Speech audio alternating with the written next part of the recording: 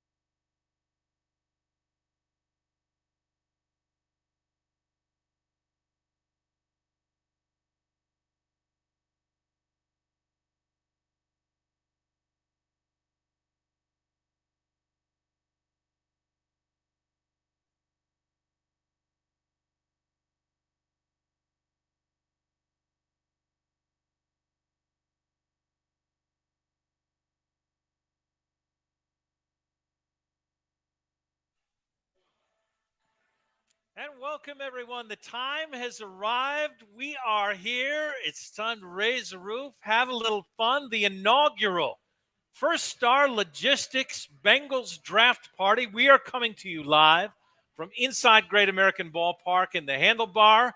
It is going to be a sold-out crowd here tonight, so a lot of you can't be here.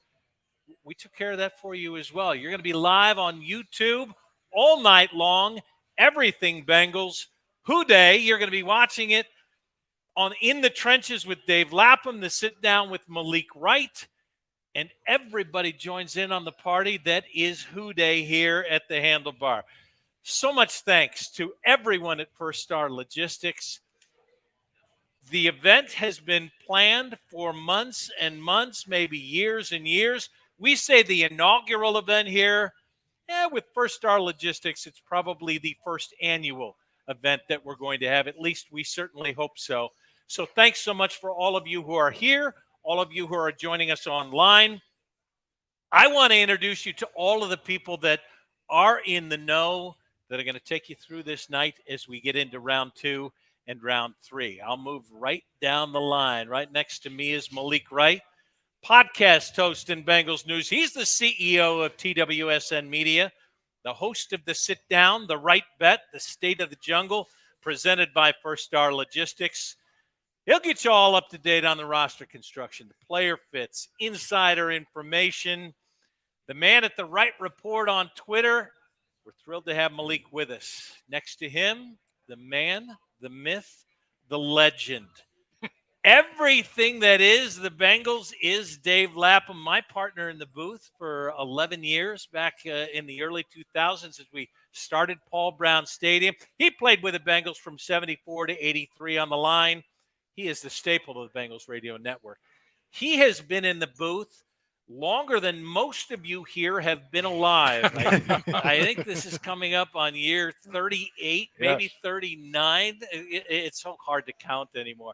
He's the source for everybody when it comes to Bengals news. We're thrilled to have him here. He is DL in the trenches, and you're watching him on that podcast right now. Next to Dave, Joe Goodberry, our Bengals analyst. He's been analyzing, some may say for 10. I say for much longer than that. Probably more than 20 years he's been analyzing these guys. Articles that have been featured on major football media outlets across the country, mock drafts, player evaluation, film reviews. They love this guy because he's nasty on Twitter. He's got about 79,000 people following him on Twitter. So we appreciate having Joe with us. And this guy's so big he has to have a set of his own. Evan McPhillips is an analyst and co-host. Sitdown, State of the Jungle, expansive knowledge regarding the NFL and the Bengals. Got everything on college player stats and mock drafts. Evan McPhillips is with us. We'll have special guests with us the rest of the evening. Now, YouTube giveaway is going to be happening all night. So those who say, I can't get there, well, you may get very lucky tonight. Several chances for you watching on YouTube. Fabulous prizes out there. And this is going to change, so you've got to pay attention all night long. During the live stream, we're going to have you enter a special hashtag phrase. The first one is going to be hashtag Bengals5. Why do we say that? Well, your first prize is the new T. Higgins number 5 jersey. For your chance to win, you got to type in hashtag Bengals5 in the live stream chat. With that, ladies and gentlemen, man, it's great to be underway as we get ready for football. Let's just talk about Bengals pick at number 28 in round 2. Usually we go with age before beauty. In this case, we'll go age and beauty and go with Lap. Lap, what's your take on Mr. Murphy and the pick that the Bengals made yesterday? Well, I think the Cincinnati Bengals were in a position as an organization where they could let the draft come to them. They didn't have to reach. They didn't have to do anything that they might regret. In fact, in preparation for the draft, talking to people around the league that I talked to, they said this Bengals roster, the 53-man roster, if it's not number 1, it's number 2 and number 3 in terms of completeness and depth. I mean, they've got everything. They have no holes really in that roster. So, that's a good position to be in going into the draft. You can just let it fall. And what they did is they waited.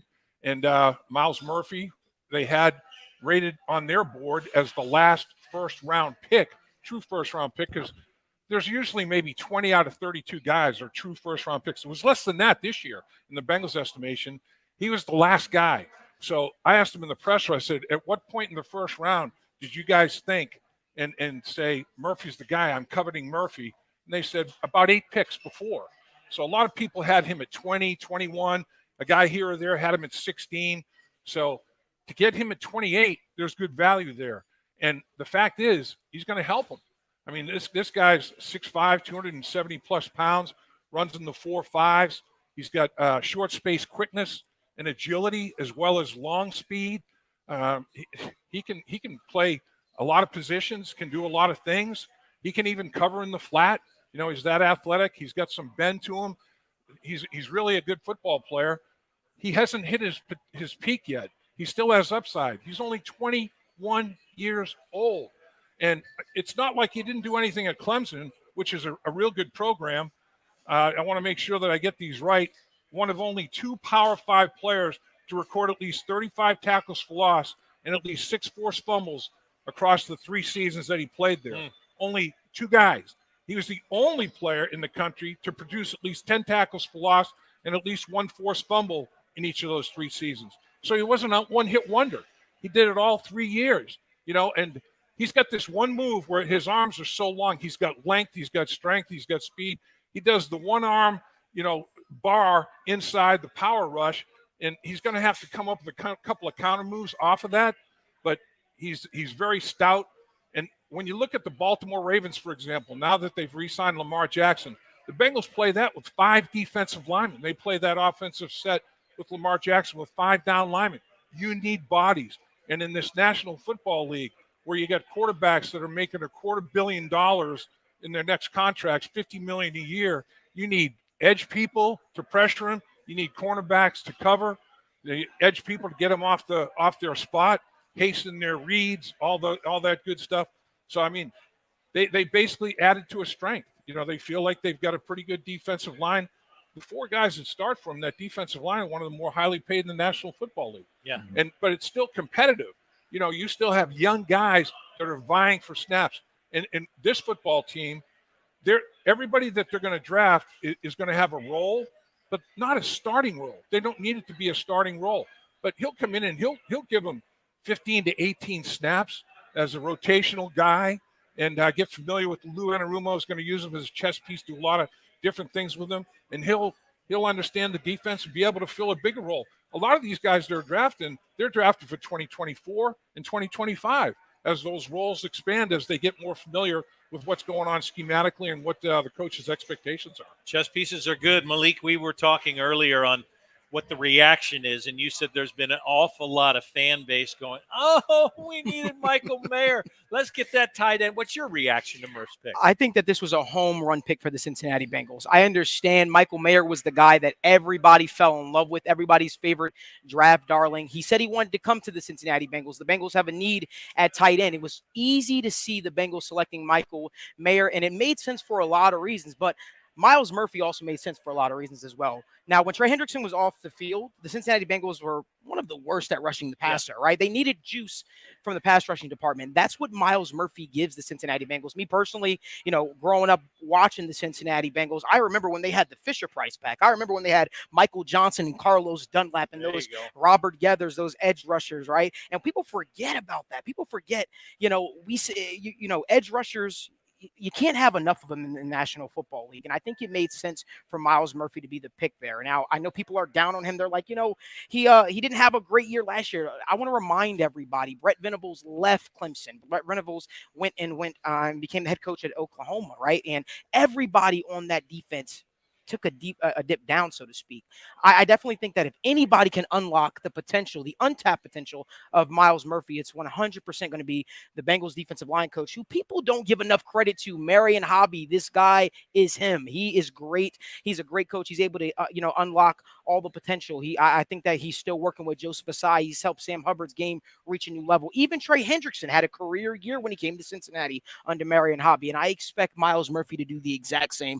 I love this pick. I think it makes sense for a lot of reasons, but I got news for the Bengals fans out there. Michael Mayer's still on the board, so we'll see what happens. That is why I'm excited about day 2 of the NFL draft. Yeah, I mean, Lap, we talked last week, and you said, just as you have explained, they can go anywhere they want.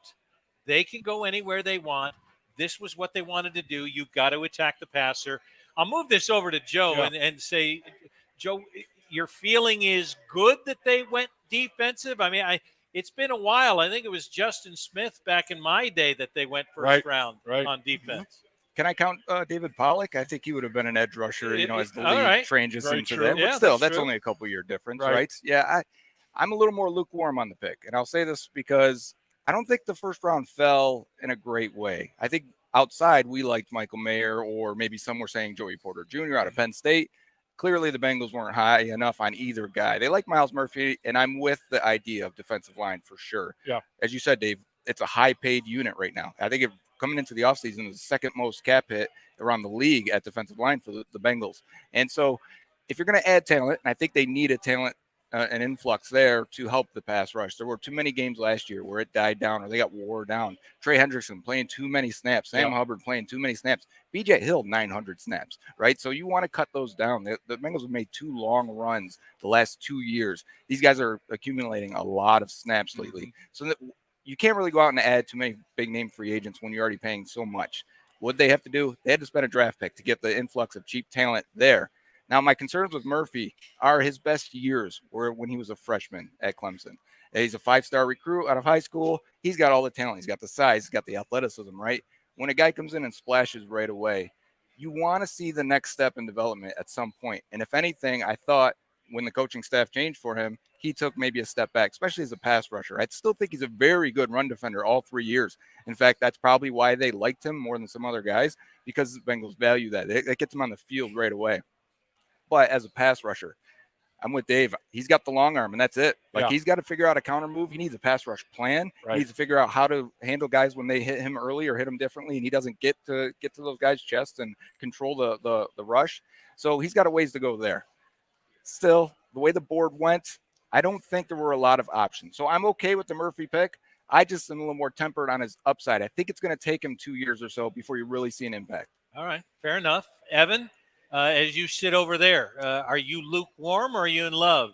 I'm kind of on the same spot where Joe is, where this makes sense from a process standpoint, right? When you look at the data and you say, where do you get these premium positions at? Corner, tackle, defensive end. Where do you find these guys who have this prospect profile of both the size and the athleticism that you're looking for? This is where you get them, the first round or two, right? So the process makes sense. Getting cheaper on the defensive line is something the Bengals absolutely need to do. I think they've got about $51 million this year dedicated in cap space to those defensive linemen, the 4 starters on there. That's definitely going to help you in the future as you transition from spending the money on defense and being cheap on offense to spending the money on defense and spending the money on the offense and being cheaper on the defense. Now, talking a little bit more about Myles Murphy specifically, you guys have touched on it. He's still young, only 21 years old. There's a lot to work with. And with the flaws you do have in his game, obviously this guy's not 23, not 24, so he's not quite the finished product you might expect. He's got your prototypical size length build that you're looking for an edge. He's got violent hands. His first step get off for his size is really impressive. 4.53 speed and a 1.59 10-yard split that really demonstrates that burst and that explosiveness in the short area. You guys touched on it where he's kind of got the long arm and the power rush, but he definitely needs to develop a little bit more of a repertoire there, a little bit more of a counter as well. But he does have a high motor and a physical tackler, and he is a weight room warrior, 405-pound max bench press, and that strength and power translates to the field to where when everything comes together, you see him knocking tackles back and big guys, and he can really hold his own. You talked about the weaknesses a little bit, where the pass rush repertoire is not quite there. The production didn't quite match what you'd want out of the athleticism profile. And that is the reason that a guy with this size, with this athleticism, falls to the back end of the first round, right? So I do feel like the value plus the impending future need with Sam Hubbard and Trey Hendrickson both approaching 30 within the next 2 years and also having more expensive cap hits, it's good for the Bengals to get out ahead, address a need for now, while also ensuring that they have insurance for the future. Just talking a little bit more about why it was so important that the Bengals end up with more pass rush juice. When you look at pass rushing productivity, which basically measures your efficiency on a per snap basis as a pass rusher with a little bit more weighting towards sacks, right? Because that's the goal, and that's a little bit more valuable than pressures alone. Trey Hendrickson ranks 6th among defensive linemen. Then jump down next is Sam Hubbard at 40, DJ Reader at 67, and BJ Hill 101. So you're talking about you really need someone who can offer more juice, who can be more productive on a per snap basis. I think, like Joe said, it's going to take maybe a year or two before you see that refinement, before you see a little bit more of the pad level correction, a little bit more of getting low and sinking well and getting those hands on those offensive linemen quickly so you can use that power, use those vice grips that you have for hands to his advantage. I really think that this is a good move for now and for the future, where value and a very talented player who falls to you kind of mesh well and coalesce. All right, Evan. Well, the first pick is in on second round, and Lap, you said if it doesn't happen this way, there might be some problems. Joey Porter Jr. goes to the Steelers. Right. Yeah. If the Steelers passed on him a second time, man, that would have been an upset. There's no question about it. They feel good about it. They got their big offensive tackle in the first round. They get Joey Porter in the second round. Pittsburgh's liking their draft right now. There's no doubt. All right, guys, real quickly, you had said maybe a Bengals possibility with Joey Porter Jr. You like the Steelers pick of Joey Porter Jr. I think it's a home run pick for the Pittsburgh Steelers. I'm excited to see him on Sundays. Joey Porter Jr. has a phenomenal talent. So home run pick for the Pittsburgh Steelers, and it makes sense obviously with the legacy ties. Joe, you're there. He can't cover Jamar Chase and T again, so it's okay. And Brad, we're like, why did he slip out of the first round? I think he's a little handsy.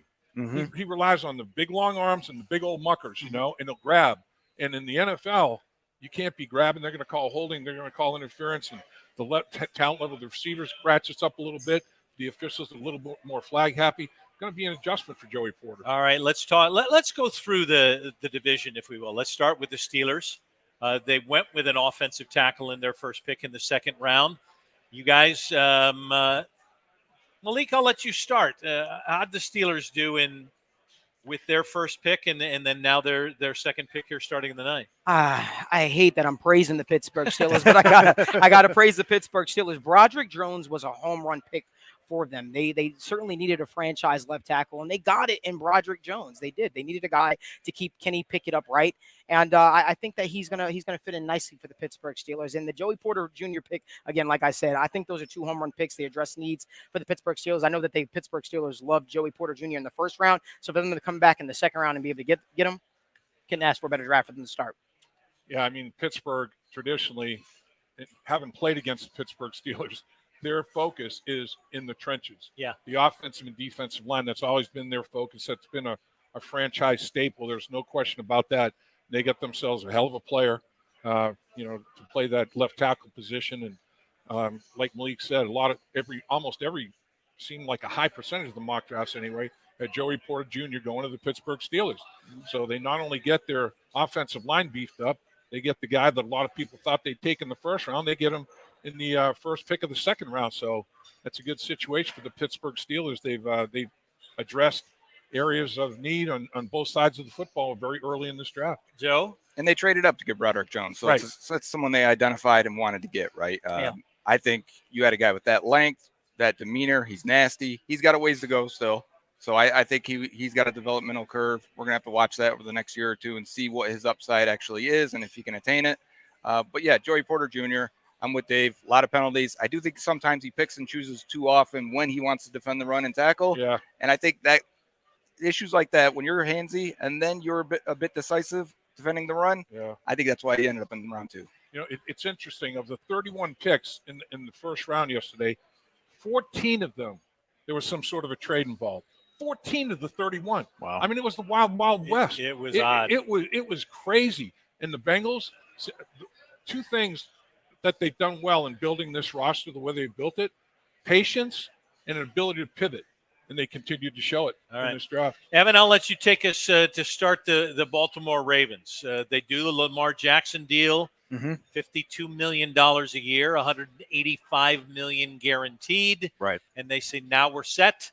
They go get a wide receiver to help him out in their second round. Your take on what the Ravens are doing? I definitely like what the Ravens are doing, right? The talk has constantly been get Lamar help. Now, whatever you think OBJ might still have, at least they're making an investment there. And after picking Rashad Bateman very recently, they go and they swing in the first round of the guy like Zay Flowers, who is a little bit small and kind of doesn't have quite the frame or the catch radius that you might want from a guy, but definitely has that quickness, that springiness. He's very twitched up, has that separation ability underneath, and will be able to give them probably an underneath receiver that they've been missing sorely, where they've often relied on guys like Devin Duvernay to kind of fill that role a little bit, where I think you have more talent in the receiver room in Baltimore than maybe you've had in the last, 5-6 years, something like that. So you're talking about good value there. I think it's good process, bringing Lamar back. We've talked about how he's a 26-year-old MVP, and for all the questions that you have to have guys who can change the game, who can change the calculus for you. We saw the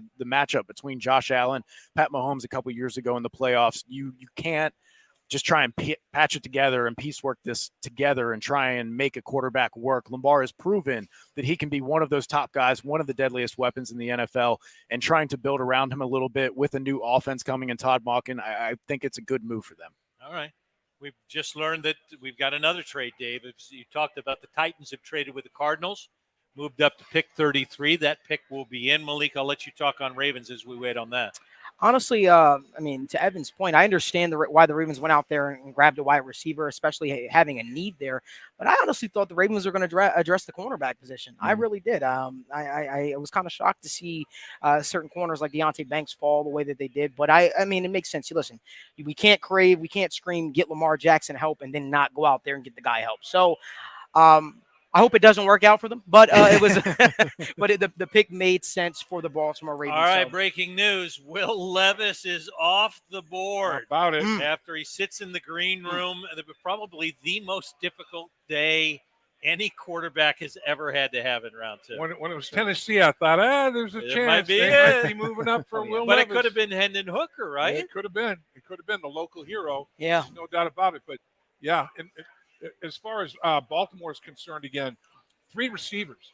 They signed a couple in free agency. They draft one. I mean, they've really attacked that receiver position. There's no doubt about it. But to Malik's point, corner would have made some sense.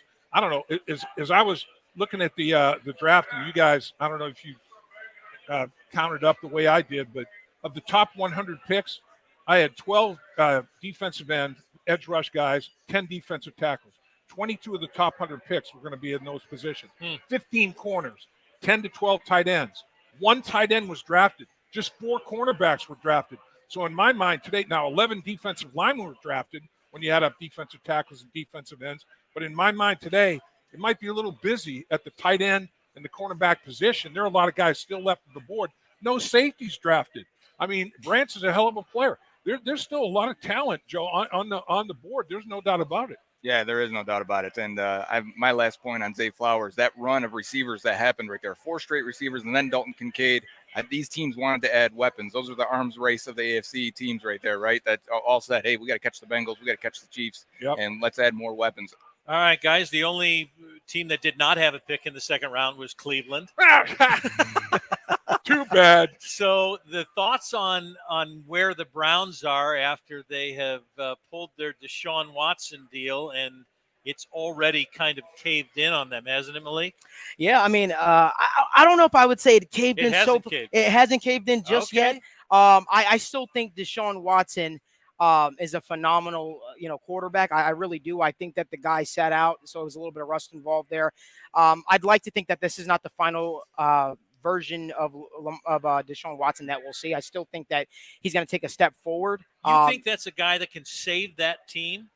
Honestly, Brad, I do. I do. I think Deshaun Watson is that good. I mean, you remember when this guy was healthy, he was like Superman out there, man. I mean, he was literally he was. Listen, I hope that for our Bengals' sake, I hope that Deshaun Watson continues to play horrible. I hope that he continues to throw a lot of interceptions and things of that nature. But the fact of the matter is, I got to see it this year. I got to see what he is this year to have a final opinion. Real quick. AFC quarterbacks. We're talking about Deshaun Watson. How about the AFC quarterbacks now? Why draft an edge rusher? Patrick Mahomes. We got Joe Burrow. But Patrick Mahomes, Aaron Rodgers now, Josh Allen, Lamar Jackson, Herbert, Tua, Lawrence, Watson, all the guaranteed money. Wilson's looking for a rebound year in Denver. 9 of the 16 teams have a quarterback that if they have a good year are going to go to the Pro Bowl. You can't have enough pass rushers. You cannot have enough cover guys. Yeah. The AFC is loaded. There's going to be 4 quarterbacks that have great years that don't make the Pro Bowl. 4 teams that have a great year that don't make the playoffs. Fair enough. It's crazy. And now out of the first 4 quarterbacks drafted, 3 in the AFC. Right. All right. Daniel's taking questions. You guys can throw those in on YouTube. So we've got one now. I know Daniel has a chance to do that. You got it for us, Daniel? Brad, my man, I've got you. And this is for everybody. We're going to go down the line. You guys can answer for my guy, Tyler. He said, how far does Michael Mayer fall? I just want to get you guys' opinions on Michael Mayer. Well, I guess I'll start this one off. Sam Laporta just went off the board here to the Detroit Lions. Bengals loved him. That was their guy at tight end. Yeah. That was the guy. The Bengals really liked the tight end, Laporta. Yeah, that's a shock to see Michael Mayer falling this far. This is a guy that was lauded as the best tight end in the draft and sort of the most complete tight end and pro-ready tight end in the draft. So I can't imagine him falling too much further, but, as he continues to creep down, I imagine somebody might trade up and try to grab him. Looking at it, it's only 2 tight ends off the board. Yeah. I mean, there was only 1 tight end drafted. The tight end position, oh, man, it's deep. In my opinion, 11 tight ends are going to come off to maybe 12, 10 to 12 in the first 2 days, the first 3 rounds. 1. So when's the run on tight ends happening? Well, maybe it might start to happen now. But, the thing about Mayer, he's solid. I mean, he does everything well. He's a solid blocker. He's got, good hands. Does he have the best hands of the tight ends in the draft? No. According to a lot of people, no. But he's solid. And of course, here in Cincinnati, he's a Covington product. So, Cubcat, everybody's hoping that the Cincinnati Bengals could see their way to drafting, another local boy. Joe, your thoughts? I think solid is why he's fallen. Right. I don't think you're right because he doesn't have the one trait to really lean on. You want look at the history or recent history of tight ends that have really hit. Yep. They're elite athletes. They attest like elite athletes. Mayer missed those marks, and I think it really hurt him because he came in with average size at the combine. Average speed. Yeah, average speed, barely above average quickness. Yep. I think that hurts him. Even though he's probably the most well-rounded guy in this class, you still come away with, what do you want? You want a dynamic weapon. Right. The thing about him, when I watched him, everything was a contested catch. Yeah. He got no separation in college. No separation. Yeah. So in the NFL, how are you going to get separation in the NFL if you can't get separation in the NCAA?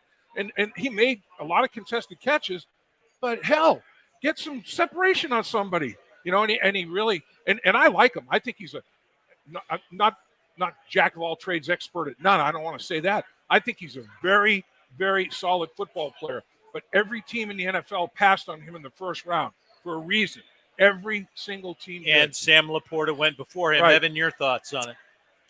Yeah, so with Michael Mayer, he averaged obviously an absurd 2.4 yards per route run, very efficient, even being the centerpiece of that Notre Dame offense, and kind of succeeded despite all the attention on him. And they touched on it really well, that Michael Mayer is very solid in a lot of different aspects, in blocking, in pass blocking, and route running, and all of these things, but he doesn't have that true trump card, these athletic traits that kind of would push him into that first-round conversation. And like Dave said, contested catches are good that they have high rates of conversions, but you don't want a lot of contested catches because then that can signify a potential separation issue, like Dave said.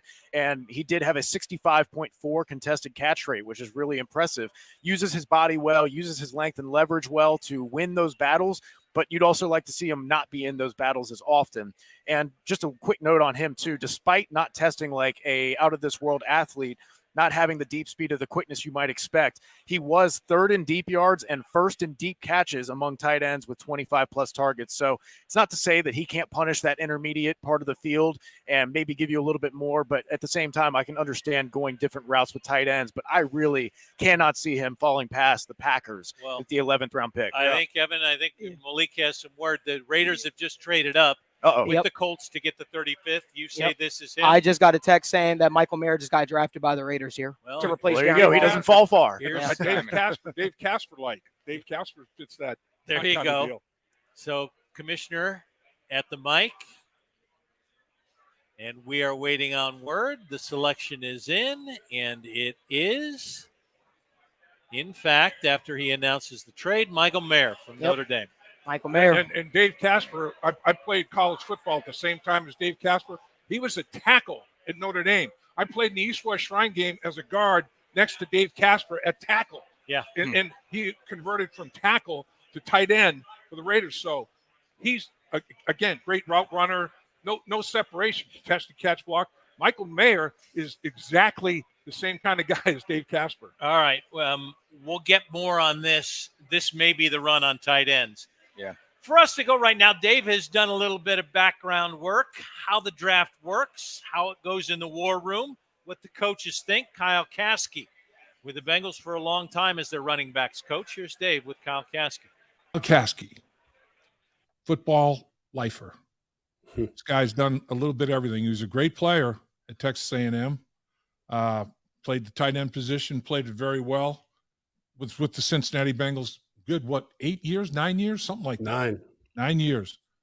And started out in quality control, then coaching offensive line, coaching running backs. You've been around this organization. You know this organization well. First of all, welcome, my man. Appreciate you carving time for us. No, thank you for having me. It's always good. It's always good to see you. I don't see enough of you anymore. We used to have our, for those that don't know it, during the season, I always had a Good Friday conversation with Dave, and it was always good to hear his thoughts on the team we're playing and my thoughts, and we just kind of shared football and talked football. And I miss that. I know. I hear that. Big time. Like I said, you with this organization for a good spell, multiple roles, draft day. And draft has become such a huge production. Obviously, it's must-see TV. But besides that, it's vitally important to every single franchise, the drafting, developing, players. And it's a 3-day extravaganza now. First round is on Thursday, second and third round on Friday, fourth, fifth, sixth round on Saturday. You've been part of it, and you were part of it for a good period of time. What is it like? How it's a year-round deal, right? I mean, as soon as one draft's over, you're basically starting the other one to set that draft board. Take us through the process of during the early stages of getting ready for the next year's draft. Yeah, I mean, you hit it on the head. It's a year-round thing, and now the coaches don't necessarily spend as much time during the season and during the summer, but when the season ends, it doesn't matter where you're at, what team you're with, you're going to be involved. Some teams more than others. I know when I was with the Bengals, the coaches were really, really involved, and then I go to the Lions and the Jaguars, and we were asked our opinion on a certain amount of players, and we went to pro days and we still did that. But at Cincinnati, we kind of came up with our list. We found the guys that we were targeting, then got with Duke and the scouting staff and Mr. Brown and the, Marvin at the time, the head coach, and we just talked through things and said, these are the guys we see, these are the guys we like. And you go to the Senior Bowl, you go to the Combine. After that, you start going to pro days, then you start having top 30 visits. I think everybody's heard about all that, and all that stuff hits really fast. Once the Combine's over, you got about a month and a half, and then the draft's here. So you're talking about getting as much information flowing through not only you and those players, but flowing back to the team. And really, the 3-day extravaganza you're talking about, a lot of that information, a lot of that work is done, I'd say, by now. So it's as we're recording, it's earlier in the week, but when you're talking about how you can get everything done and then you're waiting, and it's like the draft days are like hurry up and wait. So you've got your ideas set, you got the board set, and then draft comes around. And really, honestly, the hardest part of the draft for me as a coach was always when the draft ended and we had to do the college free agency. Then that was a whole different thing. That took you back to college recruiting. So there's a lot that goes into it before the draft actually starts up. So once the board is set, and I'm assuming we're like you mentioned, we're talking earlier in the week. We're talking on Tuesday. The draft starts on Thursday. So I'm sure the big board has been set, or set in, I don't know about in concrete, but set pretty well. I don't think there's probably a whole lot of adjustments that go on in the board. What are the dialogues like? And everybody has an opinion. Everybody's encouraged to have an opinion. And the hope is that everybody doesn't have the same opinion, because there's some good, healthy discussion about these players that takes place. How is a decision made in setting the board? Some people may, this player should be higher than this player as you go on. How does that whole process unwind?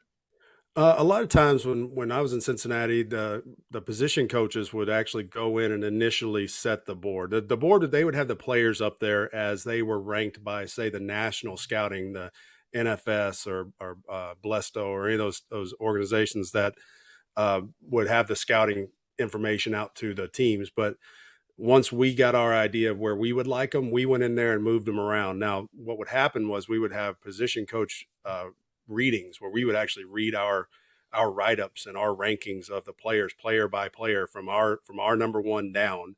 And then everybody would have a chance to chime in. The coordinator, the head coach, the scout who was responsible for that area, they would all be checking in and saying what they thought about that player. Now, some players we might totally agree on, and some players we may not. And you go back and you look at the Joe Mixon draft pick. I mean, there was a lot of people with everything that was going on outside of football with Joe that, it was just kind of like, hey, do we want him on our board or not? And after we spent a lot of time with him during the processes, the pro days, he didn't go to the Combine, but we got a chance to bring him in on the top 30 visit. And you spend as much time with guys like that, and then you come to find out that, hey, I mean, Joe has a lot to give to a city, to a team. And one mistake in life, sometimes they're worse than others. I get it, but sometimes those mistakes you need to look at and say, what really happened? And is this really what this person's about? And those are the conversations that are hard sometimes, because it's not just Joe. There's a lot of players out there that have red flags on them, and you got to get past that. And then once you kind of set that board, then you kind of go back and say, what are our needs? You can say, these are the guys we want, and put them in order. What are our needs of what we need? And then that's when the positions start stacking on top of each other. And that's when the whole other board comes in. That was mainly Duke, Tobin and the scouting staff, along with the head coach and the coordinators. If it came down to where we had a 1A and a 1B or something at a position, then it would come back to the position coaches. And then bottom line is, when I was there, now I'm not sure, obviously I have not been in a draft meeting since 2018 in Cincinnati, but Mr. Brown always had full say on the final pick, and which, I mean, he's the owner, he can do that. And he would listen to us, and you'd be people out there that don't know Mike Brown, don't understand how much football the man actually knows. The man is he's entrenched in the game of football his whole life, and he understands what it's supposed to look like. And but he also trusts the people around him. And I thought the working dynamic within the draft room, that's why the Bengals have had good drafts. I mean, really, if you look at it over time, the majority of the Bengals draft picks have been pretty solid. I agree. There's no question about it. I mean, they've stacked good drafts and acquired veteran free agents, and that's another process involved in personnel decisions, obviously. But we're talking about the draft in this instance. So, like you said, each position has you list players based on the best down, and you take every single player at the quarterback position, running back, offensive line, whatever, by position. And then you will transfer that to the big board. That doesn't matter the position. How do you have guys ranked? And as guys are picked, so how big is that big board? I mean, how many players will you have on that big board taking from the rankings of all those individual position group boards? When it's all said and done, what'll end up happening is, since I think this year's 31 first-round picks because somebody lost one, but usually there's 32 picks in each round, and then you get to the third round and so on, you get the compensatory picks. But however many picks are in that round, we usually would put up a number 1 through 32 or 1 through whatever pick we were at the time. The majority of the time I was there, because we lost out in the first round, obviously, for 5 straight years, we were roughly 20 to 21, somewhere in that range. And so we would usually have those picks, and then whatever pick we got to, we try to see, okay, these are the guys that are going to be gone. What we used to call high quality filler. They're guys we would love to have, but they're not going to be there. And, guys like, Joe Burrow to every other team in the league, when the Bengals were picking one, you'd love to have him, but he's not going to be there. So it's guys like that. And when you start picking players like that, you start putting them in order of like, okay, we want these guys, but we also have a need. Now, we weren't always picking on need basis, which I think is a good idea. I don't think if you just pick based on need basis all the time, you start, picking guys that maybe shouldn't be picked at a certain level. But we would get to, say, Tyler Eifert. I believe he was the 9th pick, I believe, that year. And, or whatever it was, but he was not supposed to be there. He was one of those guys we thought wasn't going to be there. Right. And we had our list all put together, and all of a sudden you look up there and Tyler Eifert's still sitting there. And it's like, I mean, do you pass Tyler Eifert up? I mean, I think that was a good pick for the Bengals. I mean, Tyler was a good player for a handful of years. And I think that's what you're looking for draft picks. You'd love a draft pick to last 10 years, but not many players last 10 years. If you can get a good first contract out of a draft pick, and then, get them into a second contract, I mean, I think you've won that pick. And that's where these guys have got, the list of guys that we put on the board is more based on how we have them ranked. And then maybe there is a group of guys like this year. I think the Bengals need tight ends. So roughly probably around the Bengals pick, there's going to be a cluster of tight ends. They're going to have those tight ends. And if there's 4 of them, if it's the Notre Dame kid, the Utah kid, say it's those 2, and you're trying to fight between the 2, which one do you take? Well, then they've had that fight between those 2, and then they put, whichever one they want above it. And that's kind of how it is. The second round kind of moves the same way. Then you start filling in from like pick 21, or I guess the Bengals have pick 29 or 28. Yeah. 28. Yeah. So they got the 28th pick this year. So then they'll fill in from 29 through the end of the second round.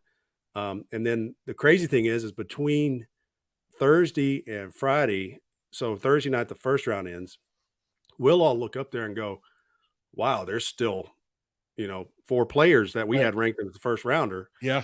So Duke and his team, they go in there and they did a great job of it. That we had this big wall that you could with dry erase markers on it. You just draw on the wall. They would get it all erased off of there, and then they would rewrite it up there, and then they re-rank everybody. So then when you come in on Friday, you have another meeting and say, okay, here's where we think it's going to land. Here's the next group of players that we need. And then you move on. And then when Friday's over, then it's like kind of I hate to say it's a free-for-all in those last few rounds, but a lot of the really, really good ones have been picked. So now you start looking at, okay, we need offensive line depth. We need defensive line depth. We need safety depth. We need whatever it is. And then you start kind of putting it in order of that to see who's left. And then it goes so fast on Saturday because it drops down to like 5 minutes per pick at one point. And I mean, it's rolling. And especially if you've got a couple of those compensatory picks in those rounds. Right.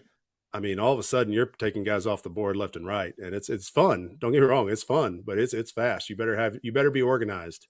If you're not organized, it's going to be tough. Yeah. So that was going to be one of my questions. What the biggest difference between, day one, the first round, day two, second and third round choices? You're resetting your board like you described and all that, but the time constraint, shrinks.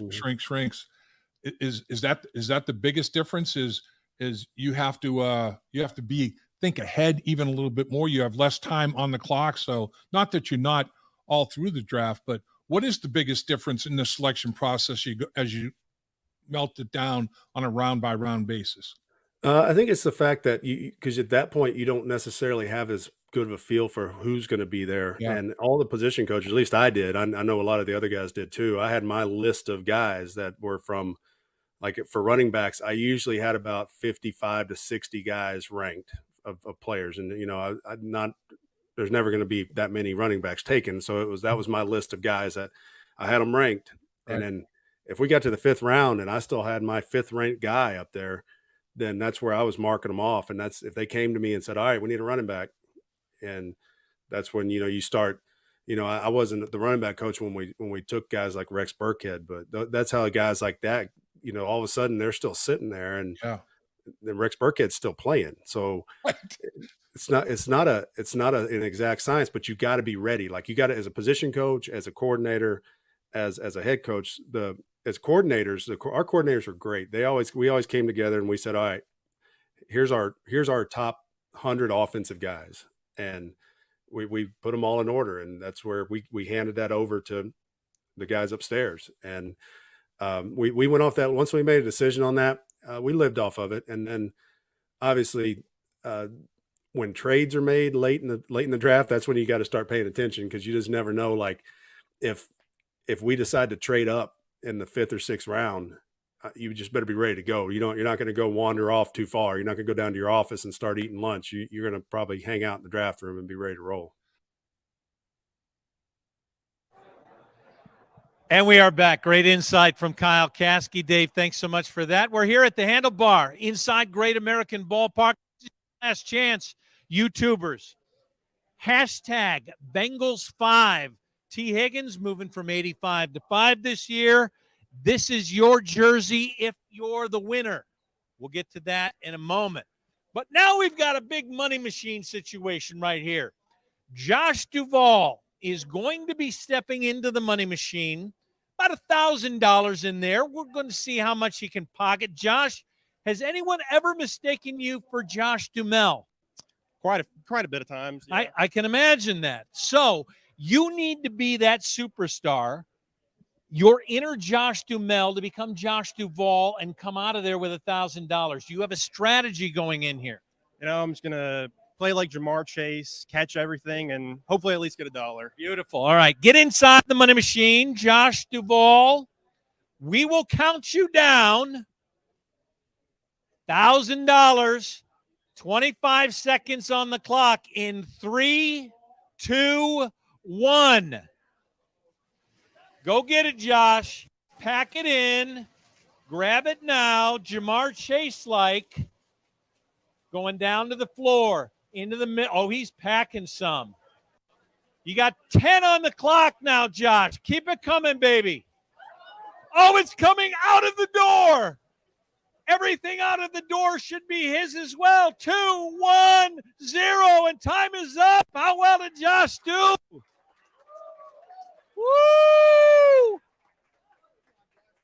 Look at you. I see a 50 on the floor that came out the door. How do you feel? Feel pretty good. About the same as an NFL contract, hopefully. So maybe just a touch less, but I would say you are successful. Josh, congratulations. All right, for the winner of the #Bengals5 jersey, Daniel, who you got? All right, so we just had Josh win a ton of money, but now is your guys' chance to win some money. All of you guys who typed in #Bengals5, we're going to see who is the winner now.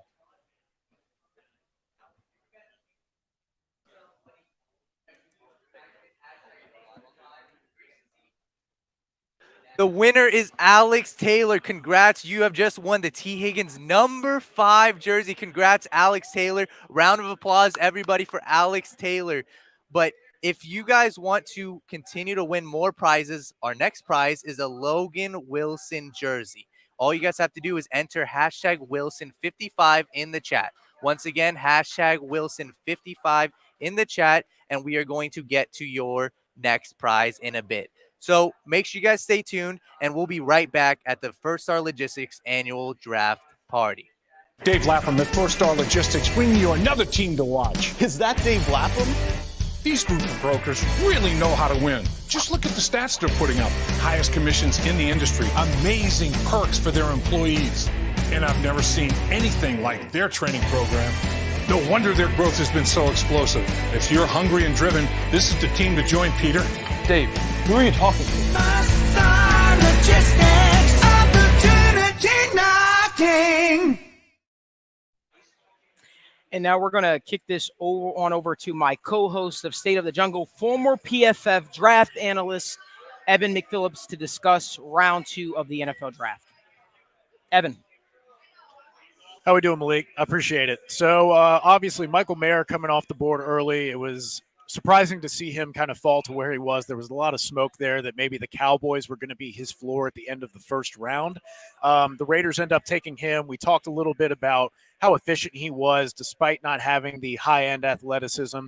We talked about how he was a good deep threat and a contested catch guy, but maybe not quite what you'd want out of a first-round profile for a tight end, athletically speaking. But the Raiders still get themselves a good player, guy who can offer them a lot in terms of blocking, in terms of being a little bit of help out there with Jimmy, and proceeding forward in the future with a reliable guy to fill in for a little bit more well-rounded skill set than what you had in a guy like a Darren Waller. Unfortunately, one of my favorite targets for the Bengals later in the second round also went off the board, and that is Sam Laporta. Really disappointed to see him come off the board because it seems like he was going to be such a good fit for what the Bengals need, right? You think about how they're getting all of these kind of too high shells to keep T. Higgins, to keep Jamar Chase from beating them deep because they're so threatened by that there were so many check down options available for guys like Samaje Perine, like Hayden Hurst. And how many of those were just catch and fall forward or catch and move forward for as many yards as you can get?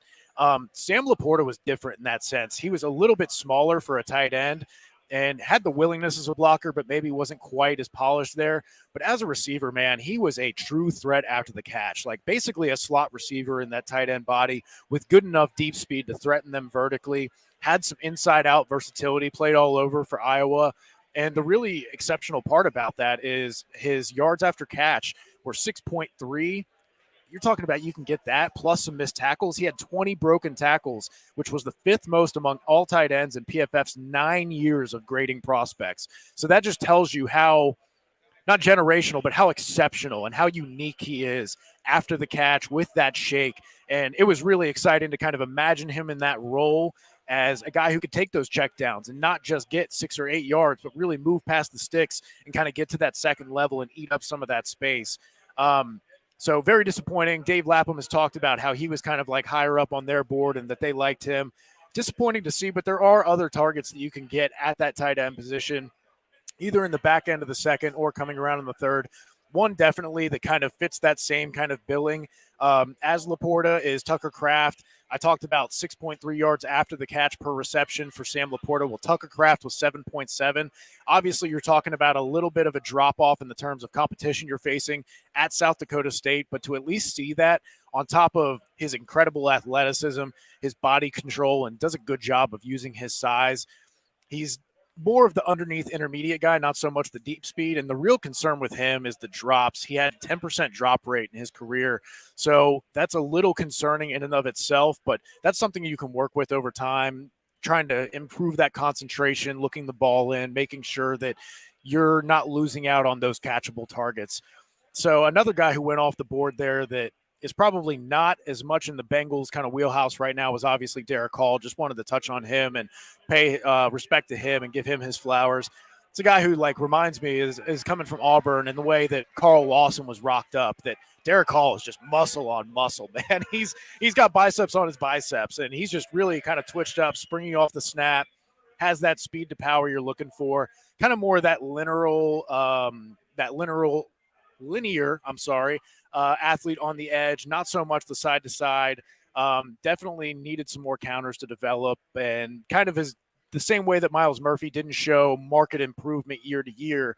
Derek Hall was more or less kind of in that same kind of range for those years, but still a very talented edge rusher that I saw come off the board.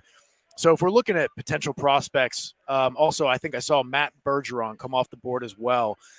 He could have been a potential option for the Bengals if they wanted to address their right tackle situation.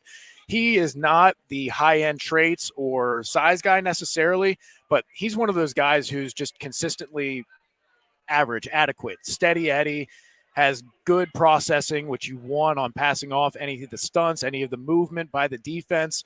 And he has experience at both tackle spots. So you get a guy with swing versatility that can also solve an immediate need. Would have really liked him for the Bengals coming up. But if we're looking at other guys that maybe might be there, I know DeJuan Jones is a bit of a polarizing prospect for people. But I think the back end of the second, as opposed to the first, where some people were originally having him, is a very good landing spot for him. He doesn't necessarily have that foot quickness, that athleticism that you'd want from a guy you might deem as a franchise tackle or blue chip prospect. But this guy is large and knows how to use his length, has big, powerful hands, and he can really, once he gets his mitts on you, he can really ride with you and get in your way and stop you in your tracks, a lot like an Orlando Brown. The only pause I have in that is it's fair to say that Orlando Brown, with his athletic profile, is a bit of an outlier, right? And it's dangerous chasing outliers. There's a reason that they are the outliers. You have a much better chance of hitting on these prospects that fall within the range of what we've seen from previous successful people at the position. Jones definitely does not have that athletic profile, but his size is gargantuan. This guy, I think he has a certificate. He is a certified giant out there on the field. So a little bit of the knock on him is that athleticism that we talked about, a little bit of the foot speed, and sometimes he can rely on the length a little bit too much and maybe get overextended, lose his balance in that regard. I think that's something that you can help coach, but at the same time, he needs to understand his limits, much like Orlando Brown does. And I think if he plays in that way, that he could be very useful for the Bengals as they come around on the back end. And then just looking at other potential options out there, Blake Freeland could be an interesting guy at the end of the round. Obviously has that size you're looking for from a tackle. He's another big guy. More slender, though. I think he measured in at about 308. He was under 310. You definitely see that in his game. He has the athleticism. He has the movement skills. He is able to get out in space and seek out contact and defenders to block.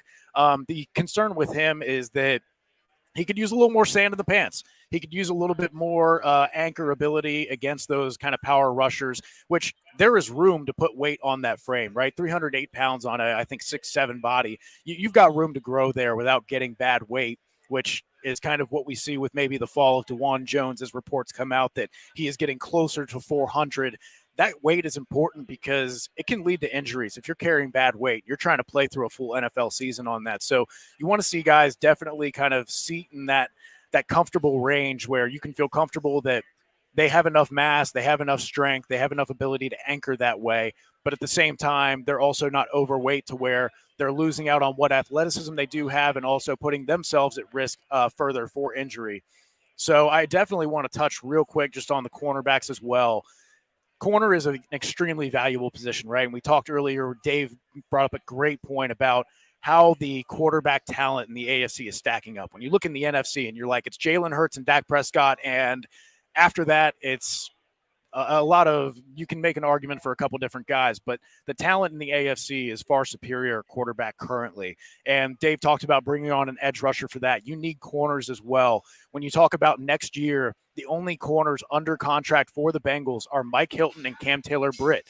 You are talking about potentially needing 3 cornerbacks going into next offseason. Now, you can address that through the draft and through through free agency, but you definitely want to get out in front of it. And I think we've seen that with the Bengals in the past, drafting a year ahead, doing the same thing with Myles Murphy. I think we could see that with the cornerback pick coming in the 2nd or 3rd round, where the Bengals definitely could use that. They've had to rely on their depth at corner. These guys are running all over the place, getting tangled up. They're those fast twitch athletes who can sometimes get those soft tissue injuries. You need depth at that position. You can't have a LaShawn Sims out there just trying to survive and getting picked on.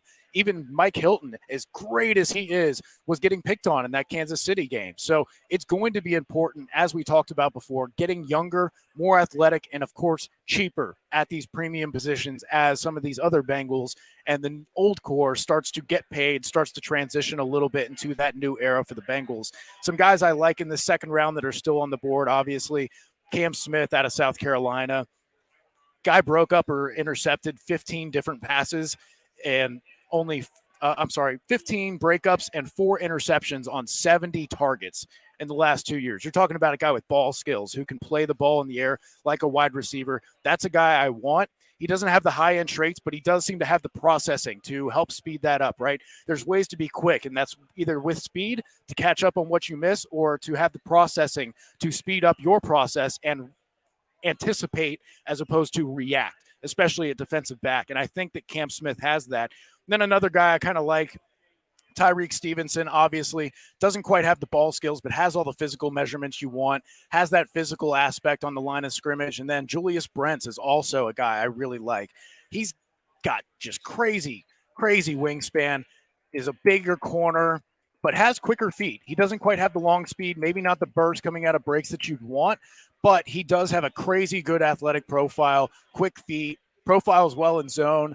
His big struggle was kind of against some bigger, stronger receivers. Despite his size, I think he weighed in at 198, was a little bit leaner, but on his massive frame, you've got room to pack on another 5 or 10 pounds of muscle. And if that's really the big drawback to his game, I'd be a really big fan of that pick on the back end of the 2nd round for the Bengals. So we're going to go ahead and bring in Daniel. Daniel, you got some stuff for us? Evan, my man, I appreciate you. You absolutely killed it. We're going to head back to the main panel, right, guys? We got a little bit of YouTube Q&A. And before we get to that, I want to announce, and our guy Josh that went into the money machine, he officially won $511. Hello. Quick round of applause for Josh. Nice. Yeah. Attaboy, Josh. Some good hands. That's strong. Great hands from Josh. So if you guys have any questions, make sure you drop them down in the YouTube comments below. And I want to pull up a graphic for you guys with the best available players. This is from yours truly, Malik, Joe Goodberry, and Evan McPhillips. I want you guys to talk about some of the guys that have gone off the board and some of your favorites that are still on the board. Like Malik, you still got Darnell Washington. Evan, you still got DeJuan Jones. Joe, you still have Osiris Torrance. Talk me through a little bit of this graphic here. Well, Musgrave's off the board now, too, so that one's gone.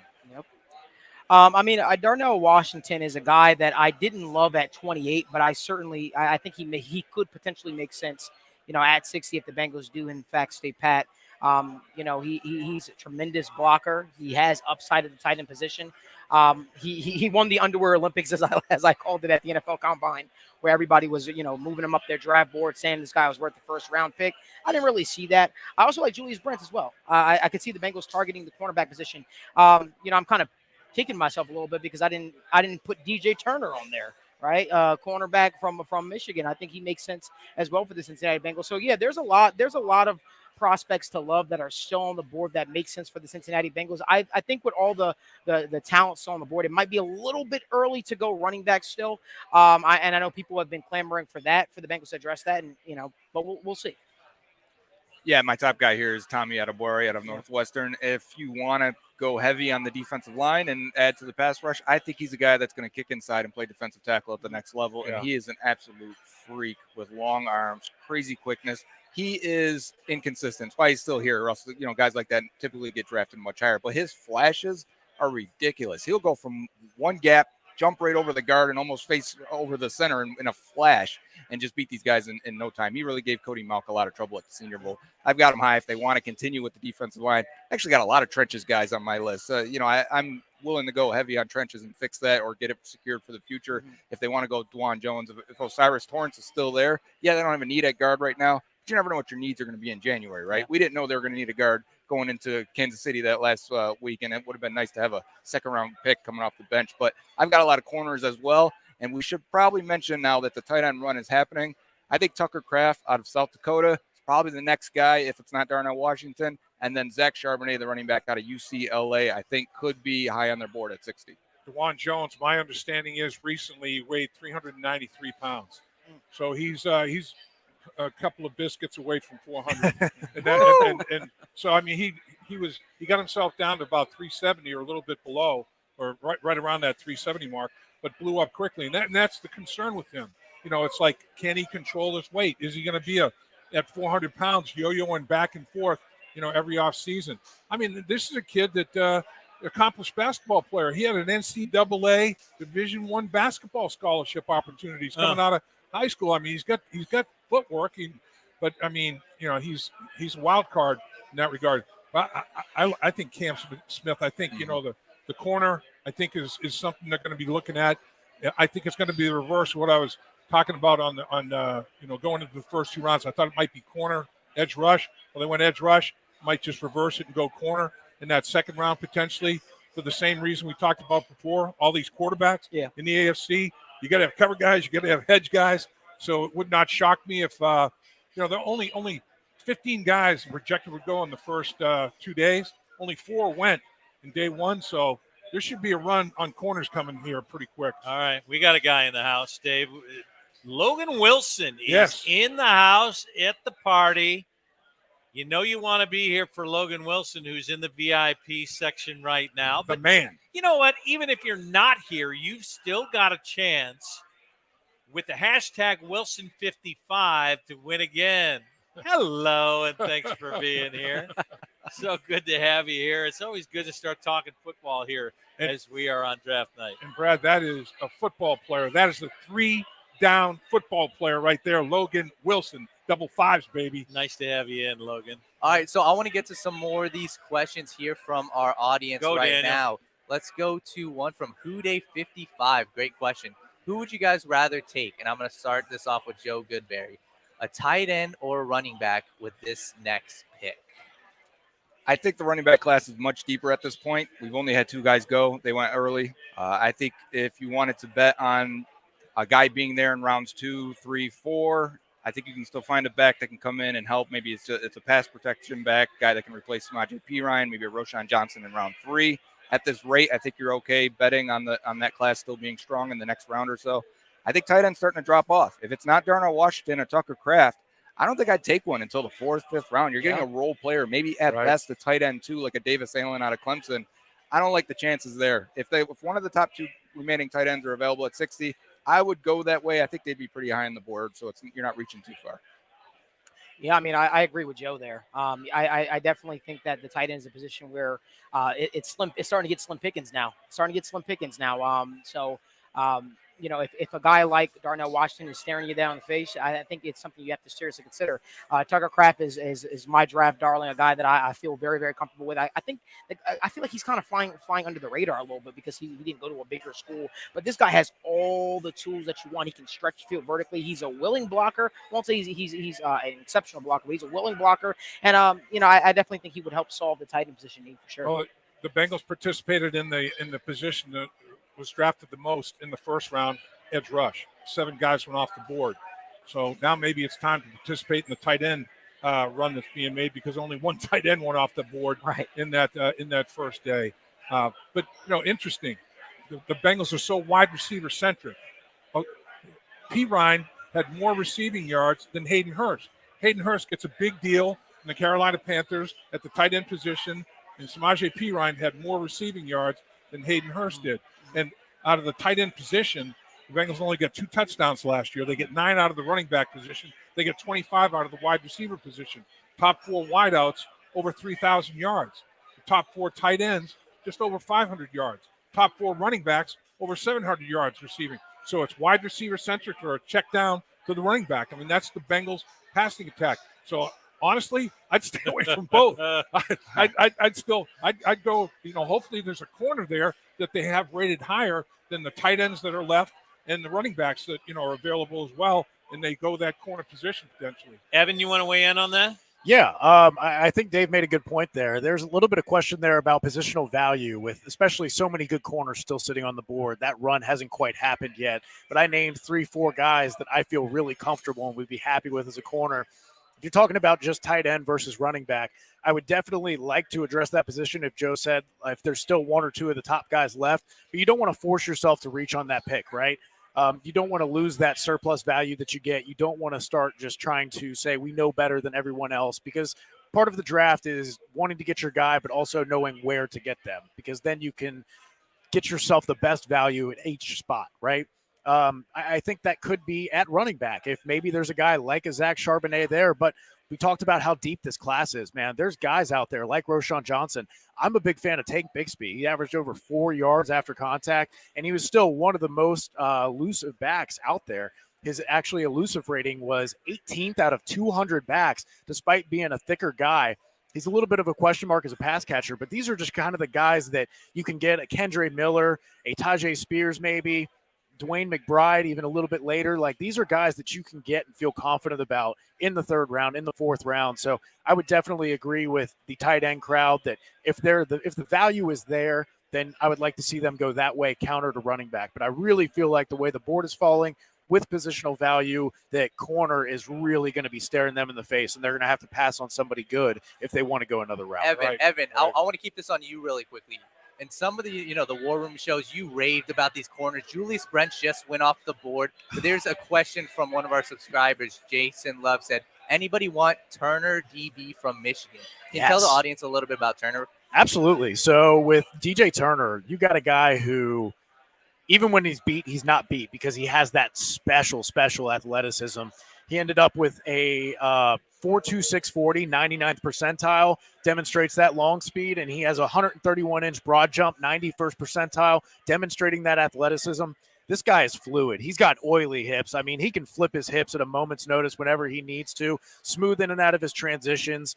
One of the big issues with him would definitely be that he struggles against a little bit of the bigger receivers, which makes sense. He's a little bit of an undersized guy. You're talking about someone who's 5'11", 178, could definitely do with putting on a few pounds. But at the same time, you get a guy who's has the high-end traits that you want in terms of athleticism, can help to make up for a little bit of the undersized aspect. And, we know the Bengals were in on Emmanuel Forbes. So if they feel comfortable with the tape and with what you put out as an athlete, then they will take that chance on you. Just a little bit more on the weaknesses with him. We talked about struggling to seed ground to bigger wide receivers at times. Isn't always very aggressive at the catch point, maybe being a little bit smaller of a guy, but that's not to say that he wasn't productive in his own right in breakups. He had 14 forced incompletions, which ranked tied 16th among cornerbacks. So he does have that ball production, if not the interceptions. And he was one of those guys who we talked about a little bit earlier about how there's 2 ways to be fast, whether you're reacting or you're anticipating, reacting with your athleticism or anticipating with your mind and your recognition. He is more reactive with his speed right now. But I think that's something that a guy like Lou Anarumo, who's worked so well with so many defensive backs and gotten the most out of them, could really help bring him along in that respect, to where you might see this guy breaking on balls even faster and then getting some of those interceptions that maybe he lacked in college. So big fan of DJ Turner, would be happy with him as well in place of a guy like a Julius Brents. I saw Joe and Malik kind of nodding their heads, when you were talking about DJ Turner. Any of you guys want to add on to what Evan was saying about Turner? Only that he is not just underweight. His length and wingspan is really an issue, probably as low as you can probably accept for a boundary corner. Typically those type of guys are kicked inside, but I do like him, and the speed is there. I think that's why, though, he doesn't get his hand on some of those balls at the catch point. I think in the teammates that had success at the NFL level, recoverability speed, like you were talking about, you might get beaten, but recoverability speed. He's got blazing speed. And if you, Lou Anarumo and every defensive backfield coach, every coordinator would love to have guys, you can coach them up, teach better coverage techniques and all that. But if you've got recoverability speed, you've got something that is a weapon in the back pocket for sure. So we've got a question here from Dan the Man, one of our loyal subscribers. He said, Lap and Joe. I'm going to start off with Lap. How high up on the Bengals board is Cody Mock, the offensive lineman? How high up on the Bengals board do you think he is? I have no idea. I've not seen the Bengals board. The Bengals do not allow their board to be reviewed by anybody other than internal organizational people. But I do know, or I have the feeling, I should say, that Cody Mock is a Frank Pollock kind of guy.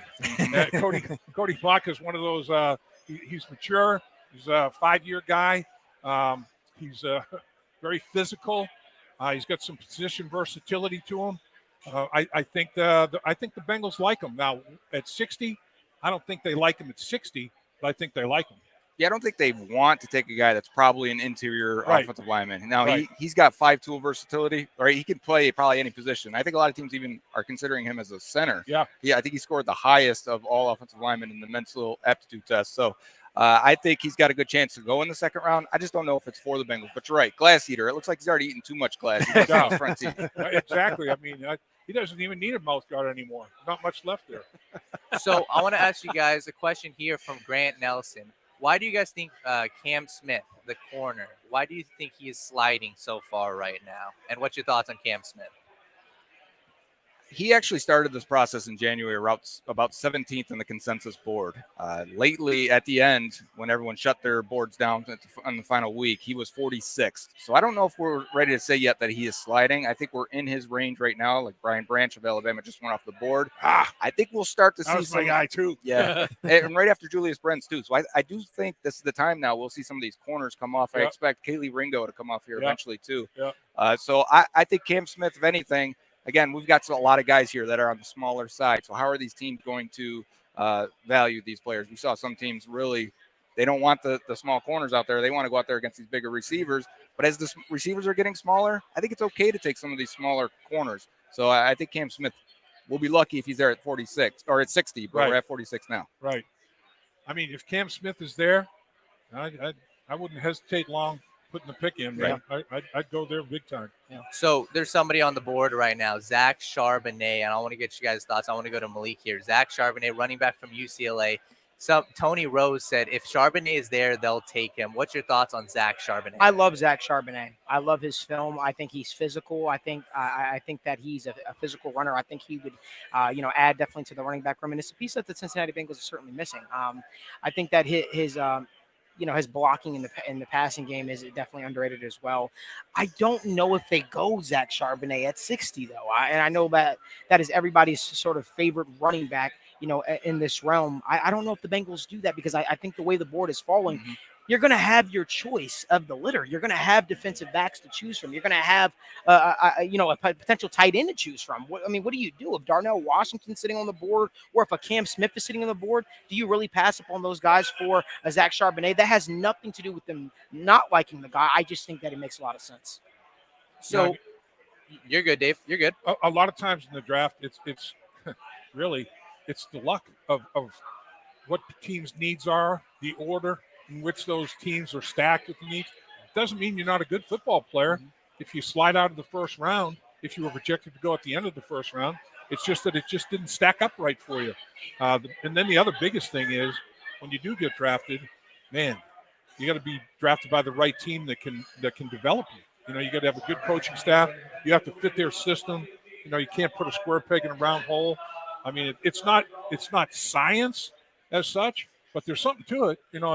It's not just blindfold throwing darts at a dartboard either. I mean, there's definitely a lot to it. So it's going to be interesting to see what they do. I still believe as of right now, I'd be surprised if they don't go corner.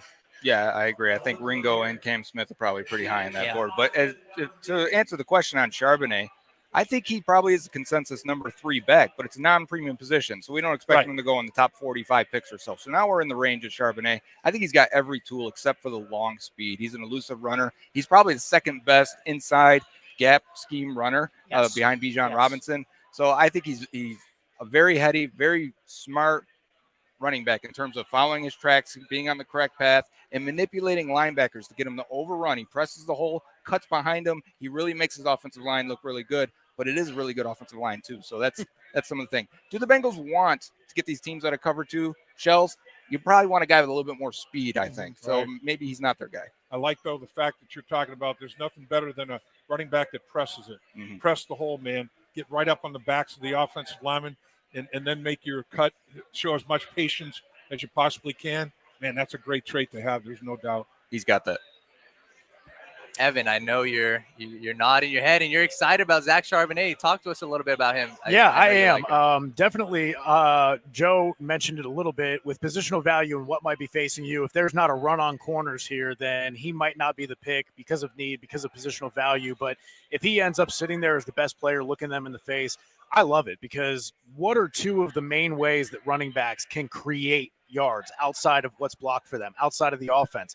That's running through contact, breaking tackles, and being elusive, right? And he was, out of 200 running backs, 17th in yards after contact with 4.15 per attempt, elusive rating. He doesn't have that breakaway speed. He's not one of those speedy jump cut guys, but this guy still finds a way to break tackles, alter tackling angles, get guys out of position, and then he has exceptional contact balance where he can make it through that contact if they do make it to him. He's got a variety of weapons with high steps and dead legs and stiff arms that he breaks tackles in a different way than a guy like an Alvin Kamara would. So I feel like he's a very complete back in that sense, has soft hands, probably still has a little bit of ways to go in terms of running more complex routes. But at the same time, if he can take what Samaje Perine was getting last year and then make these guys miss, get these yards after contact, man, that adds so much value to a Bengals offense that's really operating a lot underneath recently.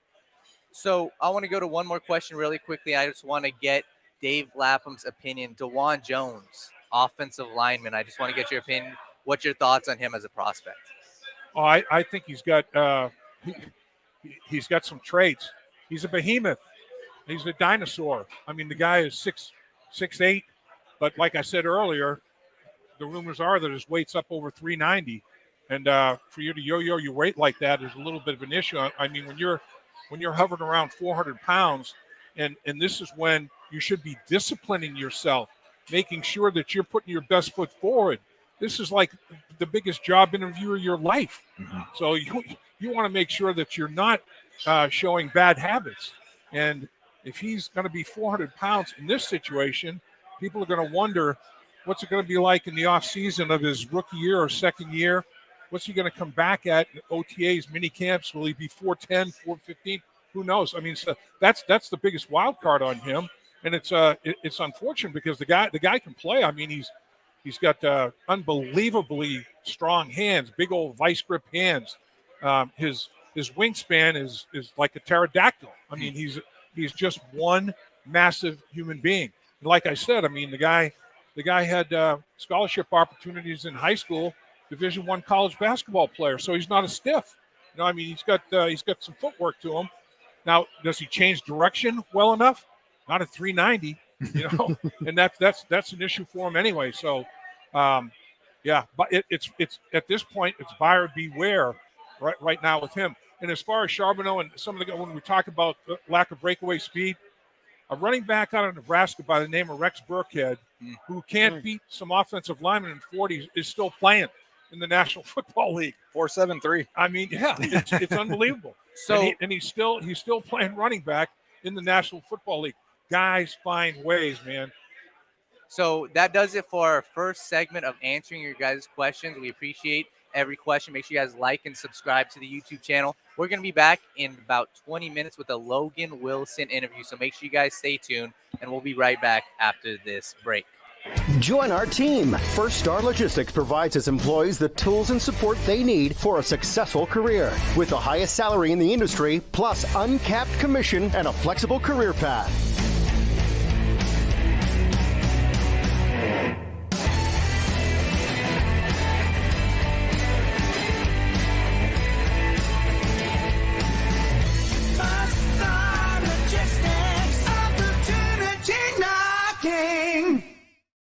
Dave Lapham here, and every day I am grateful for my experience to have played professional football. As a player, I realized self-motivation, leadership, and appreciating your teammates are key. At First Star Logistics, you can use those same attributes to create the life you want for you and your family.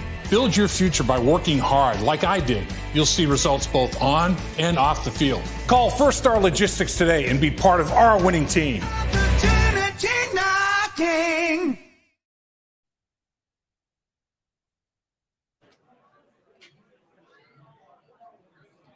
All right, your last chance, our next gift. Not your last chance of the night, just your last chance at hashtag Wilson55 for Logan Wilson's jersey. We're going to be talking to Logan here.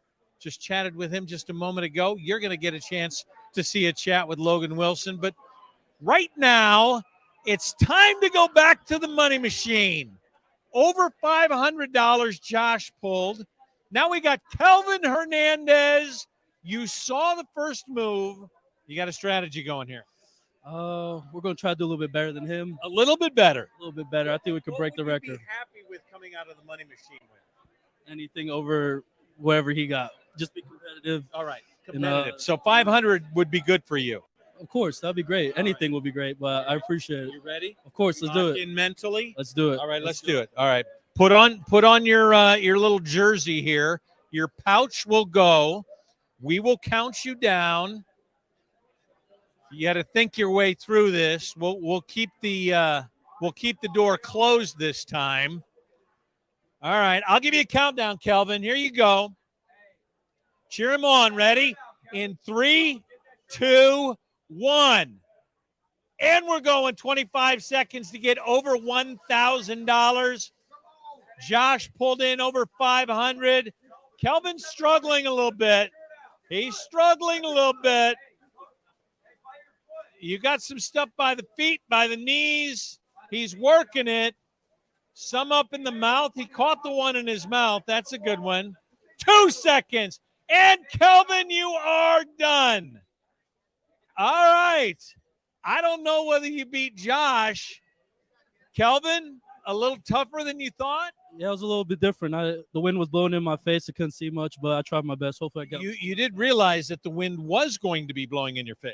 Of course, it was a little bit different than what I thought in my head before. So you're richer than when you came here tonight. Of course, I appreciate it. Thank you. All right, Daniel, we're sending it back to you. You got this? Brad, I'm going to be honest with you, man. Kelvin kind of disappointed me. With that. But listen, if you guys are staying tuned to our live stream, we have a winner for you for the Logan Wilson jersey right now. So let's see who's the winner for that.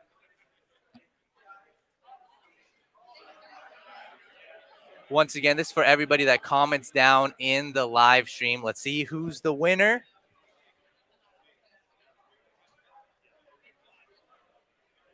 The winner is Michael Rolfe, one of our most loyal subscribers. Michael Rolfe, round of applause for Michael. So he won the Logan Wilson jersey.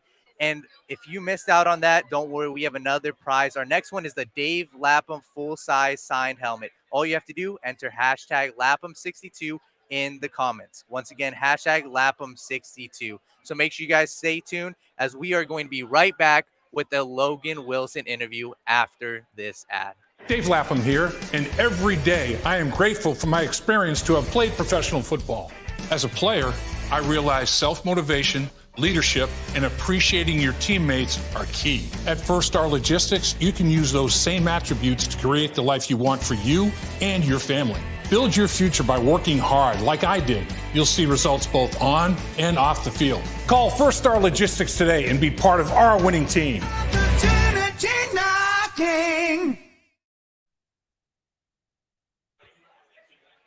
We're back right now, and we got the man himself, number 55 in your program, number 1 in your heart, the Cincinnati Bengals, Logan Wilson. The 2020 draft, Logan Wilson was the 65th pick in the draft by the Cincinnati Bengals.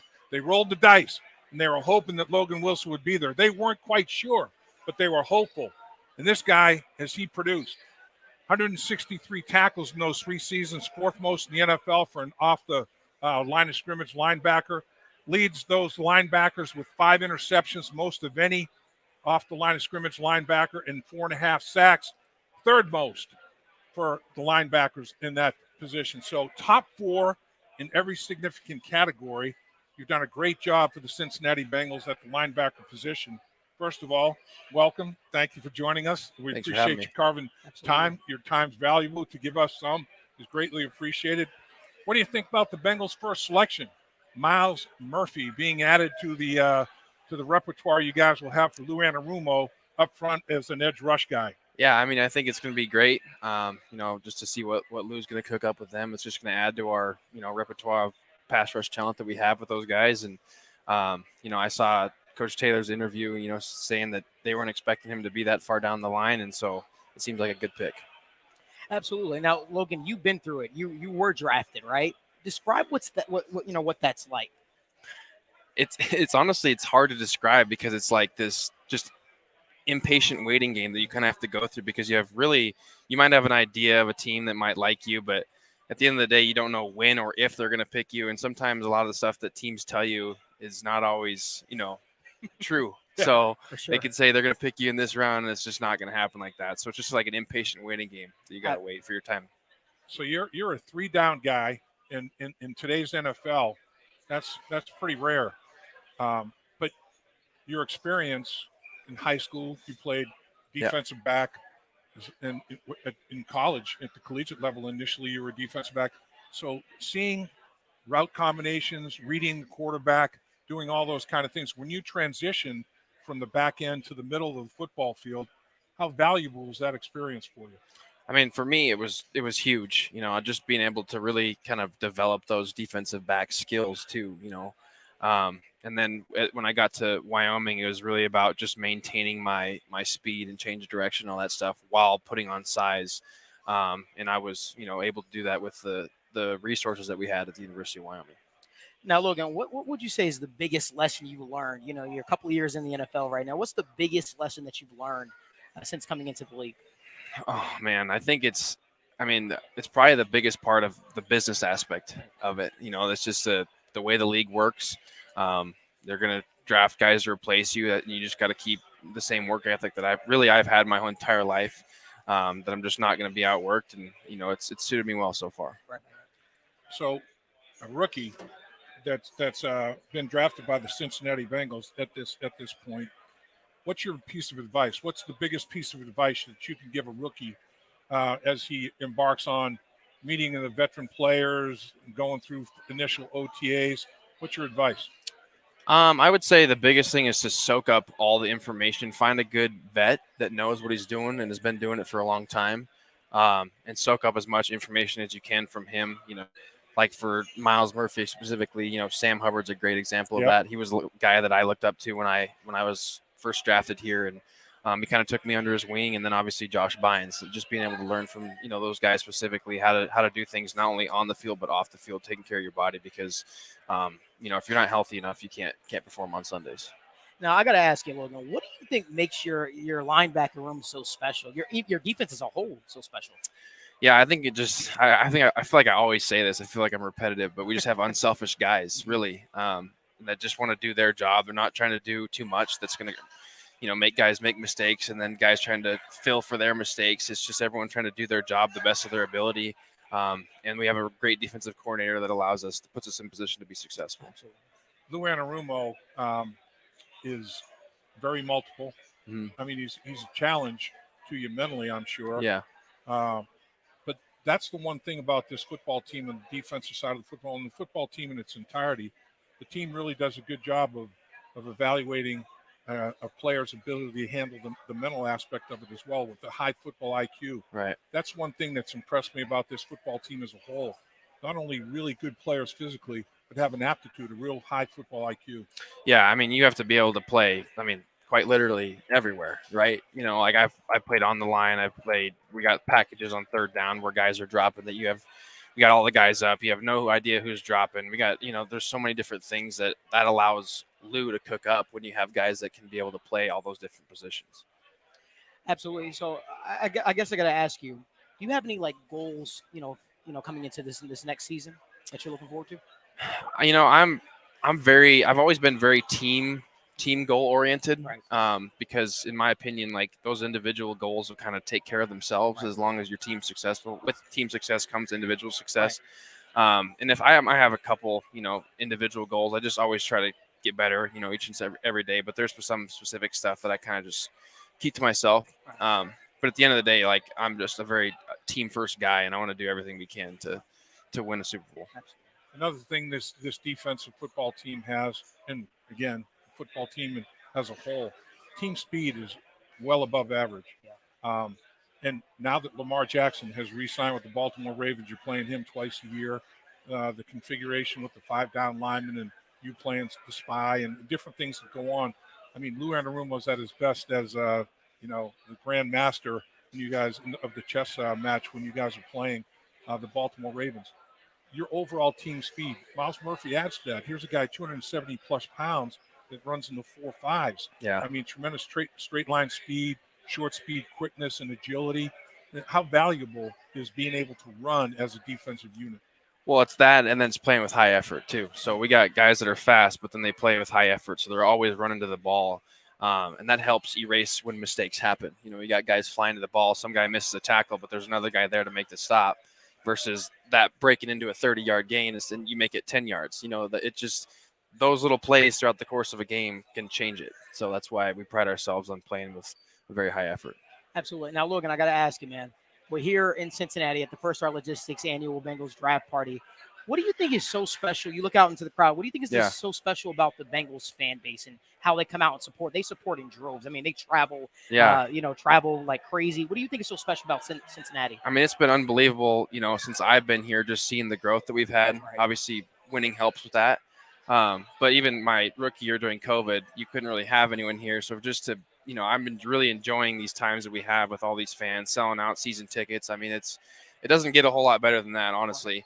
And so we're going to keep trying to put out those victories, on Sundays. And we really enjoy the fans, and they're huge for us, especially on defense, in our home stadium. It really affects the opposing team.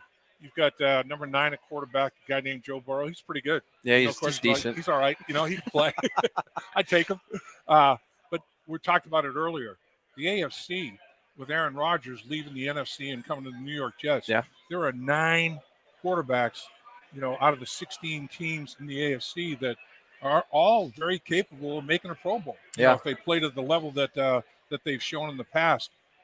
Man, when you look at the in this era of football, it's a quarterback, driven situation.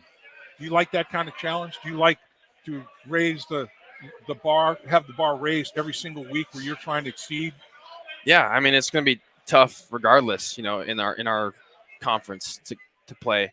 I think that at the end of the day, it's really about controlling what we can. Obviously there's going to be a lot of good teams out there on our side of the conference, but if we can control what we can, our motto inside the facility is always it's about us. And we really take that to heart, and Coach Taylor preaches it all the time, and so guys kind of live by that. Absolutely. I remember when your buddy Chad was coming out of the draft, I had a conversation about you to him. And he said to me, his exact words was, "That guy's a beast." He said his mentality is different. So where would you credit your mentality to, man? Because he raved about you. He lit up. Yeah, I think it's probably for just how I was raised with both my parents. My dad specifically was always like, no matter what accomplishment I got, if it was in academics or if it was in sports, it didn't matter. It was always like, his motto was always work hard and stay humble. Right. Because that's just kind of how I've lived my entire life, but that way. It didn't matter what I did or what I'd done in the past. It was all about moving forward and trying to get better, both in school and in whatever sport I was playing in at the time. And I think that never settled mindset, is a big credit as to why I have had the success that I've had in my career so far. From high school to college, you've transitioned successfully. College to the NFL, you've transitioned successfully. But is there a moment, is there a guy, is there a situation or an instance where it was the aha moment? Welcome to the NFL. These guys definitely are good. These guys are big, man. These guys are powerful. This is a special scenario. Yeah, I don't know if I had a specific moment that I remember. I just think the whole season in general, you're like, it's something new every game that you're kind of dealing with. And I think, probably going against the offensive linemen in this league, realizing how fast they are for how big they are. And when they're coming up to you, they're not trying to be your friend. So it definitely took some getting used to. And I know in college, I had a moment where it was during like a scrimmage. I got cut and just fell right flat on my face and was like, okay, I'm never letting this happen again. You got to learn from it and move on. And that's just the mindset you have to have. And I guess another question I have for you. You've been in the league for a couple of years. What has been your favorite moment so far? Probably the AFC Championship year. I mean, obviously we came short in the Super Bowl, but having this surreal opportunity of playing in the Super Bowl is like, you think about how many guys have played in this league have never even played in a playoff game, let alone had the opportunity to play in the Super Bowl. It was an unbelievable experience, especially with how many people were writing us off to begin that season. We just came off a 4-12 year, and our backs were against the walls, and we didn't care. And that was just our mindset that we had that year. So it was an unbelievable year. Lou Anarumo's base defense is a 2 linebacker scenario inside, and Jermaine Pratt, your running mate, who you guys are, in my mind, as good a duo as there is in the National Football League, bar none. I don't care who you're talking about. Throw out any names you want. I'll take Logan Wilson and Jermaine Pratt against anybody. He just signed a new contract, 3-year contract. Orlando Brown and Jermaine Pratt, the only free agent contracts that are more than 1 year, so they value Jermaine Pratt, obviously. Yeah. What does he mean to you as a teammate? And can you give us a little inside scoop into how negotiations go with Logan Wilson? Because you got to get 55 in the books, man. Got to get him signed. We're hopefully in the works with that, but we're in the works. We'll see. I don't know. It just depends. It depends how the dominoes fall, Yeah. So, obviously, I would like to be here. So, just know that. So what's it like playing with a guy like that? Jermaine, he's very smart. The guy studies film like none other, and sometimes he just knows what they're running before they even call it out. And so it's always good to play with a guy like that. I think we both help each other. We both feed off each other. There's certain things that I might see during the course of the week on film that he might not have missed, or he watches a ton of film. He's a leader in the locker room. Guys look up to him, and we're really happy to have him back. So, Logan, we have a thing that we do here at First Star Logistics, where we have any guest that we have come and sign a helmet. Yeah. I would love for you to take this Sharpie and put your signature there. It'd be my pleasure. On the white one. Helmet, I don't blame you, man. These might as well. They're awesome. These things are unbelievable. Logan Wilson. There we go. His signature is much better than mine's. Yeah, really. I've had to perfect this thing over the years. And we appreciate you definitely doing that. Yeah. We appreciate you definitely doing that. So we're going to say our goodbyes to Logan Wilson. Again, appreciate you coming out and joining us on our first annual First Star Logistics draft party here. And we're going to go to part 2 of my interview with former Bengals assistant offensive line and running back coach Kyle Caskey.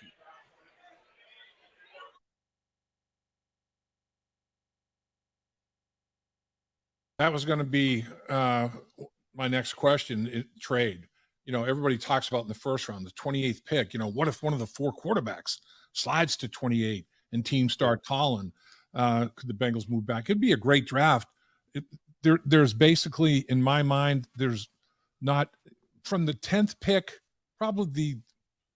there's not even maybe necessarily a top 10 that you can say, okay, these guys, here it is, the top 10. So pick 10 and pick in the middle of the 3rd round, there's not a huge drop-off in talent. I mean, there's a good middle class, and it's a long middle class in this year's draft.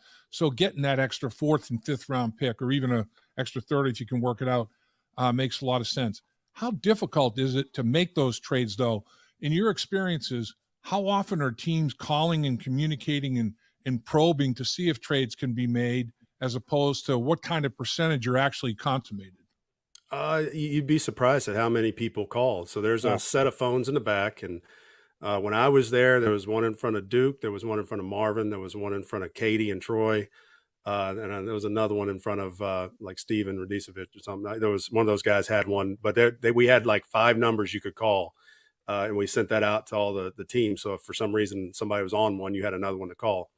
And I'd say in the first round, depending on where we were, like when we had some of those mid-20, like those early 20 ones, I'd say some people started calling. And that's when it would be brought up to the group. And a lot of times Mr. Brown would just veto it and say, no, I don't want to do that. Or if it was something crazy and they said they want to give us, their first, we're going to flop first rounders and they're going to give us their second rounder, then it's like, oh, we better listen to this. And that's where later in the draft, it starts to, you get those calls like with the Mixon thing, and this was second round, but Minnesota called us and traded up with us and gave us, I believe, a fourth or a fifth round pick to drop 8 spots. And we knew they were taking Dalvin Cook and we were still wanting Joe. Right. And so it was one of those things where we took the chance of saying, okay, what are those picks between Minnesota and us if we drop 8 and swap spots with them? Are any of those guys going to take any of the guys we want? And that's where you're playing. I mean, you're playing the percentages on what the other teams need. And that's where we decided to do that. I know we traded up at one point, and I believe it was either Zeitler or Billy Price, and maybe it'd been both of them early on. And we took some of those guys, and those are decisions that when those calls are made, as a position coach, if it's not my position, I sit there and be as quiet as possible, and I just take it in because it's not my place to speak on that. But it's pretty cool to watch the process, because if it's worth it and you do it, I'd say that your percentage wise, man, I'd say 5% actually get pulled. When I was with the Bengals, let's say 5% of them got actually triggered to do it. Right. Okay, so mock drafts. I mean, everybody and his brother, the mock drafting of NFL drafts have become a cottage industry. I mean, Mel Kiper Jr. started it, but there's a million of them now. Everybody has their own mock draft. The teams, the actual organizations, do mock drafts as well, in their preparation process. When you're doing mock drafts, how many different ways can these mock drafts go based on, okay, well, I know the schematic that they're running offensively, they're wide receiver centric and not tight end, like the Bengals are wide receiver centric more so than tight end. This defensive football team has this type of schematic, and they're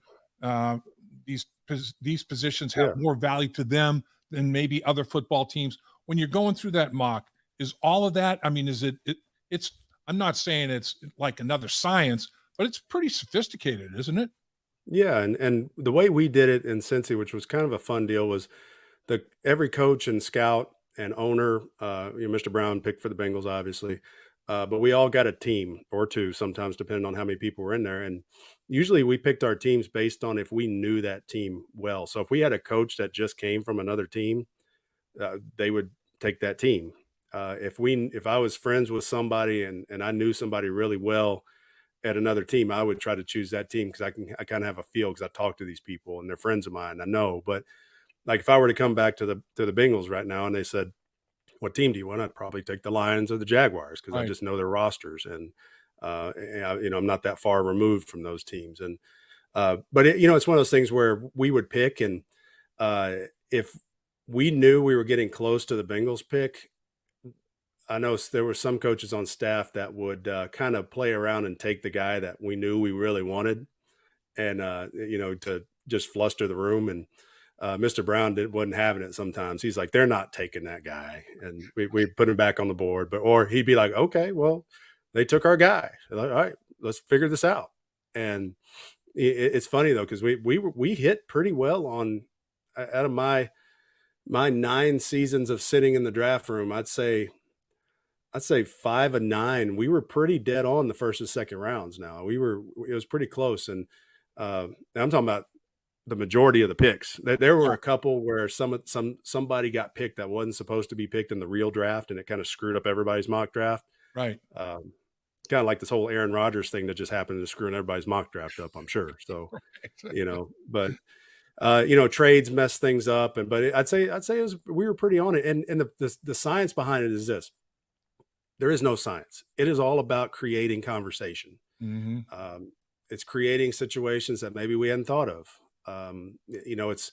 It's having somebody getting taken somewhere that you didn't think they were going to get taken, or maybe there were, like I said before, there's somebody that was higher on our list that's just still there, do we want that guy? Do we want that guy over this guy? Do we want Tyler Eifert over an offensive lineman or whatever the case is?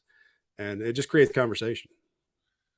So how big a plus is it that there's continuity and consistency in the coaching staff? You know, Zach's had the same coordinators and predominantly position coaches for a good part of his tenure. You know, I mean, all the coordinators, and including assistant head coach and special teams coordinator Darren Simmons, offensive and defense coordinator, they've all been together. And a good part of the assistant coaches have as well, as I mentioned. Scouts, there's continuity there. How big a plus is that, do you think? It's a huge plus. And you hit something I guess I should have hit on earlier when I was talking about the later part of the draft. Darren Simmons has been there since 2003. And Darren Simmons, I'd say, probably has had a hand in more 5th, 6th, 7th round picks than anybody, because at that point you are looking at somebody that is probably going to be a backup, but can they do something for our team? And that's where you get backup linebackers, tight ends, running backs, safeties. Those kind of guys get picked there because guys like Darren have put in the time to say, yeah, this guy's a core 4 guy for us. He can go cover kicks. He can, he can get back and block. And but other than that, I'd say the continuity really is important because number one, you're getting the same viewpoint year in, year out of where are we trying to get to? Because I know we changed coordinators quite a few. Well, I'd say between the time Hugh left, then we had Zampese, and then we had Bill Lazor. And you do that over about a 3-year period, and you're starting to get a different feel for what are we on offense. And same thing on defense. If you change guys too often, you start thinking, what are we on defense? But in all reality, I mean, the continuity is good because you're working with the same people. You've got the same flow with them, but you got to make sure you keep it on edge too, because I think sometimes if you're around people for so long, you start getting too comfortable. And I think they've done a good job because I watched Lou Anarumo's defense, and from what he started as in 2019, I believe, is when they came in. They're a different dynamic now, and they're growing. Right. And offensively, I mean, obviously, you got the best quarterback in the league, in my opinion. And all you do is you build around him, and they've done a great job of that. So I think just having the same viewpoint and doing that has helped them out a ton. Finally, for you, and I appreciate you giving us the time you gave us and the knowledge and the information. You've been great. The wild, wild west of college free agency. After the draft is over, immediately you guys are banging the phones in the 7th round, or maybe even earlier with guys. Hey, look, we'd love to have you here if in fact you don't get drafted. And sometimes I can imagine sometimes that's tough calls, you have with guys. They're disappointed they didn't get drafted. Take me through that wild, wild west of the recruiting, like you said, almost college recruiting of college free agency after the draft.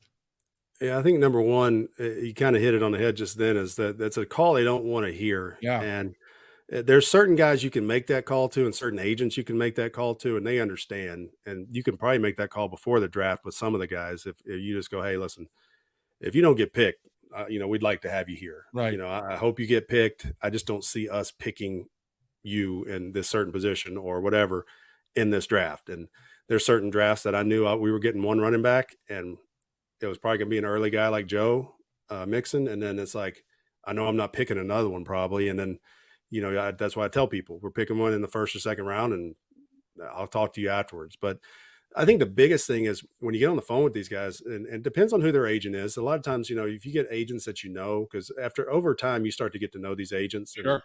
And they become, people that you trust or you don't trust. And same with like me to them. They trust me or they don't trust me. And I mean, sometimes it's not my fault that they don't trust me. I'd say, hey, we're trying to sign your guy. And then all of a sudden we sign somebody else today. I'm sorry, man. And then they get mad. But right. Sometimes though, there's these signing bonuses, and there's a number, and I don't even know what the number is this year. It used to be around 75,000, and you could break that up between all of your college free agent signees for signing bonuses. You could give it all to one guy, or you could give, 5,000 out to whatever. And these agents start asking, well, the Cowboys are giving us 15,000 and you're only giving us 5. Okay, well, the Cowboys also have a stable of running backs that aren't going anywhere. I'm just using this as an example. We have a shot that this kid makes the team. He's going to make the rookie minimum of 450 or 500 or whatever it is now. And do you want that extra 10,000 or do you want that extra 500,000 when it's all said and done? Yeah. And that's where I tried to explain to the players is, listen, you have a legit shot at making this team. Like I'll use a guy, Quentin Flowers, that we got from South Florida one year. He was a quarterback in South Florida, but we signed him as a running back. And he had talents that I knew could translate to running back. Mm-hmm. And that's what I kept trying to tell him. You're probably not, you have a better shot at making our practice squad or our team as a running back than you do as a quarterback. And I just had to have that honest conversation with him at the time.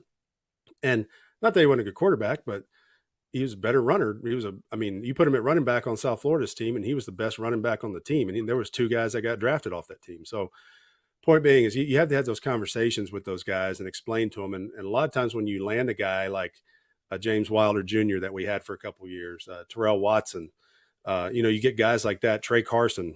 Those are really, really good running backs that we got to come in because they trusted us that, listen, you come in and work, you'll make the team at some point. And they all did. Dave Lapham here, and every day I am grateful for my experience to have played professional football. As a player, I realized self-motivation, leadership, and appreciating your teammates are key. At First Star Logistics, you can use those same attributes to create the life you want for you and your family. Build your future by working hard like I did. You'll see results both on and off the field. Call First Star Logistics today and be part of our winning team. And we are live here at the Handlebar at the Great American Ballpark. Welcome back to the First Star Logistics Annual Draft Party. If you guys are watching this, make sure you guys like this video and subscribe to the YouTube channel. So before we get to the panel, the Bengals are going to be up in about 2 picks, I believe. I want to look at the graphic of Joe Goodberry, Evan McPhillips, and Malik Wright. I want to see you guys' best players available, and I want to walk through a couple of them. Darnell Washington still on the board. DeJuan Jones still on the board. DJ Turner still on the board. Malik, what are you looking at with the Bengals 2 picks away? DJ Turner makes a lot of sense here, guys. We keep talking about it. That's a name that we keep circling the wagon coming back to. With the cornerbacks flying off the board, it makes sense. He makes sense. But an underrated guy that also makes sense here that's not on my board, Tucker Kraft. Me and Joe and Dave were just talking about it here. Tucker Kraft is a tight end that's flying under the radars. Tight ends are also flying off the board. So he also makes sense. But for me, I love DJ Turner, guys. I do.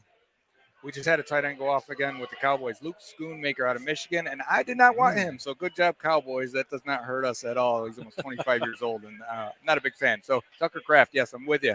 The other guy is Keely Ringo. I know a lot of Ohio State fans don't really love him because Marvin Harrison Jr. did his thing, and he's going to continue to do his thing. But Ringo is 20 years old right now. He's not even 21 yet. He is a physical tackler, played in a Georgia defense that was highly successful, and he matched #1 receivers in college football. I'm with you. Ringo, and Ringo was his name. 20 years old, first-round pick, 21 years old, second-round pick, potentially 20 years old. You talk about young guys that have upside potential. You can develop them. Bring out the best in them. That's a coach's dream right there. You bring a guy into your organization that literally could still be playing at the collegiate level and develop those guys, and they've shown that they can play. That's good stuff. That's big time. Well, we're close. We're close. 2 picks away. What is there a feel? So I got to ask Joe a question. All right, go. Joe, you talked about it. You said if we come back around, we circle the wagon, and Torrance is still here, and he's still here, would you pull the trigger if you're the Cincinnati Bengals? Would you draft Osiris here? I would, and I know they like Cordell Volson, and they've got a lot invested in him, and they see him as a cheap asset, right? When you're paying everyone else a veteran salary on your offensive line, you need some cheap guys to step in. Cordell Volson is that as a 4th-round pick last year. But I think Osiris Torrance could walk in and give him a run for his money for that starting job right away in year 1. And listen, I don't want to bench Volson, but at the same time, if you're raising the floor of this offensive line and the ceiling they already did, I think in free agency with Orlando Brown, I think you're protecting your best investment in Joe Burrow with that. So I know we're talking right here with Dave, and I know Dave's a huge fan. Let's build the trenches, right, Dave? Well, yeah, but I'm telling you, second round interior offensive lineman, they probably feel like they could address it later. Yeah. I'm not sure that they would invest a second round pick on a guard that, will he beat out a guy who was on some all rookie teams, played at a pretty high level. And he is a behemoth. He is a massive kid. There's no question about it. The big thing, the Jonah Williams trade talks, I wonder if there are any, how serious they are. That's going to be a factor as well. Malik, I see you looking. Well, we don't even have to worry about them having that discussion because the Bills just took him. So the Bills just took Torrance here. They just drafted the guard. So we don't even have to have that discussion. I know your brother is pretty pumped up right now. They got Josh Allen some help there. There were a lot of mocks where the Bills could have taken Torrance in round 1 or Stephen Avila or even Matthew Bergeron. So they go tight end in the first round, get a weapon for Josh Allen, now some protection for him. So now we're thinking corner. Yeah. I mean, the tight end run, the corner run, it's going to be one of those because the run's going to dry up here. I mean, it's ending here pretty quickly, and then you're going to go to the next tier, the next level. But you have already said you'd rather go corner here and save because of the tight ends that have gone to go to a tight end maybe third or fourth round. I think there are guys that they could get, but I don't know. I mean, I could see him going either way, but I still think they're probably going to go corner. I think, again, it's a quarterback-driven league. You gotta be able to cover. You got to be able to rush them, And I think they feel like they've got enough at the tight end position with the 2 second-round picks they signed, their own Drew Sample and their Irv Smith Jr. The pick is in. The pick is in. The Cincinnati Bengals select DJ Turner. Wow. Woo! They do it. They do it. They got him. They got him. So, yeah, man. Yeah, the guy that we were all raving about, we were all pumped up and excited about, we kept talking about here, he falls right to the Cincinnati Bengals here. DJ Turner, that's a hell of a pick. I think it makes sense for a lot of reasons. Yeah, I mean, it was just the reverse of, those are the 2 position groups that I was thinking they would address in the first and second round. It went the reverse of what I was thinking. I was thinking corner, potentially first round, edge rush guy second round. It ended up reversing itself. They got the edge rush guy first, the way it fell, and now they get the corner.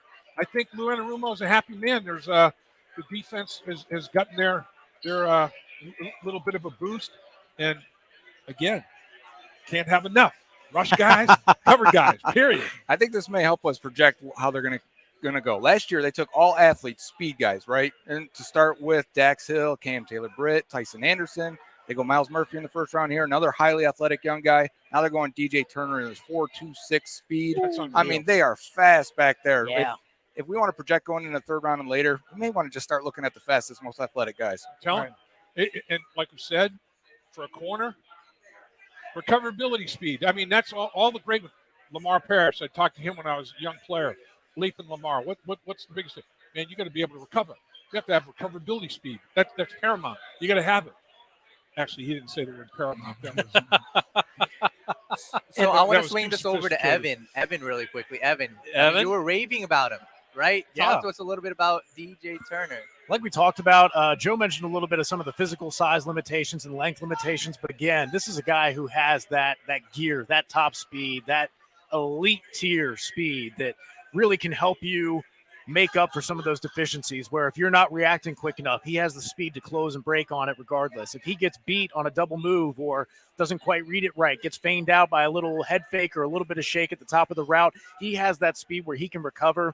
And even if he didn't necessarily have the interceptions that you want, he still was in the top quartile when you're talking about passer rating allowed.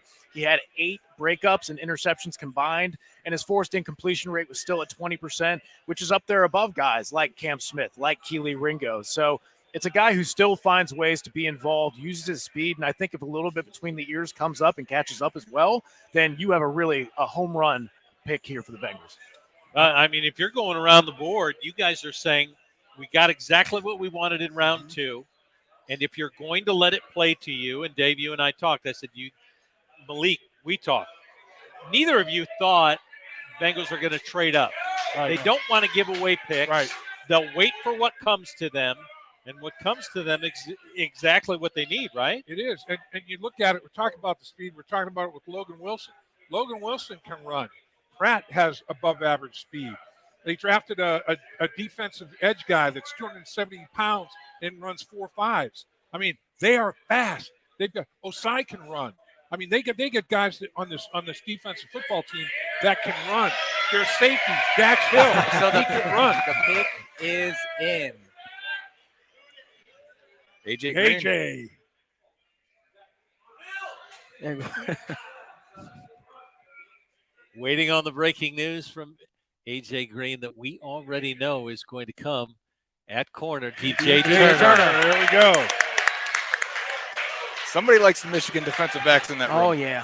Oh, yeah. No question. And I believe this is the first time in Bengals history where they draft the two defensive players back-to-back in the first and second round. They're showing the highlights up here. DJ Turner, 46% career completion percentage against him. I mean, this is a guy that's really good in zone coverage, up in the upper half for PFF grades in zone coverage.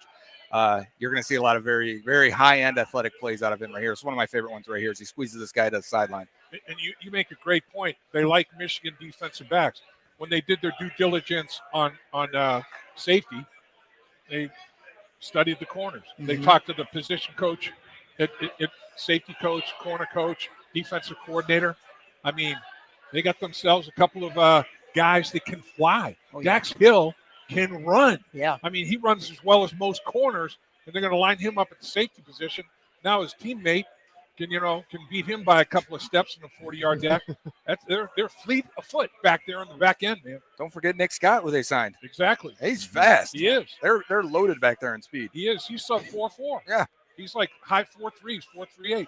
I mean, the safeties are going to be – Lou Anarumo is going to have so much fun. The mad scientist is in the lab right now. And he's putting some things together, and he's going to come up with some concoctions. I don't think they're getting a pick for the rest of this draft, though. It's no, all offensive. Yeah. You're right. Oh, yeah. It's over now. Yeah, I mean, Joe, I know how you feel about it. You're smiling from ear to ear. This is a guy that Evan even raved about on the State of the Jungle shows.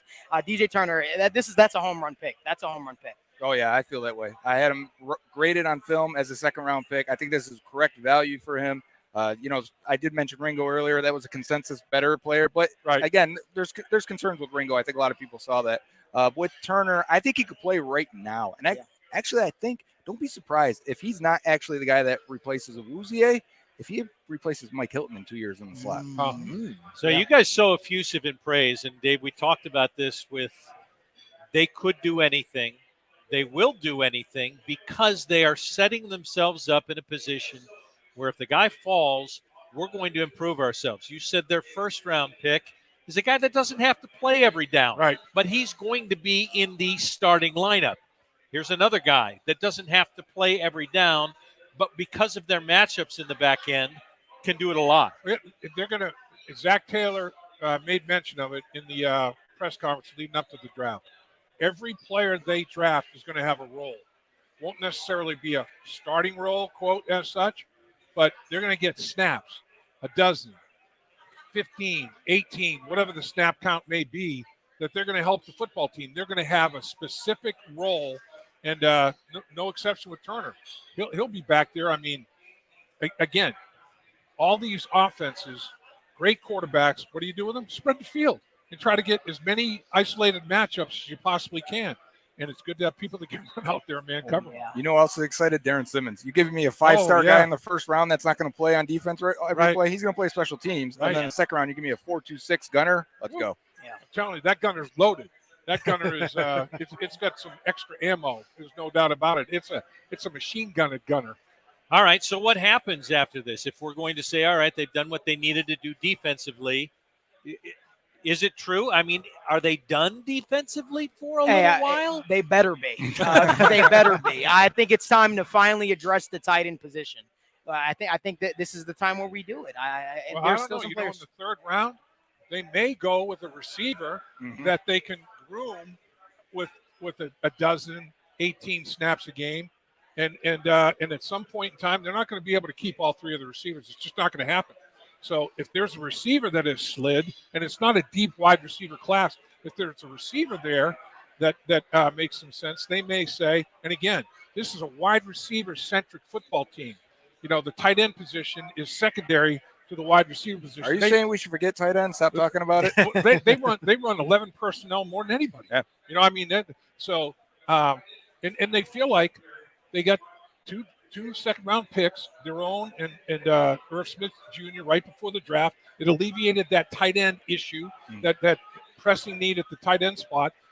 I'm not saying that they don't draft a tight end. I'm just not sure they draft one in the third round. If there's a wide receiver that they have higher on the board than the tight ends that are remaining, it would not shock me to see them go wide out and say, all right, we're gonna groom you a little bit, and because we're not going to be able to keep all our guys. Sarah, we need that rookie salary for multiple years at the wide receiver position. We're too expensive at the wide receiver position right now. Well, you know what? Dave started talking about that. You got my ears perking up. There's a guy that I love. I talked to him at the combine, and his name is Marvin Mims. Oh, yeah. His name is Marvin Mims. You talk about a guy. He's a guy. He's not related to Joe's old guy. Come on.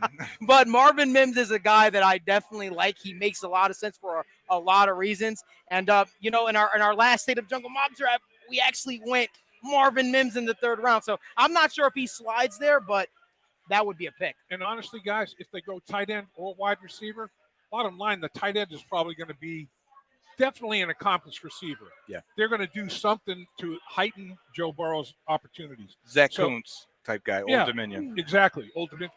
You know, be able to flex him. And he'd almost be another slot guy potentially, you know. Even though you're out there with 11 personnel, you flex the tight end, and now you got a mismatch because, you know, you had the back and a tight end out there. They had to go and respect that, and now you got a mismatch out there when you flex him and empty the backfield, put the receiver on the other slot, and you got mismatches. Another tight end going. So you got Brent Strange out of Penn State going to the Jags, and then it changes the way things think. And I want to go back to before we started this when the Aaron Rodgers deal got done. And Aaron sat and said, golly, I wouldn't be doing this if I didn't believe that we were going to the Super Bowl. And all of the pundits around all of that say, well, of course, the Jets are a Super Bowl-ready team because that plays well. The Bengals already have been, for 2 years, a Super Bowl-ready team. Have they improved themselves already to prepare to take that next step and win a Super Bowl this year? You know, there's obviously college free agency and then the all-important veteran free agency period right before training camp where there's still some bargains out there where the market's been dry. But if I'm one of those veteran guys and the Bengals come knocking and the market hasn't been too good, the Bengals say, here's what I'm offering you, 1 year deal. Here's what we're talking about. You could come to a playoff team, a Super Bowl contending team. There may be some deals to be had out there in that final free agency period after the draft, right before training camp. And depth's important. We know this. Like I said earlier, your needs right now could be totally different in January, where you're making that championship run, where you need Cam Taylor-Britt to step into a starting role, where you need Zach Carter to play a lot of snaps, where you need Cordell Volson. He started all year, but these are second, third, fourth round picks. So we're not there yet. We're still probably looking at a couple guys that are going to play this year coming up. Oh, yeah. You know, this basically, the first and even second round are the newsmakers, but third, fourth, fifth round, that is when you build the soul and heart and soul of your football team. That's when the rubber meets the road, man. This is the core, the basis of your football team because you're relying on so many guys, and there's going to be a lot of value there in that third, fourth, fifth round. That's why I wish they could have picked up an extra one because it would be good to have an extra third, fourth, or fifth round pick because I think this draft in particular, there's a lot of, you know, there weren't blue-collar, blue-chip guys. There are a lot of, you know, B-level, the next level down guys, and it goes on for a while, right? I mean, it's not like it's there for a short period of time. There's not huge drop-offs. I mean, at mid-first round and end of the third round, there's not a huge discrepancy in the level of play. You heard teams say this in their pre-draft luncheons that maybe we have 18 first-round guys. Right. Well, I agree, and I think the next 45 to 60 are similarly graded guys. Exactly. So you're going to get in the third round a guy that's similar that you would get here at 60. Yep. Evan, your thoughts on where the Bengals stand as we sit here right now? Right. Yeah. No, I think there were a lot of really good points there. With tight end, we're kind of hitting that next tier of tight ends where, like Dave was talking about, maybe you can put that on the back burner for now because there will be other similar options available to you later. I think running back could be a potential spot here. We talked about Roschon Johnson. We've talked about other guys like Tyjae Spears. These are talented running backs that are still out there, and they kind of have their pick at right now. Right.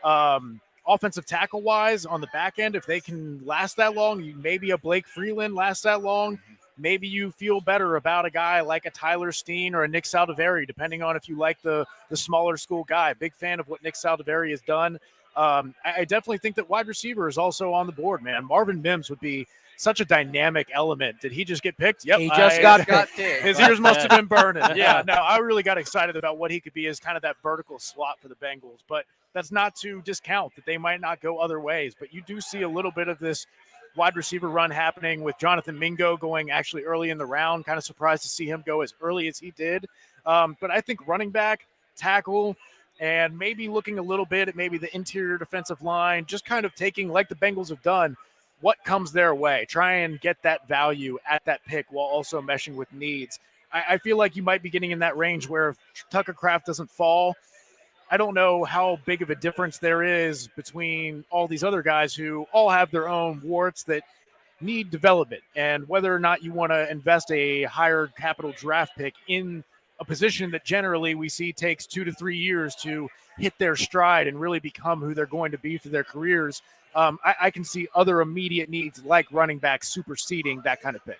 That closes us out in round 2. So Bengals are at 92. The logic of what happens here as they sit, this is a team that's going to continue to be patient, you see, right, Dave? Patient and an ability to pivot because they're not locked in. They don't feel any sense of urgency. I mean, you know how your mother used to slap your hand when you reach for the cookie? They're not going to be reaching. Yeah, vaguely, man. I remember Mike that. Brown's not going to be slapping anybody's hands, man. I mean, they don't have to reach for anything. They can sit there and let the draft fall to them. And that's a great feeling. That's a great place to be. And as long as they trust their board and they put a lot of time and effort working into organizing the board, and they redid it after the first round, redid the board for today, they're going to live by that board and just let it fall. And they'll get another good player in the third round. There's no doubt. And you can go anywhere you want, Malik? Absolutely. Now, my question is, I wonder how long this slide continues for Keely Ringo. That's my question. What's the reason, I wonder? What's the reason? You know the word. You know what the word that kept coming around during the draft process for him? Swiss Army knife. He could just be a guy on a defense. He could be moved all around. He could be moved to safety. He could move to outside corner. Some even thought he can come down in the box. I don't know. I wasn't the biggest fan of him, but this was everybody at one point. This was the consensus best cornerback in the draft. Yeah. Right. He fell away to the third round. Again, another guy, Darnell Washington, is here in the third round. His knees. Yeah, man. Knee problems. Yes. I mean, it's medical with him. That big man's got some potential knee issues. That's what I've heard anyway. But I wonder. I mean, is a situation with Ringo where jack of all trades, master of none? I mean, not good enough at any one thing. It's like a lot of things you can do, but man, where am I going to line you up? And, where at some point in time when the rubber meets the road, where can I put you where I can keep you for a while? I don't know. Maybe that's the deal. Now, even with the weight issues, when do teams say, you know what, the talent of DeJuan Jones is too hard to pass up as well, right? So I think that this could be a round where we see DeJuan Jones come off the board, weight issues and all. So it's going to be interesting. Cleveland Browns will finally pick in this round at number 74.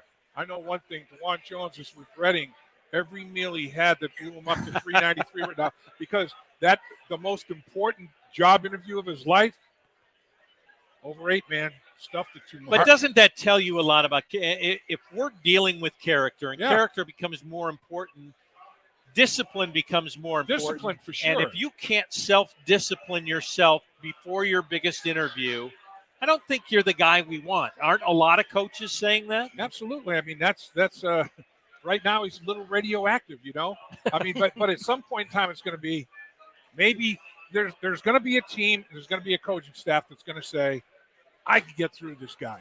There's too much there. There's too much. I can get through this guy. My nutritionist will get through to him. My strength and conditioning coach will get through to him.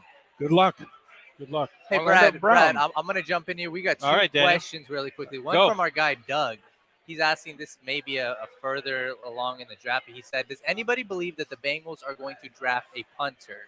I'll go to Joe or Malik. Anybody want to take that? I've got an answer. I think there's 4 draftable punters this year, so you don't have to. I don't think all 4 get drafted, and you can probably walk in and feel pretty confident and choose the Bengals as an undrafted free agent. Absolutely. That you got a good shot at that job. Kid from Michigan State, number 1 in your mind? It might be Turk from Oklahoma, but really? Okay. Yeah, I like the way Behringer from Michigan State developed. He had the lowest hang time during the season, but then when he showed up to the Senior Bowl and the Combine, he was completely different. I mean, completely booming balls. I think that if they don't draft one in the 7th round, I think there's definitely going to be somebody signed in college free agency, and if there's a punter out there in the veteran free agency period we're talking about, there's going to be competition. It's not going to be an unchallenged position at training camp at the punter position. There's going to be competition for sure, and competition breeds excellence of performance. So I want to go to one more question, and I'll let you guys get back to your guys' discussion from our guy Ty Kendall. He's asking, how likely do you think a Jonah Williams trade is? Evan, I'm going to go to you. Jonah Williams, what's your thoughts on a potential trade? I think there's definitely a lot of opportunity here to try and pick up a 3rd or 4th round pick in this draft if they feel like there are still players on the board. The way there's stuff falling, whether it's Keely Ringo falling, I believe Adebawore is still on the board too, and DeJuan Jones also going. These guys all have their own concerns that are causing them to fall, and maybe the Bengals feel like that value is right. But the problem with that is you have to have another team that wants to trade for Jonah, that wants to give up this draft capital for a guy who's coming on an expiring contract. There's controversy about where a team might want him to play versus where he wants to play. So it's a little difficult to do that tango if only the Bengals are really interested in dancing. So someone I think, especially we know the aggressiveness or lack thereof of the Bengals when it comes to making those calls, generating those trades, I think someone will have to go out of their way. Maybe after a couple of these tackles fall off the board, maybe their phone starts ringing with one of these teams that starts to feel a little bit uncertain about their tackle situation. And I agree with you. 3rd, 4th round, so it'd be the end of today and the beginning of tomorrow. After the 4th round, the Bengals are going to say, not enough value. So it's going to happen either the next few hours or the early stages of tomorrow's draft, maybe pre-draft in the early morning, or I don't think it'll happen. Right. Looking at the board, hasn't been an offensive tackle pick since Matthew Bergeron 25 picks ago. So you can see there's definitely a cliff here. This is something we've talked about, that once these guys go, I'm not sure any teams are looking at these guys as year 1 starters, if it's Blake Freeland or a Tyler Steen or even further down the list. Nick Selderberry, you mentioned earlier, Evan. I think the Bengals need to be aware of that also. So if you like a DeJuan Jones, if you like a Blake Freeland, then sure, you can take a 3rd or 4th round pick and try and get one of those guys now to maybe develop or to compete for that right tackle spot. But if not, if you're looking at your draft board and you don't love the tackles that are available, man, you better come in and offer me something good to come get Jonah Williams. Right. I mean, I'm going to be very interested in watching Cody Ford. He's going to be played. He primarily, they're putting him at that right tackle position. He's in that right tackle derby. And he played pretty darn well at Oklahoma. I mean, he's a big, powerful guy. And he's got some, the thing is now, guys like that, when you get the veteran free agents, they've got NFL experience. And I could tell you that, man, I didn't know what I didn't know when I was a rookie trying to figure out the National Football League. From year 1 to year 2, my experience was, I mean, your gains are exponential because now you start to figure it out. At least you start to understand what you're supposed to know. And anybody that's been around and has got, 15, 20 NFL starts or even 10 NFL starts and 30 NFL games, that guy's in a much better position to succeed in most cases, unless it's a freak like an Anthony Munoz type guy, than your normal kid coming out of college. There's no question about it. But you don't get a lot of freaks. Those freaks don't come along. So Joe Bag of Donuts, come on now, Bengals fans, all they care about is Joe B. Is Joe B good? And if they're walking into the draft here on Friday night and say, how's my offensive line? Is Joe B going to be good? Is the offensive line that much better that Joe B is going to be that much safer this year? I mean, looking at the offensive line, with Orlando Brown being signed at the left tackle position, they've got 3 guys now in the offensive line, Orlando Brown, Karras, and Kappa, that have won Super Bowls with different franchises. 3 of their 5 starting offensive linemen are Super Bowl champions with different teams. Now, the Kansas City Chiefs have 3 offensive linemen won a Super Bowl, but that was with the Chiefs last year. It is amazing to me that the Bengals have figured out how to get 3 different guys in their starting lineup that had that kind of success with different franchises.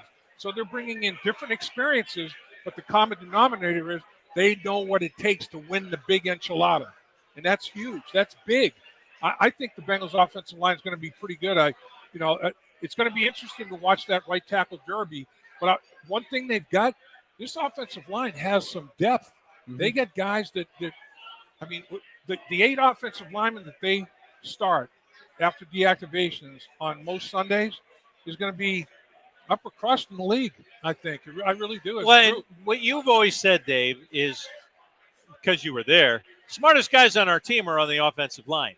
And if you're adding 3 guys who've gone to the bowl, won the bowl, you're adding so much wisdom to a team in the spot where you need that the most, in addition to the protection. Your intelligence level goes up on how you play the game. And Brad, when you meet Orlando Brown and Ted Karras and Alex Kappa, you will be unbelievably impressed with not only their ability to play football, but their overall intelligence, football IQ, overall intelligence, leadership abilities. I mean, you'd like to have a leader at every position group on the football team. The offensive line has multiples.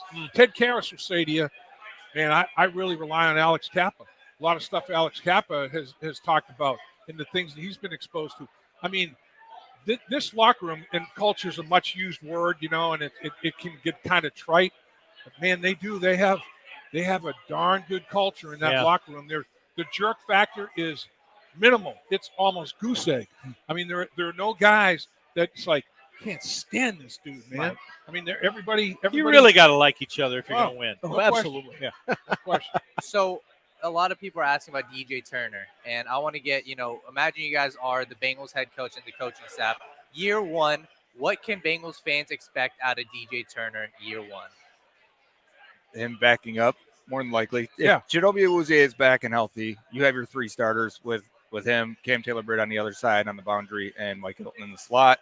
But you get to that 4th corner. How many years in a row now have they gotten to the 4th corner? Eli Apple was never expected to start the last 2 years. Right. He started and played the majority of the snaps the past 2 seasons. You're going to get to the 4th corner at some point. He's going to play, and I like Sidney Jones who they brought in as well. Oh, yeah. And don't dismiss the relationship that Lou Anarumo and Eli Apple have. Mm-hmm. Eli Apple may be signed in that last veteran free agency period that I'm talking about.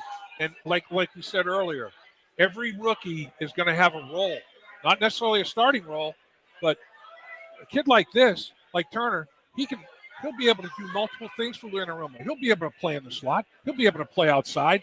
I mean, he's going to give position versatility as well. If you can't play more than one position, Lou Anarumo wants no part of you. They had to play Dex Hill at a game at outside corner. Absolutely. You don't have to worry about that anymore. Yeah, so. He learned some lessons, man. It didn't go well. It's a different game out there. He learned some lessons. There's no doubt about that. No doubt. Tyler Steen off the board just now, guys. We talked about him. Yep. So we have some people asking about the tight end position right now. There's a lot of great tight ends. Darnell Washington still on the boards. Josh Wiley from Cincinnati still on the board. What can you guys tell Bengals fans about tight ends right now? I'd be for Josh Wiley. I think Josh Wiley would be a decent selection. I'm not saying in the 3rd round. I'm saying later. Right. I'm saying 4th round on. I'm not saying a 3rd round pick with Wiley. But the problem with Washington is you got a big bodied tight end that's got knee problems. I mean, that's every kind of color flag you can think of. Yeah. Red, everything else. That's enough. Yeah. So there's 2 guys I would take in the 3rd round and be happy with. Tucker Kraft, as he keeps falling. Yes. I mean, he's a small school guy. You're seeing him blocking a lot of players that aren't going to play in the league, right? So, it's hard to get a full grasp of these guys when they're coming from FCS level football. But, and I'm going to say it again, another small school guy, Zach Kuntz. When you're 6'7", in the 100th percentile of athletes tested, looks like Mike Gesicki, runs like a deer, and he would be a big slot option for them. Those are only 2 I take in the 3rd round. When I saw Brenton Strange go off the clock a little bit ago, I thought, man, we're really starting to reach for these tight ends, and I think it's happening. Your boy at 6'7", a red zone target. It's the Empire State Building. I mean, Joe Burrow would be like, "Where's my skyscraper?" Oh, there he is. I mean, that red zone value on a guy with that 3rd down, red zone value in the middle of the football field. It's like, man, that's a big radio tower right there. Easy to locate this dude. All right, you've run through a lot. Is there anything in the offensive backfield that this team helps themselves with in these later rounds? Oh, yeah, running back. Running back. There's a guy that I love, and I got ridiculed a little bit for it. Keaton Mitchell. Big him. You want to tell me that you guys love Jahmyr Gibbs and things of that nature? Keaton Mitchell's a weapon. He's a weapon. He's a little bit on the smaller side, but he's a guy that adds another weapon to this offense, another piece, and juice to the running game as well. I think Keaton Mitchell, you check it down to him, he's gone.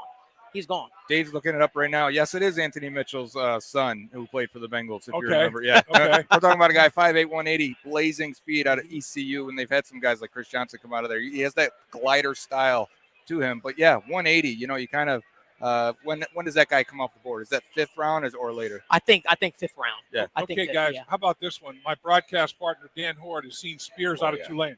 And he talked about Spears. He goes, man, I would not mind seeing the Bengals select Spears. If Spears is there in the 3rd round, is that too rich? I mean, he's projected 3rd, 4th round guy.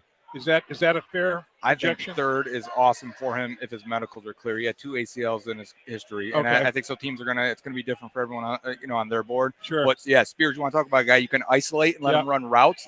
Look him at the Senior Bowl and how he got in and out of his breaks and cuts and just undressed linebackers in coverage, and he can block a little bit for a guy that's more of a finesse runner. He's willing. He is willing, and that's the first step. Yep. Are we at that spot medically where a guy who's done two ACLs that were good enough medically that you don't worry about a guy with 2 ACLs? Yeah. I mean, LC Collins has had an ACL. He had ACL, PCL, MCL. He had the terrible triad. He ripped the whole thing up.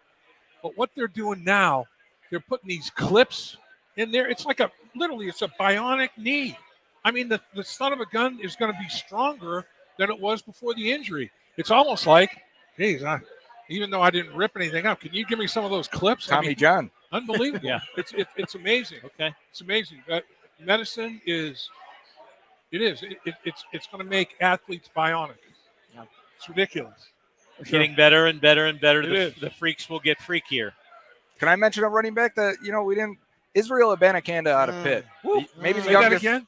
Abanikanda. It'd be fun for you guys to say Abanikanda down the sideline, but it'll be Israel. Yeah, it'd be Izzy goes by actually. Izzy, okay, it'd be Izzy. So the Lions just took Hendon Hooker. The slide is over. Wow. So Hendon Hooker is going to be battling with Jared Goff there. I was wondering when he was going to come off the board as well. I know that does not affect the Bengals in any way, shape, or form. But talk about ACL. Yeah, there's an injury question in itself. Yeah. So I want to go to a guy really quickly. The comments are saying Roschon Johnson. I want to get your thoughts right here. Roschon Johnson in the 3rd round, potentially for the Bengals?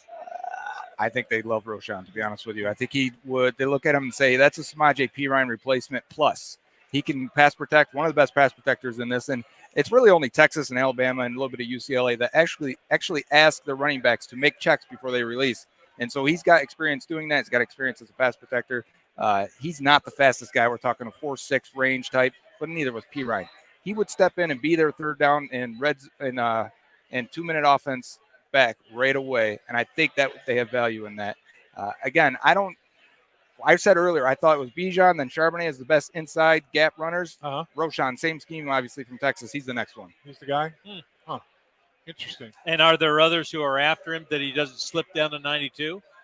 Oh, yeah, there's a lot of running backs here that could probably end up going in this 3rd round. We mentioned Abanikanda, and, I think there is – we could see, based on my board here, we got a few guys, maybe 3 or 4 guys that could probably come off from this next round. And the way the Bengals offense is, and bear with me here, guys, I broke these numbers down, so I wanted to throw them out here at some point. Got to use them sometime. Yeah, exactly. Being wide receiver-centric as they are, the Cincinnati Bengals, 4 wide receivers have combined last year for 238 catches, 3,058 yards, 25 touchdowns. The tight ends combined, 4 tight ends combined for 73 catches, 556 yards, 3 touchdowns. The 4 running backs combined for 103 catches, 796 yards, 9 touchdowns. So the running back that they draft has to be able to run routes and catch the football. I mean, that's going to be – they're going to have to be able to run the route tree because and obviously make themselves available as a check down person for Joe Burrow. And Joe, credit him, he got very, very patient and very, very adept at checking it down and taking what the defense gave him. He didn't force the issue. And I thought that took Joe Burrow's level of play to another level. Then all of a sudden they get impatient. Man, these checkdowns are killing us. They're catching it and they're picking up 12 yards. The defense coordinator starts changing things. Then all of a sudden you got them between the rock and the hard place. Then Joe starts hitting the ball down the field. So I've got a few backs here that led or had the most receptions in college football that are left. And we're looking at guys like Tank Bigsby at 61 career receptions. We had Roschon Johnson at 56. Evan Hall with 93 career receptions. And if you want a fast guy that has also caught the ball a lot, Devin A-Chain with 65 career catches. I expect him to go in the third round. Evan, any thoughts? Yeah, I definitely like Roschon. I understand he doesn't quite have the long speed that you might want, but again, it takes a little bit of opportunity for a running back to get to that point where they can really bust it in the open field and utilize that long speed. But if you do look at his 10-yard split, though his 40 was the 40th percentile, his 10-yard split of 1.52 was actually 83rd percentile. So in that short area, he doesn't quite have that long speed, but his short area burst is still there. We talked earlier about the importance of getting yards after contact, about being elusive and forcing missed tackles. Roschon did that well in limited reps. He had 4.28 yards after contact per attempt, ranked 11th out of 200 running backs, and he had an elusive rating of 198, which ranked third among running backs. So you're talking about a guy who still finds ways to create extra yards. If he's not sitting behind Bijan Robinson, he's probably comfortably holding onto that starting role, and we're talking about him in a little bit more of a positive light. But you're still talking about a guy who's got great contact balance, is elusive, can make you miss or go through you, and has great size and length. The guy is, I think, 6 foot and 220 pounds. So what you're looking for from a size profile. And he's one of the remaining backs here who gives you that kind of complete profile, both size and what you want out of the production there. And even though he lacks home run speed, can be a little bit stiff sometimes and change of direction, I still think that would be a really optimal pick. And just to touch on Tajay Spears again, the medicals are concerning, but this is a guy much like Charbonnet, who he averaged 4.5 yards after contact, was fifth, 145.8 elusive rating was 14th. And the guy his start-stop ability is incredible. The ability to accelerate, threaten a defender, and then just stop on a dime and destroy that tackling angle. Let the momentum carry that defender. He is good at altering his strides and his pace like that to help destroy tackling angles in that way. He's got great cutting ability. His ability to bounce on that first cut is really good. And he gives effort in pass protection if it's not quite there. But like Joe and Dave referenced earlier, the will to pass block is what you're really looking for. Yep. You can worry about the technique later. So those are definitely two guys I like. And I already talked about Tank Bigsby and how much I like him. I think any of these guys would be valuable additions here. Dan Horde said he's tired of seeing Spears rip up UC. Because I'm telling you, this guy caused the UC Bearcats more problems than just about any skill guy that he's seen in a while. And I look at the lack of breakaway speed. You know, the Bengals drafted 2 running backs. Talked about Rex Burkhead still playing. Yep. Right around the same time, Giovanni Bernard just now retired. They have a history of not necessarily playing 25 years with the Cincinnati Bengals, but they get 25 years in the NFL. It seems like. I mean, they're Methuselah. You know, they're around forever. So if the Bengals can find somebody like that, and it's hard to keep them, it's a different era now with salary cap and everything that goes along with it. But they've had a track record of finding roles for running backs that don't have world-class speed. You know, I mean, they can work them into their offense and get good success out of it. 2 late guys then that could help the passing game and maybe fit like the Giovanni Bernard, or at least look like him a little bit. And that's Eric Ray out of Oklahoma, and maybe even little Deuce Vaughn out of Kansas State. He's tiny, but man, he may have the biggest heart out of this entire draft. He is, man. Yeah. Not the size of the dog in the fight, it's the size of the fight in the dog. It's a big dog in there. So we've got a question here from TJ Deller, and this is one that a lot of fans are asking. Is defensive line off the board? And I'm going to go to Malik for this one. Is defensive line off the board because the Bengals took one in the first round, or is it still best player available? I never say never. I wouldn't say that it's necessarily off the board, but I certainly think that you're getting to that point where there are going to be other positions that you have to, that you have a bigger need for right now at this point. And I think that it's going to be tough, especially when you see the run on tight ends. To Joe's point, the running backs. You even got to wonder at what point do they address the offensive line if they do. There's still some people out there, still some guys out there. So never say never, but I'd be hard-pressed to see them draft the defensive lineman in the third round here. tell you, one interior defensive lineman that I was heartbroken that went Benton. That dude, man, he can two gap a rhino. He can two gap an elephant. That guy's an immovable object up there, man. He is stout. To make it worse, he went to Pittsburgh. Pittsburgh. So we've got Bengals for Life is asking about Darnell Washington. Apparently, there's some medical concerns. But if Darnell is there at 92, are you guys taking him or are you guys passing up on him? These questions are always tough when it comes to medicals. We're not privy to that information usually, and so I can only go off what we've seen on tape and what we've heard. Yeah, he's worth the pick now, but you don't know with the medicals. It's hard to answer completely because it's all a risk reward. When it finally balances itself, he'll be picked off the board. So I think if he's still there, it tells you what teams are thinking. And Joe, to your point, during the draft cycle, guys sabotage, put information out there about a guy's medical and exaggerated. So, maybe somebody decided to put information out there that his knees are in worse shape than they really are. Tyree Wilson, there was word out there that the foot injury that he's got may cost him the entire rookie season. Well, the Raiders said, yeah, so what? I'm picking him at number 7. So, sometimes it hurts a guy. Sometimes teams ignore it and they trust their own medical, but don't know exactly the status. And every team, if the guy has had an injury issue, they'll bring him in for a visit, and they'll have their own doctors give him the entire medical examination, give him the thumbs up or thumbs down. Don't know how often that was done with this particular player, but that's the procedure. We've got somebody asking about DeAndre Swift, right? Steve Levine said DeAndre Swift. Would you guys trade for DeAndre Swift if you were the Bengals? Evan, I'm going to go to you on this one because apparently he's on the trade block.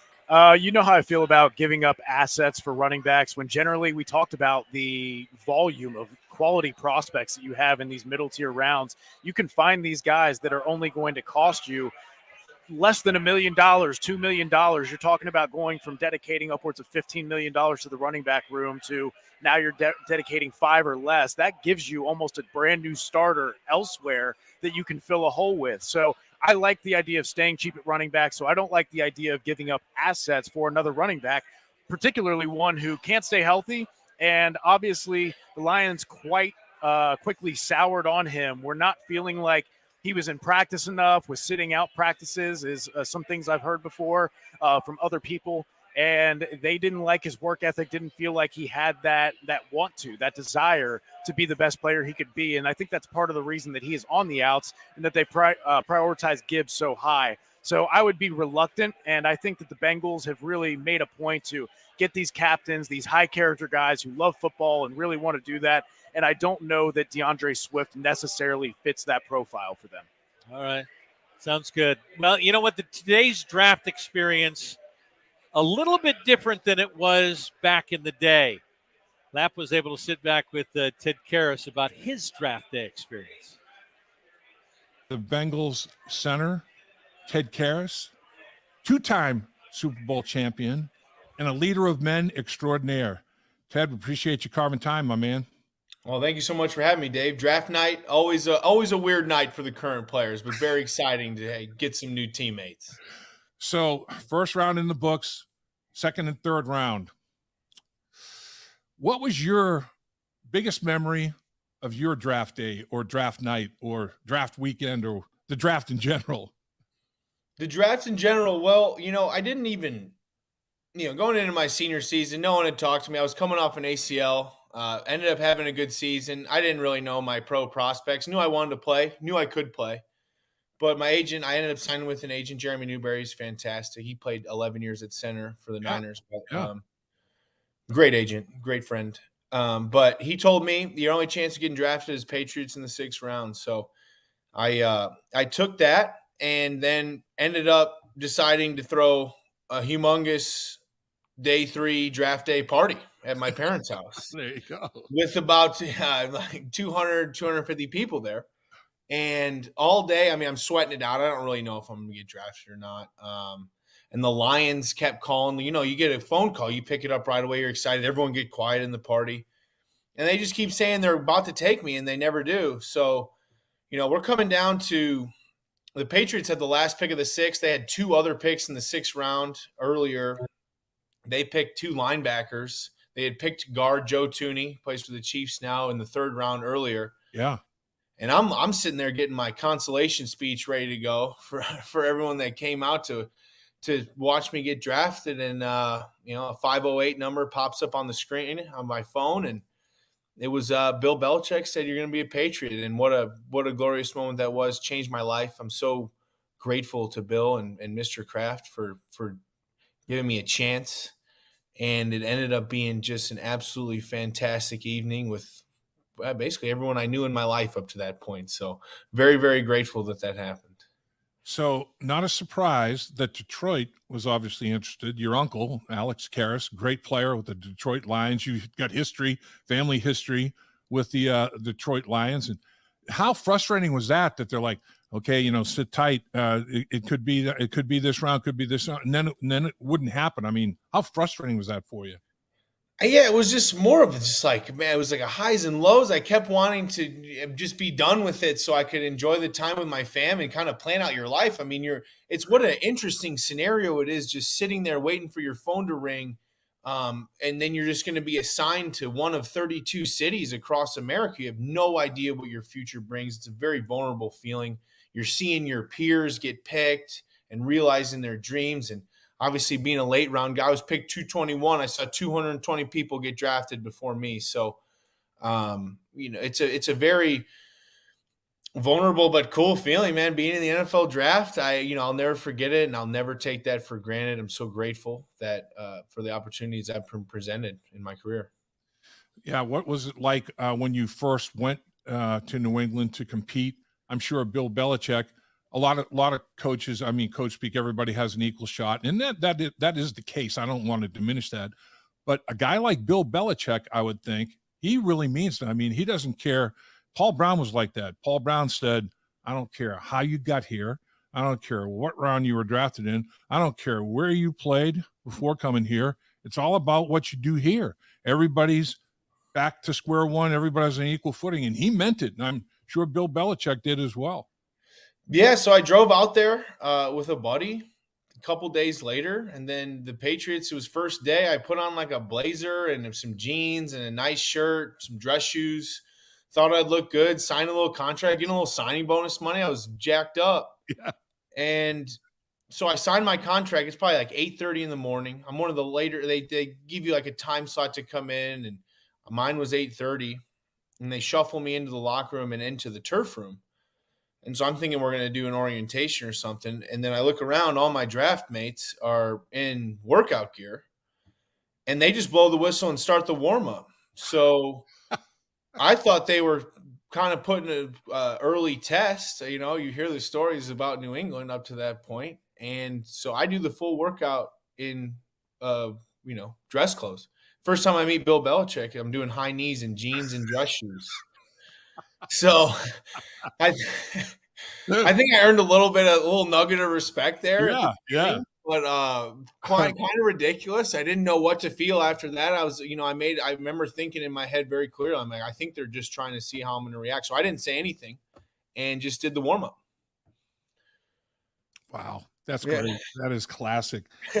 I mean, the one thing that you hope as a young offensive lineman coming to the National Football League is that you have a good offensive line coach for your first experience, being indoctrinated into the National Football League. And you certainly had that, didn't you? Absolutely. Dante Skarnecki is actually being inducted, I think, into the Patriots Hall of Fame. I would not be in the league right now if I didn't have his tutelage as an early player. He's still a big mentor in my life. I'm helping my dad coach Marion University. He's the head coach at Marion University of Indianapolis. And Scar has given us so many resources of how he trains O-line. I'm helping the O-line coach, and just he's never once hesitated to help me out. He's a very hard coach, very tough, but gets the best out of his players and has trained some unbelievable O-linemen. I'm very honored to be among that class. When you went in to the Patriots organization as a 6th round pick, 200 and whatever it was, what was your mindset, Ted? I mean, how did you go in there? What was your thought process? this is your shot. So just go as hard as you can. Do whatever they say. These guys have won it. So obviously they thought you were good enough to be a part of their team. And I didn't really think about it too much. It was just going out there and trying to execute what the coaches wanted me to implement, and ended up working out. They ended up liking me. I was high energy like I always am, but this is your shot. I didn't, growing up, it was always my dream, but early on in college, no one really ever ranked me. Wasn't very highly regarded. I didn't have illusions of being a first round pick. And I could have never imagined being 30 years old playing football in Cincinnati. It will never be lost on me how grateful I am to be here. When did you feel like, you know what, I can do this? I mean, was there an aha moment, or was it something that's kind of built over time, or was there anything in the early stages of training camp that led you to say to yourself, you know what, I can get this done? Yeah, I think it was just playing football like I always have. I always thought I was pretty good, especially at guard and center. And I learned center that year. They taught me center. I had not played any center in college. But yeah, just playing ball and taking it one day at a time. Your fortunes can change, very, very quickly in this league. So I wasn't banking on anything. I wasn't counting on anything. I had everything I owned in the back of my truck, and until I made the team, I didn't unpack it. So I was ready to roll and try another shot if it didn't work out there, but was really just taking it one day at a time and enjoying it. I would say my first, I'm in the league moment, was a cool moment, was the fridge full of Gatorade that had every flavor of Gatorade in the locker room. I was like, wow, this is amazing. I took a mango, I took a blue, a red. So I couldn't believe how many amenities that were available to us as players. So really enjoyed it. And obviously it worked out for the best. So I take it you were unmarried at that time when you had, everything in your truck. You weren't a married man. You were kind of ready to rock and roll wherever it took you, huh? I was rocking and rolling, and I was with my wife Rachel at the time. We were not married yet, but we're ready to rock and roll wherever. We rock and rolled here, right to Cincinnati. We made that decision in 15 minutes, and love it. Yeah, we drove up, shortly after we signed last year. So that is part of this business, but feeling great that we're here in Cincinnati. Well, Ted, I'll tell you, congratulations on a very distinguished career and great stories on how it started. Appreciate you relaying all of those to us. Cincinnati's very fortunate to have you, my man. And I think big things are coming. Big things are coming. There's no doubt about it. And you know what it takes to get those big things. I think they're coming too, Dave, and we're working hard. This team is high energy, ready to go. I really love the look in the men's eyes that I've seen in this first week. So very excited to start this 23 campaign.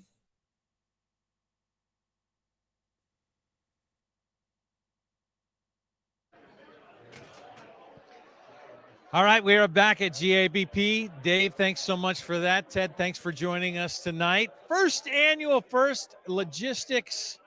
Star Logistics annual draft party. Is it Melissa? It is Melissa Finley. Before we get to Melissa Finley, your last chance, hashtag Lapham62 is what you need to put in right now for the full-sized autographed Dave Lapham helmet.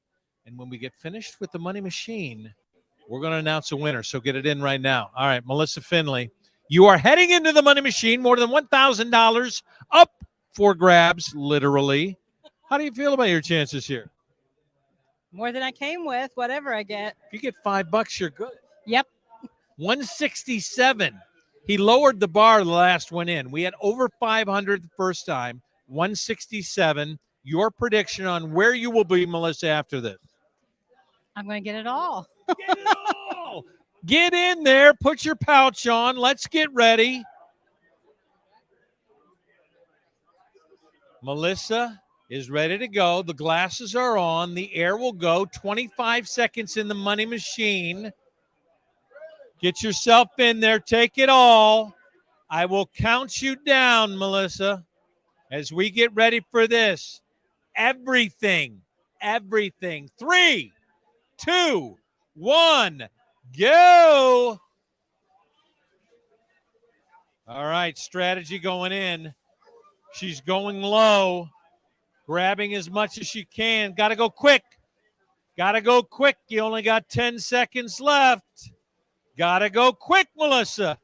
Get it all, get it all, get it all, get it all. 5, 3, 2, 1, boom. Stuff it in, stuff it in, stuff it in. There's that 20 hanging there. Ooh, man, oh, man, oh, man. How'd you feel? How'd you feel? How'd you feel? All right. Yeah. Yeah. You definitely came with less than what you're leaving with. I came with more. You sure right. All right, congratulations, Melissa. The winner of this, Daniel, you got the winner of this one? My man, Brad, of course I do. You just saw Melissa win a ton of money, but now is your guys' chance, and you guys are going to win a life-size Dave Lapham helmet. So let's see who's the winner of the Lapham helmet. We're looking, we're looking. Let's see. The winner is Alex Taylor. Alex Taylor is the winner of our Lapham helmet giveaway. Wow.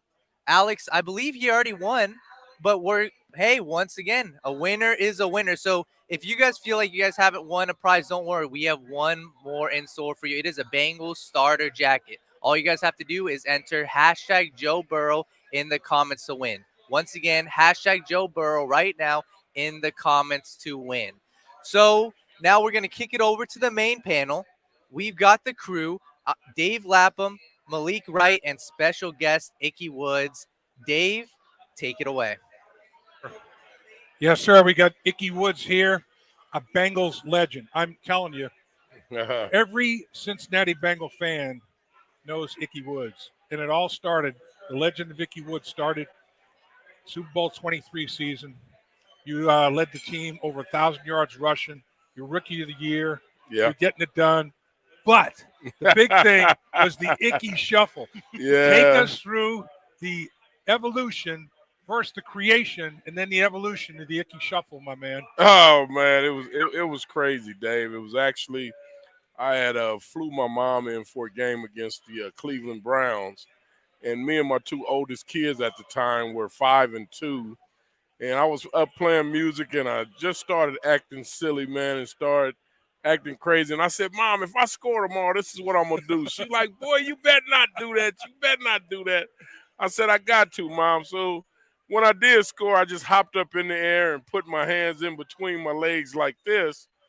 And when we came in after the game, Ricky Dixon, who was our first-round draft choice that year, and I was second, we went to a few All-Star games together, so I got to know him. He came up to me and said, Woods, what was that? I said, man, that was my celebration dance. He was like, man, that was whack, man. That was whack. I was like, what you mean whack, Rick?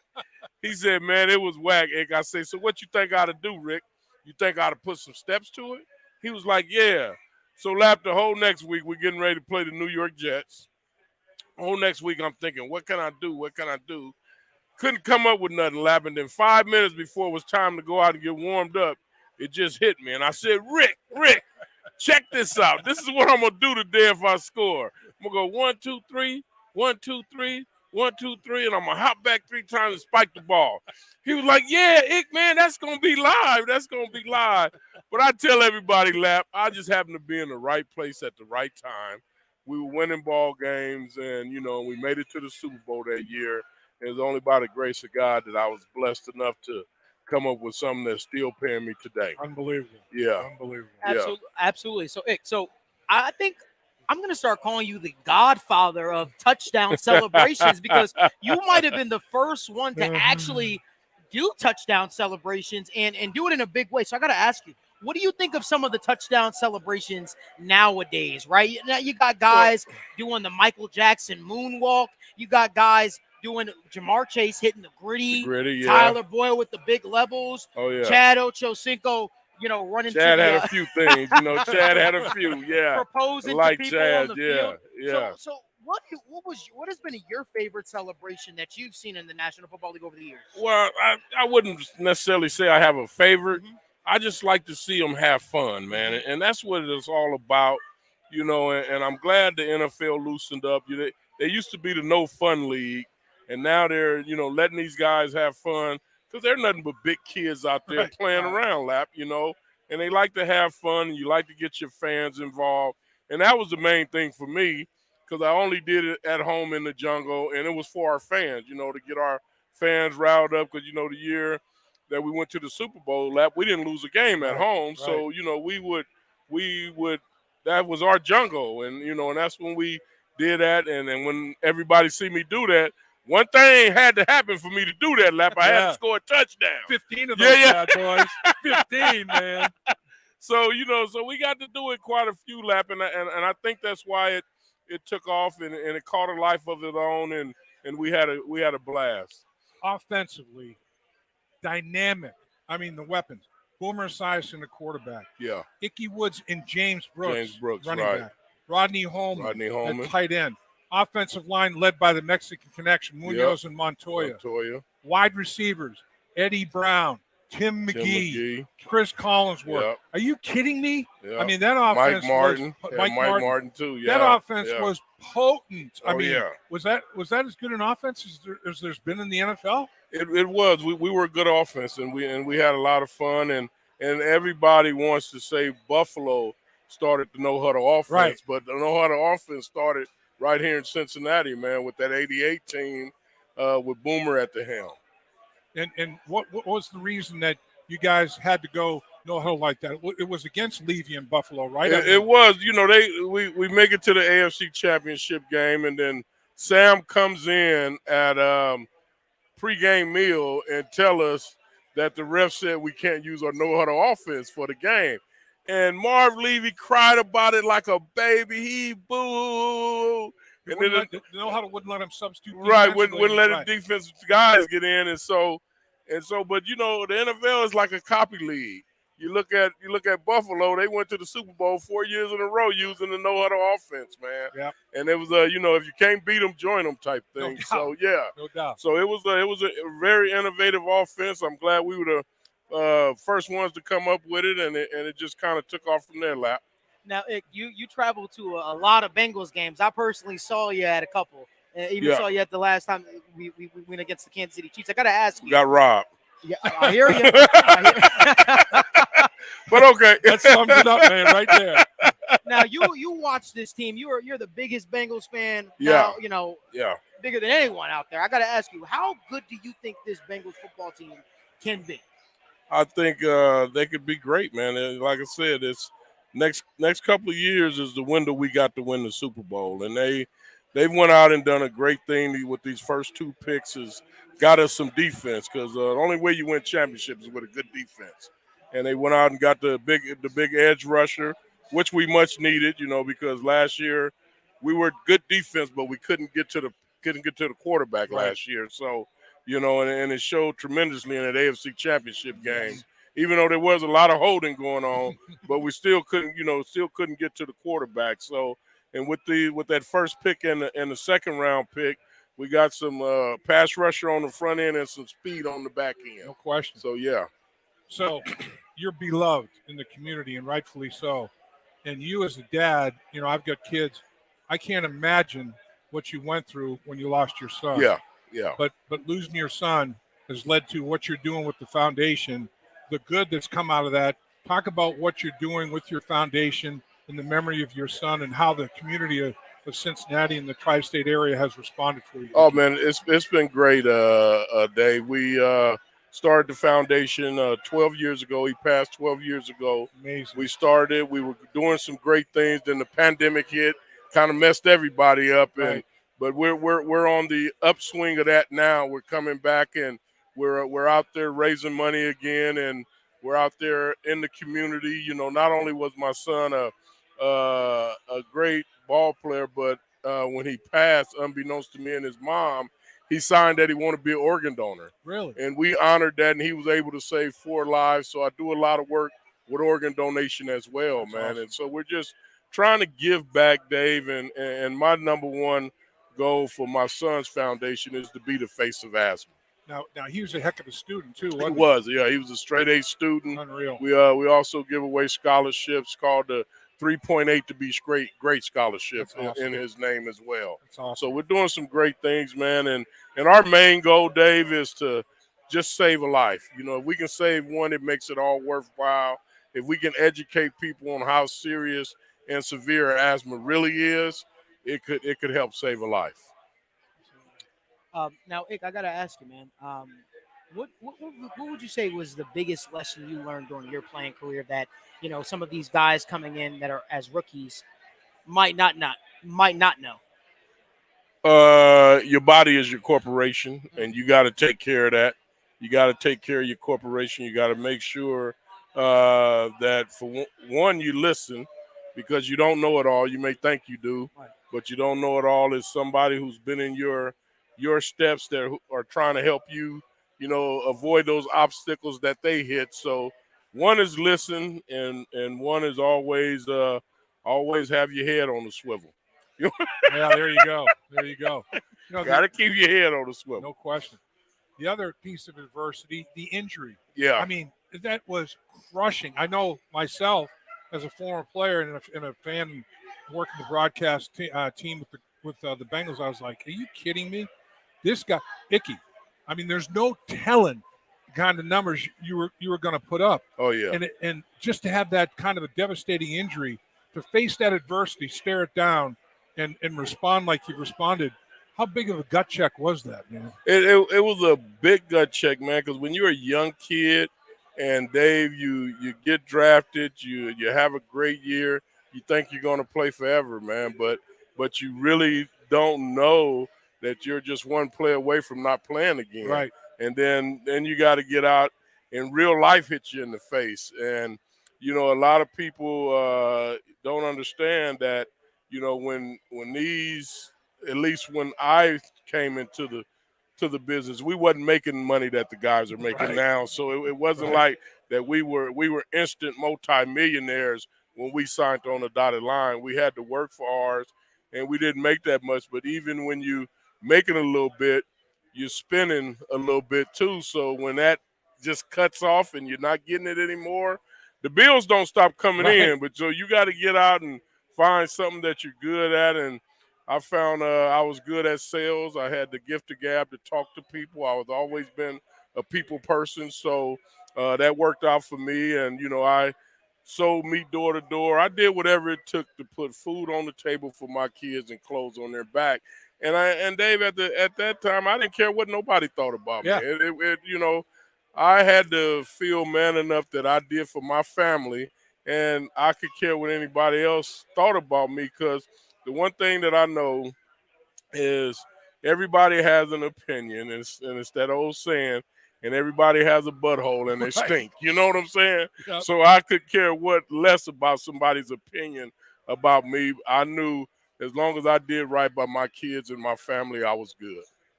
You're a great man, Ickey Woods. Thank you, brother. I appreciate that. Yes, sir. Certainly, Ickey. We definitely appreciate you coming on to the Hey, bar. man, thank you for having me. I sure appreciate it. Absolutely, man.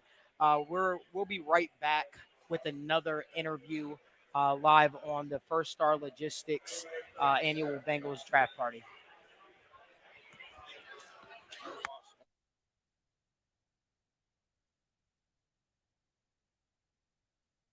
Dave Lapham here, and every day I am grateful for my experience to have played professional football. As a player, I realized self-motivation, leadership, and appreciating your teammates are key. At First Star Logistics, you can use those same attributes to create the life you want for you and your family. Build your future by working hard like I did. You'll see results both on and off the field. Call First Star Logistics today and be part of our winning team. Dave Lapham at First Star Logistics, bringing you another team to watch. Is that Dave Lapham? These group of brokers really know how to win. Just look at the stats they're putting up. Highest commissions in the industry, amazing perks for their employees. And I've never seen anything like their training program. No wonder their growth has been so explosive. If you're hungry and driven, this is the team to join, Peter. Dave, who are you talking to? First Star Logistics, opportunity knocking. Okay. I'm here live on the First Star Logistics draft party live stream, talking with talking with a Twitter guru, I would say. Right? I don't know about all that. Twitter personality, my man Drew Garrison here, man. Drew, first and foremost, how are you loving the First Star Logistics annual, draft party? I'm telling you, man, this is phenomenal. What a great time. We've got great vibes. First Star is like, hey, are you having a good time? You good? I'm like, bro, you guys are killing it. Do not worry. They're very, very great. All the staff's been awesome. What a great environment. Lots of energy in the building. I love it, man. I'm glad to be here. Now, for those of you who don't know, who don't follow Drew, Drew is a huge Michigan fan. Big time. Big time Michigan fan.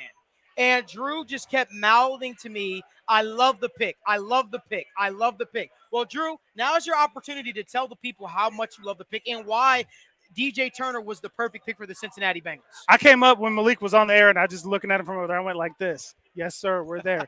DJ Turner, I love it. The 4.2640 is phenomenal, obviously. But I'm telling you, DJ played inside at Michigan. He played outside at Michigan. He manned up the best receiver against, all the teams that they played. I think that he's going to be great. Lou is going to get him right. My biggest concern with him is the 50-50 balls. But when you look at the defensive backfield of the Bengals, how many people really win the 50-50 ball all that much? And they still do all right. Right. I cannot explain how much I love it. Maybe I'm a homer. I was on the State of the Jungle, and I was kind of homer in the Luke Schoonmaker pick. He went to Dallas. That hurt me a little bit, but we come right back in with DJ Turner. I absolutely love it. We've got Cheeto coming off a torn ACL. Also with the contract year, we've got a lot of offense to pay. Maybe I don't know what's going to happen with Cheeto. So, you draft for that. We got Myles Murphy in the first round. We're really solidifying the defense. There's a lot of money coming to the offense, but I love DJ Turner. And, there's a lot of Ohio State fans in here that I've talked to, and I said, yeah, but, he did really good against wide receiver University the last 2 years. Did he not? I absolutely love it. Battle. But I do. I will say this: the Bengals are quietly becoming what Michigan. A little bit. Haven't built Michigan South, right? A little Michigan. Defensive back room. You got Daxton Hill, DJ Turner. So you got to imagine Daxton Hill probably loved that pick for a lot of reasons. But what else do you think DJ Turner brings to the Bengals defensive back room? Another thing that I love about DJ Turner, and it really goes along with what you saw out of Cam Taylor-Britt last year, he is not afraid of contact. When you look at corners, you got corners that love to come up and hit, and you have corners that do not want to hit at all. DJ Turner is the guy that will come up. He will put a hit on a running back in the run game if he gets to him. He'll jam that receiver at the line. He'll put a stick on him when he's going up for that ball. And like I said, the 50-50 ball, it's a little bit iffy with him, but if you come down with the ball when you're getting blasted right in the chest, you earned it. And that's what my man Bingo Captain said when we were talking about the pick. Okay, if you can come down with that pick when DJ Turner's really ready to put a shoulder pad in your chest, maybe you earned it. He's going to put hits on guys. He's going to knock the ball out through contact more than he's going to jump up and maybe bat it down. Now keeping it with the Bengals draft, they drafted Myles Murphy first in the first round. I got to ask, what was your thoughts on that pick? So last night I was really, really high on the Michael Mayer train, man. Like I really wanted it to happen. So when the Murphy pick was there, I was kind of like, whoa, what's going on? But I do a lot of research on Murphy, 21 years old, very young. I think that, he's got a lot. He's a bull rush specialist. And I think that, when you're looking to get into that rotation with Hubbard, with Osai, with Hendrickson, obviously that's there. Bengals don't like third contracts a lot. And that's where Trey Hendrickson's going to be in a couple years. So I think maybe it's a little bit more for the future, but it's also a lot more for now because you've got a rotation where you can get Osai in there, behind Hubbard, behind Henderson, and now you can work in Murphy. I think that that's really fresh legs is something that's really, really important in a pass rotation. Something I've always been a big fan of is fresh legs, and I think that'll help. So maybe not necessarily where I would have gone if I was making the pick there, but I can see why they did it. Now the Bengals are coming up on their third round pick here soon. Is there a position or a player that you want the Cincinnati Bengals to draft? Is there a guy that you absolutely love that you think makes sense for the Bengals in the third round? So when I look at it now, I'm starting to look at the tackle prospects. And correct me if I'm wrong, has Saldivari been taken yet? Not that I know of just yet. That's one that I really like out of Old Dominion. We kind of talked about that when I was on State of the Jungle and how they could develop him into that. Maybe if you look at right tackle, maybe if you look at running back, I see Tajay Spears has just been drafted, so that was somebody that was on the Bengals board. So that's kind of where I would look is it Roschon time? We talked a lot about Roschon as well. So you think the Bengals should draft attack the running back position now at this point? I think that's probably where they go. I talked a lot about DeJuan Jones before the draft, and then I started to learn a lot of things about him that maybe weren't quite so good. Weight issues. Weight issues and, some of the personality traits that people had talked about. So, like I said, we've talked to nauseum about the Joe Mixon situation. We don't know what's going to happen, but at the end of the day, they still need another running back in the room. So I could see them maybe targeting that there, but with Tajay Spears going just now to Tennessee, it kind of shakes things up. So it's one of the good things about the Bengals is there's not a ton of gaping holes, right? We can draft toys, we can draft for value, we can draft for upside. So I don't exactly know where they're going to go because this draft has been so chaotic, but at the end of the day, man, I mean, what has this front office done in the last 2 years? It makes me not trust what they do. So I guess the other question that I have for you, right, is the Bengals they've loaded up, so to speak, in the offseason. They added to the offensive line with Orlando Brown Jr. They added Nick Scott, safety. And they're starting to add little key pieces to fill out the depth of the team, if you will. What are your expectations for the Bengals coming into this season? I think that the Orlando Brown Jr. signing is going to be such a huge impact. And look where we're at.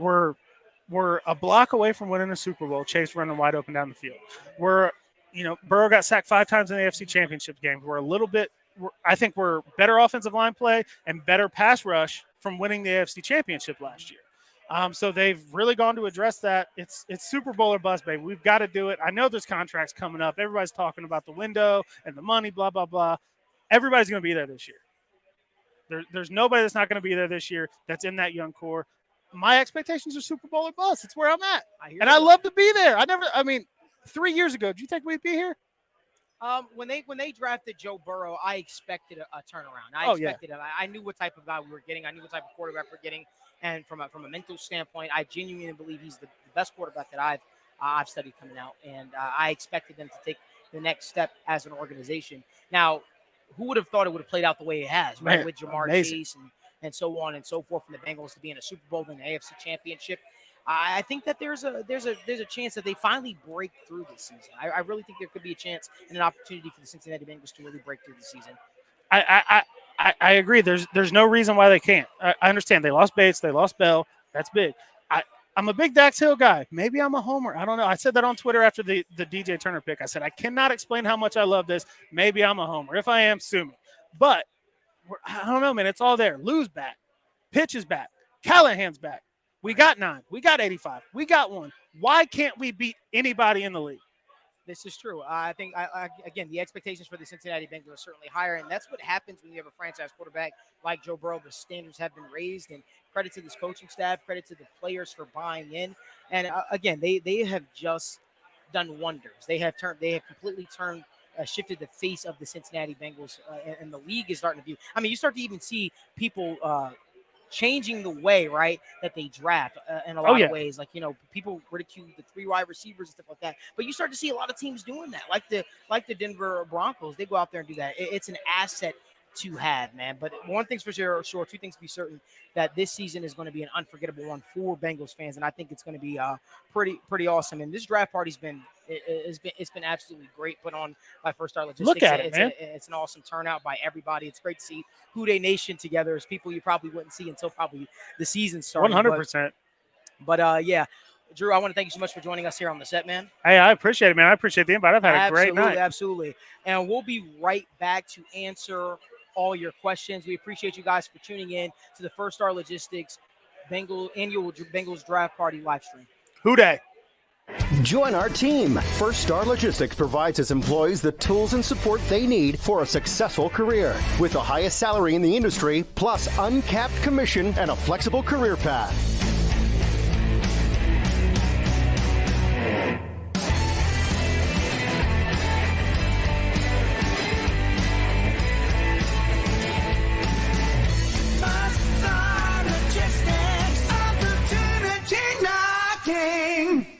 Dave Lapham here, and every day I am grateful for my experience to have played professional football. As a player, I realized self-motivation, leadership, and appreciating your teammates are key. At First Star Logistics, you can use those same attributes to create the life you want for you and your family.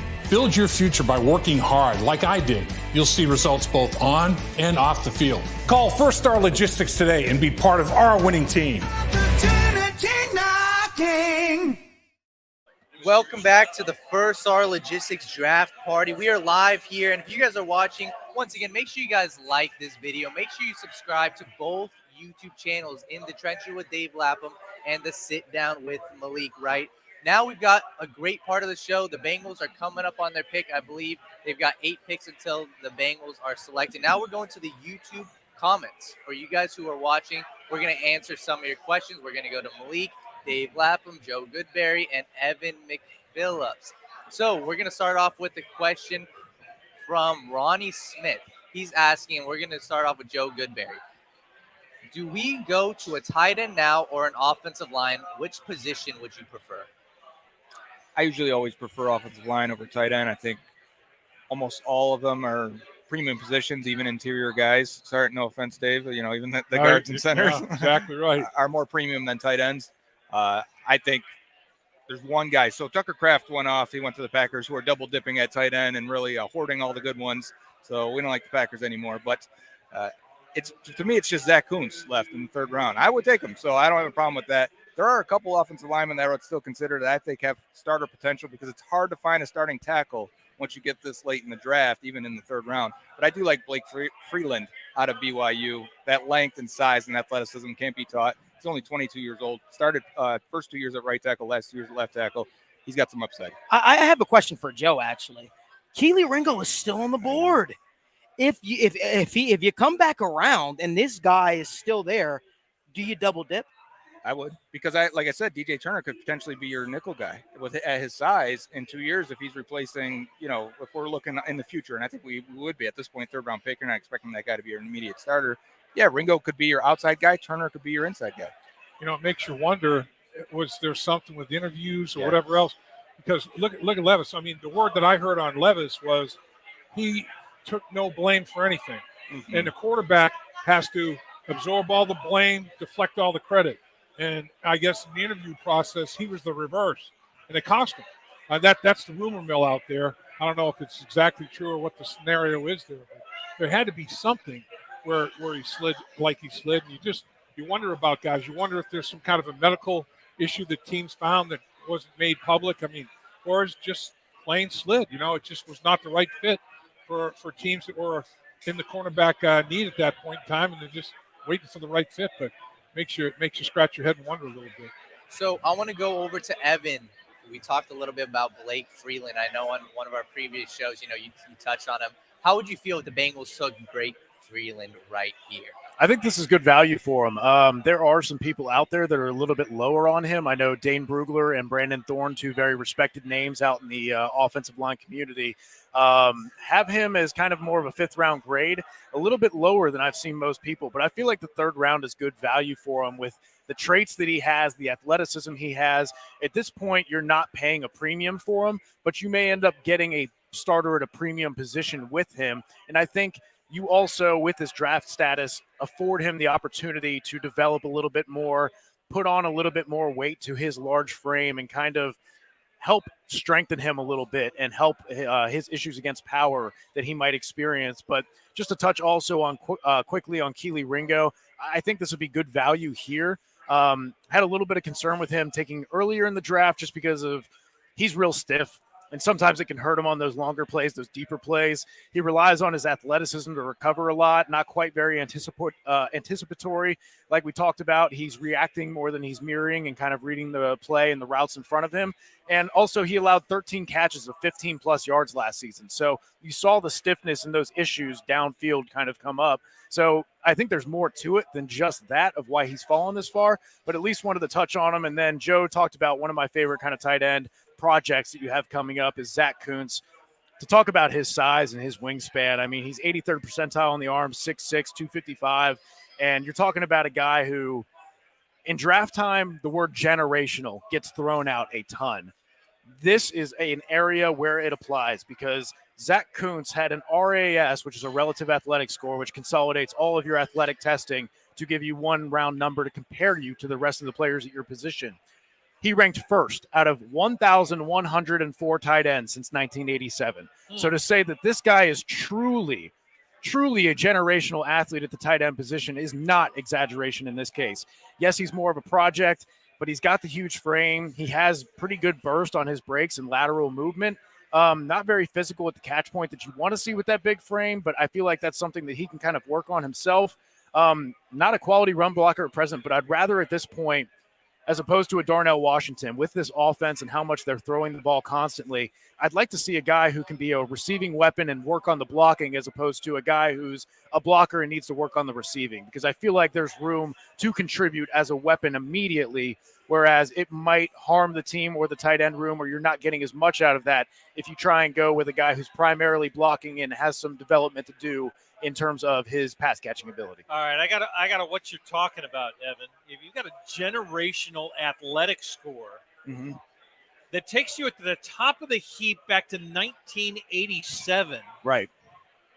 Why are you falling to the third round, and how much do those scores actually Got to mean? be a football player, not just an athlete. Right, and that's a big thing. Obviously, there's concerns that he was at a smaller school in Old Dominion, didn't quite produce as you would expect. Right. The production did not quite match the athleticism. So there's questions there, and I believe he transferred after being a backup at Penn State as well. So not being able to get on the field initially and then coming to a smaller school with lesser competition and saying, why aren't you dominating like we would expect you to if you're this extremely generational athlete? So that's why you see a guy with his size and with his tools fall so far in this draft, because he lacks that production. But at this point, you're talking about taking guys. I like Josh Wiley, but at the same time, Dave mentioned earlier, that's going to be a later round guy. And despite his frame and his size, he was not very efficient, 1.11 yards per route run, ranked 83rd among tight ends. And his contested catch percentage was only 28.6, which ranked 107. So you'd expect a guy with a bigger frame and body like that to be able to kind of at least produce a little bit more in terms of contested catch scenarios. That was the lowest, I believe, out of many, I think, of the top 8 or 10 tight ends I have here by far. So you're talking about, like we said, Michael Mayer, 65%, Tucker Kraft, 58.8%, Bretton Strange even, 62.5%. So he hasn't been that guy who's been able to use his size and leverage well enough to position himself to win those contested catch situations. So I think Kuntz is the highest ceiling player, maybe even the lowest floor player here, but that's a shot I like taking, maybe at the back end of the third or possibly in the fourth if he falls that far. Hey guys, it's just offensive line for a second. You know, we talk about offensive linemen, is it too high in the draft? Ickey Woods, we just had on as a guest. 3 of his offensive linemen on that Super Bowl 23 team were 7th, 8th, and 9th round draft picks. Now, granted, there were 12 rounds, so it's relative. But in today's 7th round draft, only one of them would have been drafted. Max Montoya, Bruce Kozerski, Joe Walter. All of those guys, 7th, 8th, and 9th round. Now, they had some traits, but they also got with the exact coach they should have in Jim McNally. And what I'm saying is, I think Frank Pollock, I'm not saying Frank Pollock and Jim McNally are identical, but I'm saying Frank Pollock is a damn good offensive line coach. So if you can find an offensive lineman, not necessarily in the third round, but down in, maybe even in day 3, and find some traits for Frank Pollock to work with, you're gonna uncover some gems at that stage potentially in the draft. And so I don't see them necessarily going O-line at round 3. I really don't. The guy we brought up, Blake Freeland, though, Frank Pollock was at the BYU Pro Day to run the offensive line drills for the prospects. So maybe he might have liked them. Yeah, he's maybe sent there for a reason. So that's a name to keep an eye on. And just to finish up on Zach Kuntz, he only played 200 snaps last year, so I think that's hurting his stock a little bit. Only 12 catches last year, but the previous year he had over 100 targets. So he had 122 targets and 70 catches, 695 yards and 5 touchdowns. He did have production 2 years ago. Yeah, so, I want to go to Malik really quickly. Sure. They're asking you, Malik, what are you feeling about the running back class right now? Are you comfortable with taking a running back when the Bengals pick in about 5 picks? No, not with the talent still sitting on the board here. Again, as guys I feel much more comfortable with the next round that I still think are going to be here. You still got Joe in the room. We keep talking about him as if he's not there. Joe Mixon is still there.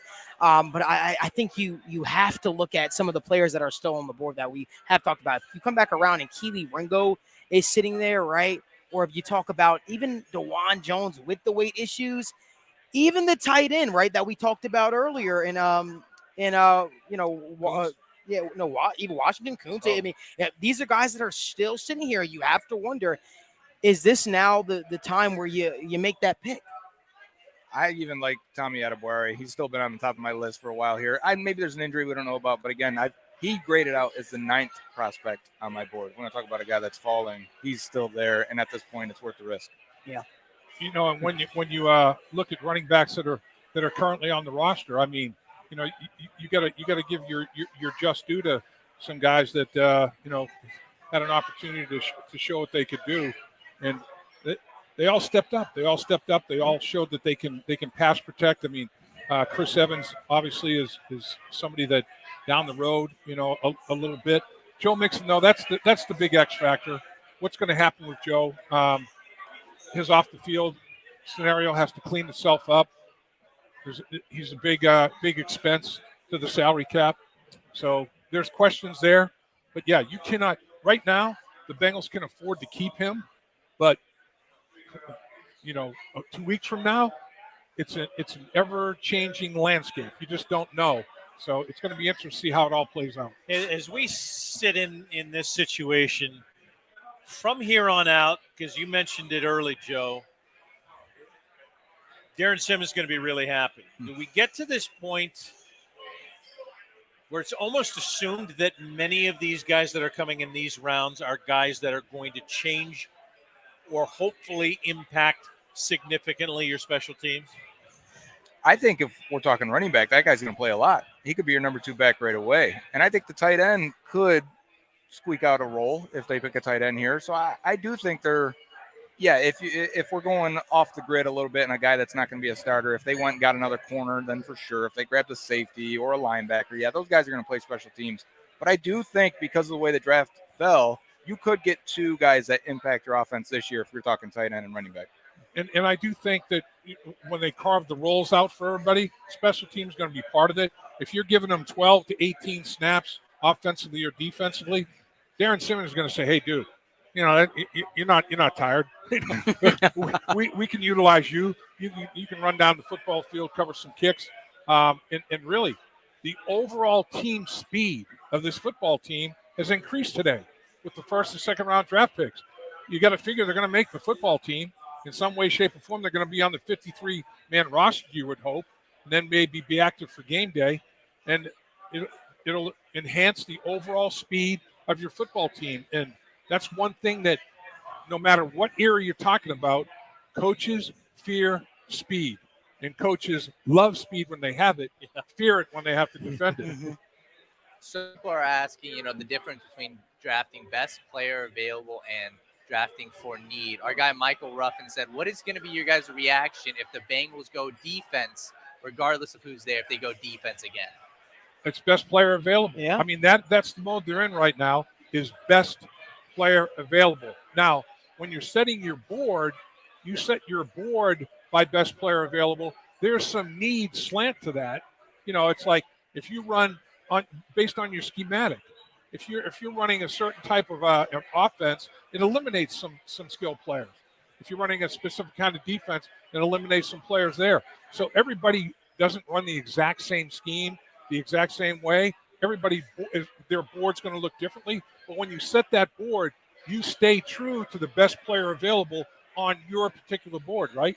Yeah, that's right. And if you look at even 2 years from now, who's going to be on this defense? They've only got a handful of guys signed. And so they got a lot of free agents coming up. The contracts that they went out and spent in free agency the past 4 years are now coming up and expiring in the next couple. Right. So if they went defense, that guy's eventually going to play and help you. That's not a problem. No question. Well, another running back's off the board. Tank Bigsby is going to the Jacksonville Jaguars.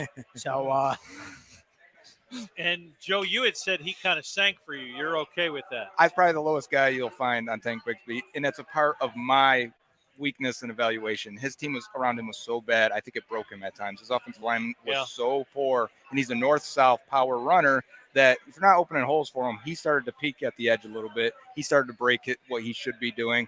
And there are some games you just burn the tape because it's so bad. Like Brian, Alabama probably has 12 carries for 18 yards, and it's like, what do I do with this guy? So it's hard for me to evaluate. So I didn't give him a grade to a point where I would be comfortable, but most people had him in the third round range. So, Evan, I'm going to go to you really quickly. Let's say you're the GM, right? The Bengals are on the clock in 4 picks. What are you doing here after the Bengals, just drafted DJ Turner? You're the GM. What do you do here? Right. It's going to be tough, like Joe said, to look at Adebawore and not see this guy who was projected as a fringe first rounder, and without having the medical understanding that maybe other teams do and that insight, it's hard to just look at him and say, oh, that wouldn't be the pick, because this fall is just, it's the only way I can explain it is medicals. That's all I can really say. When you look at other guys, like maybe this is a great spot to get a guy like DeJuan Jones. Again, you're talking about every round that drops with him, the value of getting him with his question marks gets a little bit more palatable, right? You can learn to live with that. It's not as impactful to your team and its construction if you miss on a guy. I definitely think that there's going to be some value at running back, but we talked about how many good prospects are still out there. It's hard to prioritize that if you're going to have guys like Ringo falling in your lap, or DeJuan Jones, or an Adebawore. I talked a little bit earlier about how tight ends, I'd prefer a guy who's a receiver and a project as a blocker as opposed to vice versa. That with the concerns about the knee injuries, I'm a little hesitant to go with Darnell Washington. But I definitely would look at a guy like a DeJuan Jones, an Adebawore, or a Ringo.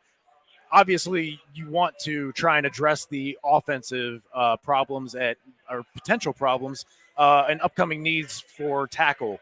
But at the same time, if these guys are falling in your lap, take good players now. This is why free agency is for filling your needs and the draft is for getting talented players, okay? So if these talented players are going to fall in your lap, do not eschew them just because they don't play a position that you have a dire need at. It's nice when that coalesces, and it can be used as a tiebreaker, whether we're talking about the need or, like Dave mentioned, the scheme. Maybe they don't have Blake Freeland as high if they think he's more of a zone-type tackle with his athleticism and movability, and maybe they feel like they would be better served with a guy like a DeJuan Jones. I'm not sure, but I would definitely be looking at some of these guys who are falling and just take good players and figure out the rest later. You know, sometimes you wonder, boy, what are teams thinking during the draft? Well, sometimes the draft ends and the team makes an announcement with a veteran free agent that, oh, well, that took care of that position. And you don't know what kind of negotiations are going on, what kind of, agreements have been made, but no pen to contract yet, but verbal agreements, whatever the case may be. It's all very interesting as they're constructing their football teams because, there's free agency, there's the draft, there's college free agency, and then there's veteran free agency part 2. So you have many opportunities to add to your roster, no doubt. Well, the patience factor has certainly shown up here as we talked about them letting things come to them. We can deal with anything, and we're not going to be in a hurry to get something that we don't have to have. It would be nice, as you said, to have one more pick in this round. Right. But it would be nice to have a lot of things. So you sit and wait for what you've got, and their patience has shown that we know how to build. We know what we have. We know what we have outside of here. We'll wait till the picks come down to us, and we'll do with it. And organizationally, this is where you have trust in your people in your organization that are doing the evaluating, because you spent so much time on the board. I mean, you've devoted so many resources to your board. And the reason that the Bengals, I think, can pivot so easily, they're criticized about the size of their scouting department and having coaches be a big factor in the actual evaluation and going to the workouts and the whole 9 yards. But they feel like it helps them turn the ship a heck of a lot quicker. They feel that like they can pivot a lot more readily than other organizations. I mean, coaches that I've talked to that come from other organizations, they're like, we can't believe it. We don't even sit in on personnel meetings. They don't even ask our opinion on players. And that's the weirdest thing in the world to me. You have to coach them. They don't sit in on the interviews when they're interviewing the players. They're coaching them. I mean, if there's a rub there, personality-wise or whatever, why would you expose yourself to that kind of a situation that might, cause a glitch in the road as you're trying to decide on people? I mean, I don't know. The Bengals have had a pretty good run here of being able to be patient and pivot as quickly as anybody. So we've got a question here from Malik. How would you guys feel, and Malik specifically, about Clark Phillips, quarterback Clark Phillips at 92? How would you feel? Oh, man. You guys know, if you watch State of the Jungle, that's my guy. You talk about a guy that he just finds the ball. He just catches interception. I understand he tested poorly, and I know that's what Joe's probably going to tell me right now. Listen, but Clark Phillips is a dude. He's a dude. I think he's a game changer. I think he's He's an impact player. I'm probably a little biased to his dad. DM me and gave me a little like or whatever the case may be and all that stuff like that. But he's a guy that I like. He's a guy. I mean, look, in this league, you need guys, especially from the defensive back room, that can catch interceptions and are just ballers. You need that. But it's going to be very hard for me to say take Clark Phillips if Keely Ringo is sitting on the board. That'll be hard for me to say that. So I'm not sure if I'm there. And it looks like we might have the Bengals might have the pick of a litter, honestly. Well, all those names that you guys threw out there, Washington, Adewale, Ringo, they're all sitting here as we're a couple picks away. You're talking about instincts at corner. That was Emmanuel Forbes. Oh, yeah. Emmanuel Forbes was a pick six machine. 14 interceptions, take 6 back for touchdown. 6 interceptions on the season, 3 back for touchdowns. The thing about him, his instincts, you don't want to basically, say, look, we don't want you taking those chances. That's what makes you the football player you are. You have that football awareness, and you don't want to necessarily put a chokehold on that. But transitioning to the NFL, sometimes, you can get burned on double moves a lot more readily than you can at the collegiate level. Bengals are on the clock because the pick is in for the Bills. Oh yeah, on the clock. Yeah, this is going to be interesting here, all right, guys. Go ahead, use your crystal ball. Who is it? It's going to be interesting. I don't know because, like I said, it really depends who the Bills pick here, man. But if you tell me that Keely Ringo is staring them in the face. That's your first one? Oh, man.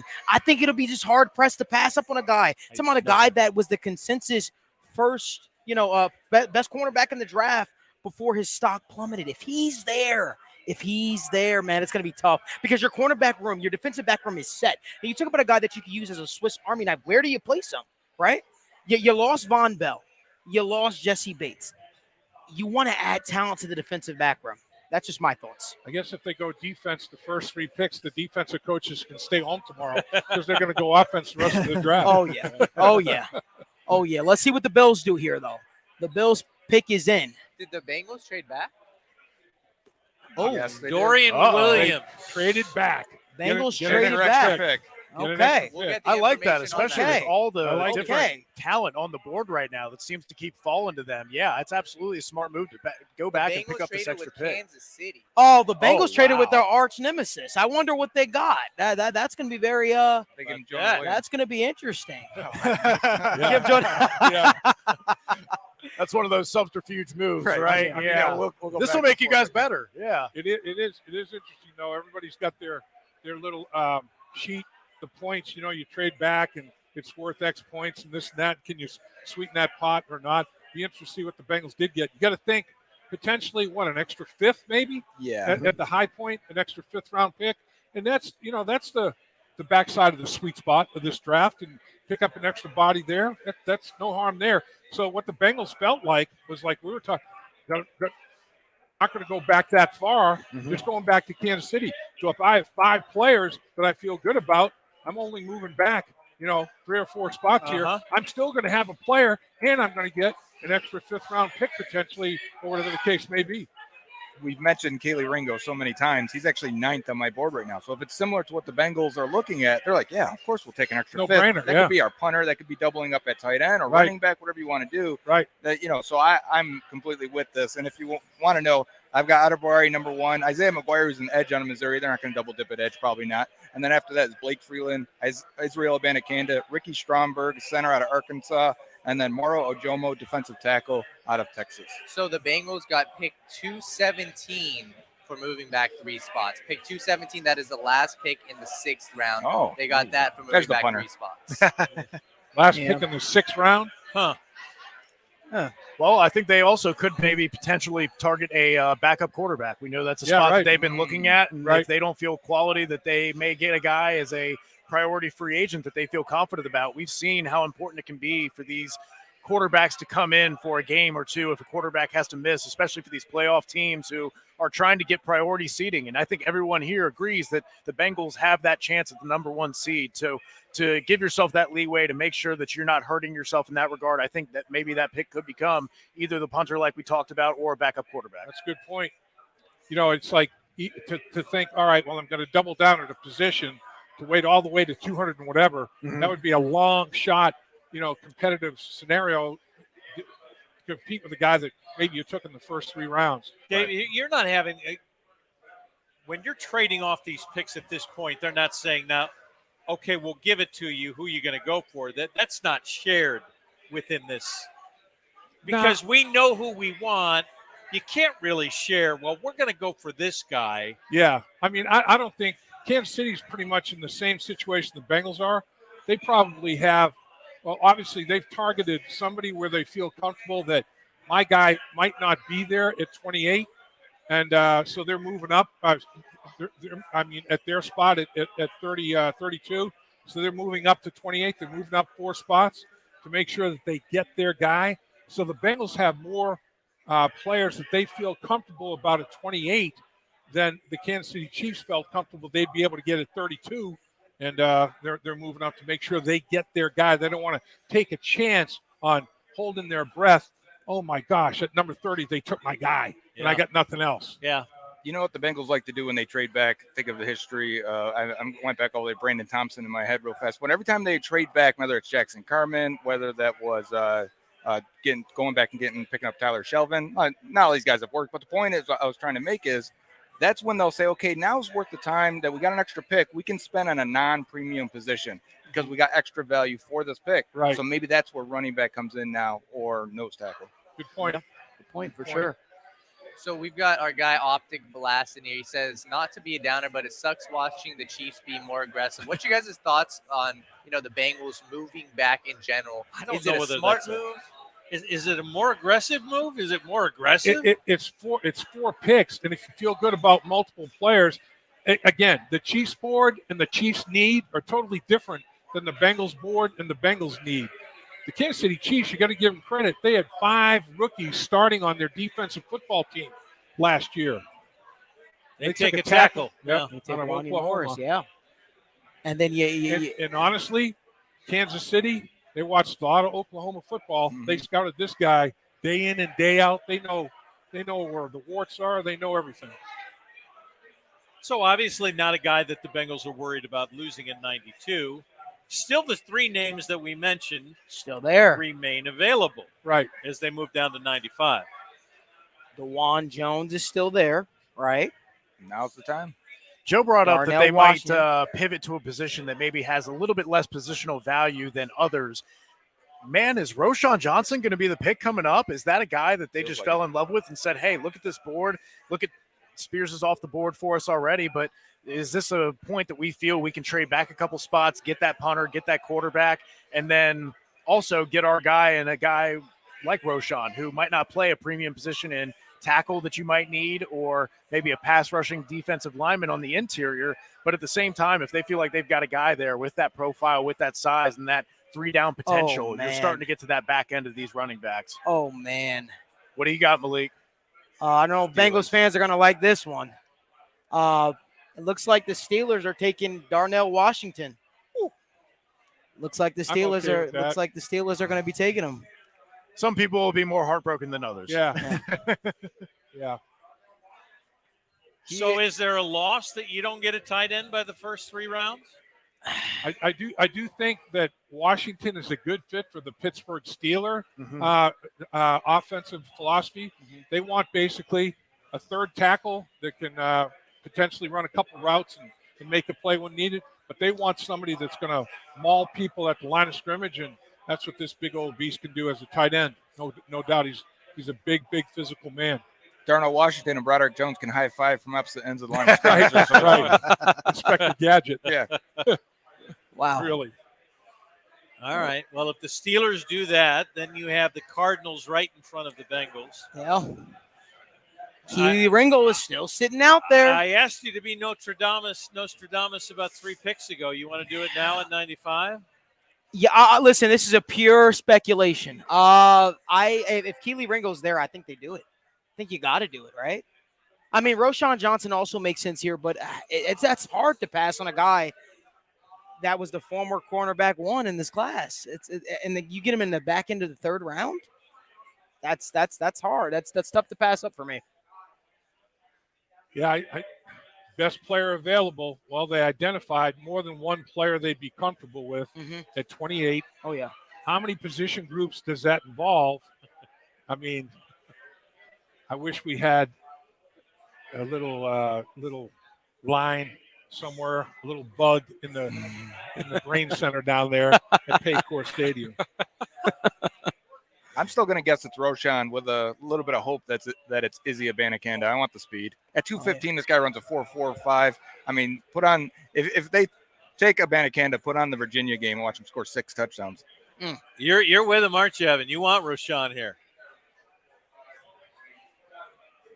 Be on board with either of Roshan or Izzy Abanikanda. I don't have quite Joe's articulation skills there. I've been saying it in my sleep. So. He's been practicing it quite a bit. But, yeah, you're talking about a guy who's got exceptional speed, is still just 20 years old.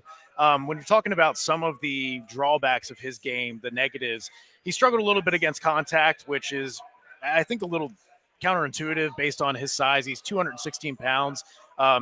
He's also, the elusiveness he has doesn't match the tools, right? He's got this blazing speed and athleticism, but wasn't one of the more elusive running backs. His elusive rating of 58.1 ranked 161st out of 200 running backs.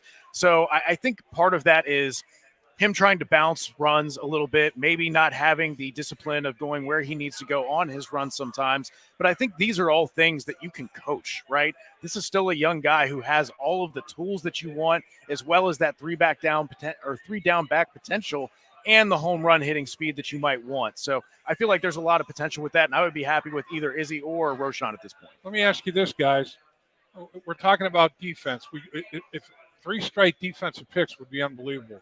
But we know Lamar Jackson is back at quarterback with the Baltimore Ravens. Lou Anarumo has run defensive configurations against Baltimore with 5 down linemen and with 3 safeties. They lost 2 safeties in free agency. Could it be they addressed corner? Could they be addressing the back end once again? The Steelers just took Darnell Washington, just to let you know. Could they be addressing the safety position, who not only can play safety, but the safeties today can also slide over to slot corner, have the versatility to do that. It would not surprise me if the doctor of defense, Lou Anarumo, is saying, all right, I want as many chess pieces as I can on the front end and the back end. I've got my 2 linebackers in my base defense, Logan Wilson and Jermaine Pratt, and otherwise I'm going to play. I'm going to play with the quarterback's mind, with the offensive line's mind on the front end and the back end. And that involves the safeties. And as a former lineman, you have to account for those guys, and pressure packages and everything else. I mean, I'm just thinking. And that might be Ringo. He's 207 at 20 years old. I mean, Joe, I was going to say, man, can I ask you a question? I know some people have talked about the potential of Ringo maybe getting a little bit of time moonlighting at safety, right? Is that something you feel like he has the skill set and might help him a little bit to use his athleticism while also negating the lack of fluidity and stiffness that he might have? Yeah, I mean, his lower body, over 200 pounds, and he carries a lot of it in the lower body. I mean, he could be a safety. I'm not saying he lives in the box or anything like that, but I'm saying that he could come downhill and make some plays for you, be a willing, physical contact guy. It seems like the defensive coaches probably won their battle by saying, okay, you guys gave them huge contracts to the offensive line last year. This year, Orlando Brown. How about some sweet sugar over here on our side of the football? It'll be interesting to see how many defensive selections they get in this draft. Will it be their first 3 picks? That would be historic for this franchise. Yeah. No, that's a great point, Dave. And if you talk about a way to, as you get more expensive on offense, with the T. Higgins extension talks heating up, with Joe Burrow's extension coming up, with Jamar Chase on the books, like you said, dropping the money for Orlando Brown, you need to get cheaper on that defense and start to transition from a young core on offense to a young one on defense. And if you want to get cheaper and more athletic on defense and try and save some money there, picking 3 straight picks on defense in the draft is a great way to do it. And you look at it, they let their 2 expensive safeties go. Mm-hmm. They replaced one safety with maybe a rookie contract, and they brought a safety in from the Rams, very good value. They drafted a safety last year that's still with the football team out of Toledo. I mean, so you have to be inexpensive at some position group. Maybe you continue to have that cost efficiency, at the safety position. You drafted a corner. Maybe you continue it on the back end. Cardinals take a wide receiver and Michael Wilson out of Stanford. Bengals on the clock. We are about to find out what the Brain Trust has figured out. Michael Wilson. To move back down to 95. because they didn't feel like they were losing anything. All right, and they still have a lot of. Yeah, I was going to say I don't feel like a single one came off. They didn't waste any time. Oh. They knew who they were taking when they made the trade, and they were hoping that he was there. Whoever it is, they made the decision a while back. Interesting, they made the decision on their first round pick at number 20 and took him at 28 when the draft was at about number 20. So they traded back, knew who they were taking, and here it is. No wasted time. As we wait on the selection from the commissioner.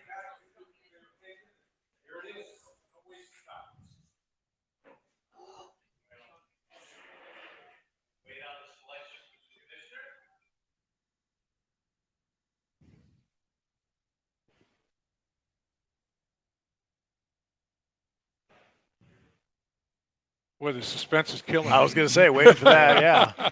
We have Get that banner to update. Being able to make the pick for the Bengals here at 95 in the third round.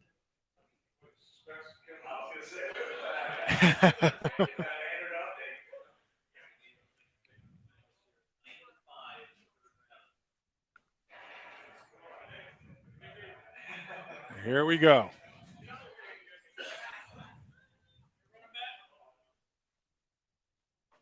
Retired Colonel Lynn Rolfe Jr. from the Vietnam War, the veteran, making the pick. Saluting the crowd. And a standing ovation in Kansas City as he makes the pick for the Bengals here. Their third round pick at 95 as they moved back.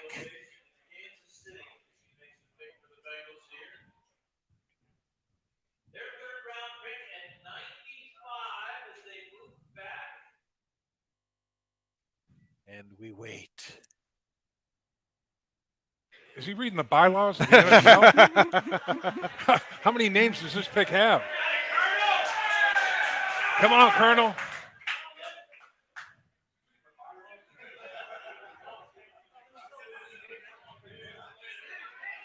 He must be reviewing the whole draft. Right, waiting with bated breath here.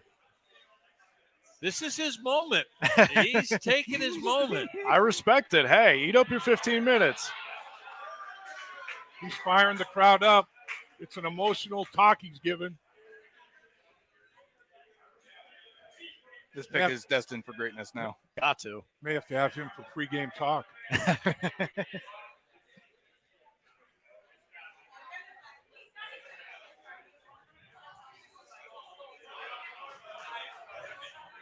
That man's up there cooking. I'm telling you. Now we get the pick.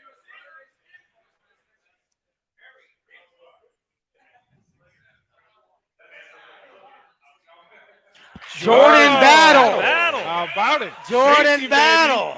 baby. Okay. Called it. Who'd you text? Well, what's the feeling? Malik? Roll Tide, roll. I know my man Evan over there. We're both Alabama Crimson Tide fan. That was a good pick by the Cincinnati Bengals. Jordan Battle, man. Great ball skills, man. You gotta feel great about that pick. No question. I mean, Alabama, the Bengals love the big school players that have had success at the college level. And who's had more success than Clemson, Alabama? I mean, three defensive players. I know Lou Anarumo has to be smiling from ear to ear right now. It's got to be some position versatility there too, or Lou Anarumo wouldn't have made that pick. I mean, got to be able to do a little bit. Got to be able to play more than one spot back there on the back end. Well, I've got those numbers for you if you want. Yeah, go get him. Where he plays. So he's got 3,000 career snaps, 3,091 to be exact, 976 as the deep guy, 476 in the box, and 401 in the slot. So he is moved around all over the place. He's actually a really good player. He only was here in the third round because he didn't test very well. Huh. He's a football player. Well, and I said, hey, let's project the guys that test well in the third round. So I was completely wrong. Yeah, right. Evan, your thoughts? Oh, no, I think it's a good pick. You definitely get somebody who's experienced, which I think is a big thing for Lou, right? He likes these smart players because he likes to move things around, switch things up. So he needs someone who has the mental capacity to do that. And you talk about a guy who played for Alabama for, I think it was 4 seasons, had 80-plus coverage grades while playing more than 800 snaps in each of his past 3. So you got a guy who's been good in coverage, who's understood a complex scheme out there, And when you've got the word of Nick Saban kind of telling these coaches how outstanding of a player or how brilliant of a player you are, that carries a lot of weight.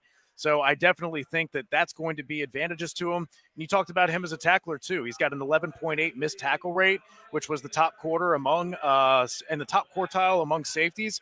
So you're talking about a player who can give you a little bit of versatility in that regard.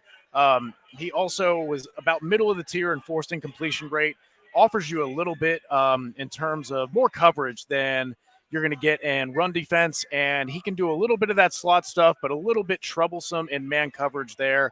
Not really a whole lot of ball production, but at the same time, you're talking about a guy who gives you experience, is seasoned, is ready to contribute. And I think that's going to give them a lot of different versatility to take advantage of, especially with how deep their safety room is now. It's a position that went from expensive to got a lot cheaper all of a sudden. And I think that's going to continue in that trend of seeing them transition from, like we've talked about, that young offensive core to now Joe Burrow, Jamar Chase, T. Higgins. You guys are the leaders of the team. You're the breadwinners. And we see that D-line start to get younger. We've seen the cornerback and defensive back room altogether get younger. And we know that they're going to probably keep their steadfast heart of the defense. They already re-signed Jermaine Pratt. We know how much everyone loves Logan Wilson and what he's meant to this team.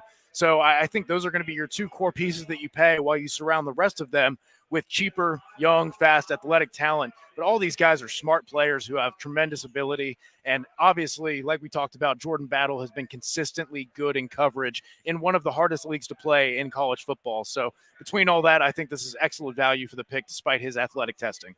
Evan, I've got one more question for you really quickly. Yeah. What type of impact is he going to make with the Bengals this year in year one? I think that's going to be a lot of special teams and maybe kind of spot fill-ins here and there. We know Dax Hill didn't always get on the field a lot. Obviously, with their recent signings, we know how they feel about Anderson back there in the safety room. I think this is a guy who's going to contribute on special teams immediately, but then also gives them that flexibility if they want to go with three safeties, like Dave mentioned earlier, that he's going to be able to fill in on those opportunities. And maybe this is a pick for a year or two down the road when you see what Nick Scott ends up being, how he fits into everything. But I definitely think that this is a good pick, especially for the Bengals kind of running their generally too high scheme, not really having a middle of the field safety all the time where they rely on both of their guys to do multiple things. And I feel like Jordan Battle can do that. Evan, you absolutely killed it. Now we're going to head to our final online giveaway. Let's see who has won the Bengals starter jacket. For those of you who typed in #Burrow in the live stream, we appreciate you guys. Let's see who the winner is now.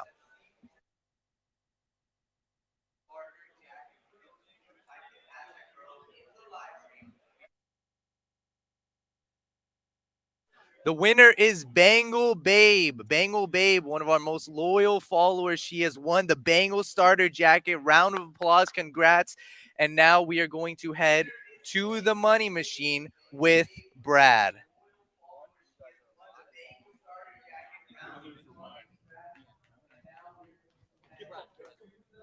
All right. We're going to wrap this puppy up. And we got to do it in a big way. We want to thank GABP, the Handlebar. Yeah, nice. First Star Logistics. This has been a night. And if we're going to wrap it up, let's hear it from the crowd here. You got to wrap it up in a big way.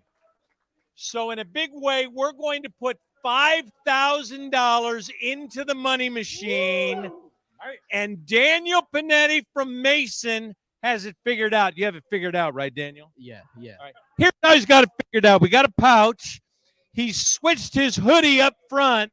So we got pouch, 25 seconds, 5K. You feeling it? Yeah. Go get it. All right. Daniel Panetti, let's cheer him on. Go get it, man. Go get it. Daniel Panetti, $5,000 for Star Logistics.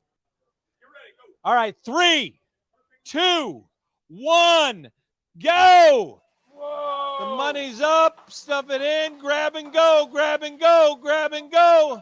Anything you can get, Daniel. Put it all in.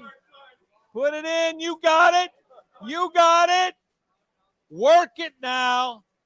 7, 6, 5, 4, 3, 2, 1.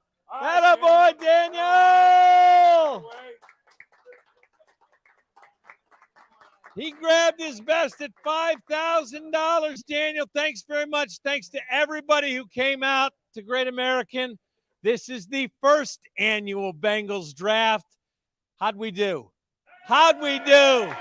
Bengals did it well. My thanks to Dave Lapham, to Malik Wright, Joe Goodberry, Evan McPhillips, everybody who came out tonight, everybody who showed up on YouTube. Like them, get in the trenches. Every year we're going to be back here doing this again. How'd the Bengals do in the draft so far, guys? Yes, sir. Let's do it. Super Bowl bound. Thanks for joining us on this first annual draft party from First Star Logistics. Hooday! Hooday! Dave Lapham at First Star Logistics bringing you another team to watch. Is that Dave Lapham? These group of brokers really know how to win. Just look at the stats they're putting up. Highest commissions in the industry. Amazing perks for their employees. And I've never seen anything like their training program. No wonder their growth has been so explosive. If you're hungry and driven, this is the team to join, Peter. Dave, who are you talking to? First Star Logistics, opportunity knocking. Dave Lapham here, and every day I am grateful for my experience to have played professional football. As a player, I realize self-motivation, leadership, and appreciating your teammates are key. At First Star Logistics, you can use those same attributes to create the life you want for you and your family. Build your future by working hard like I did. You'll see results both on and off the field. Call First Star Logistics today and be part of our winning team.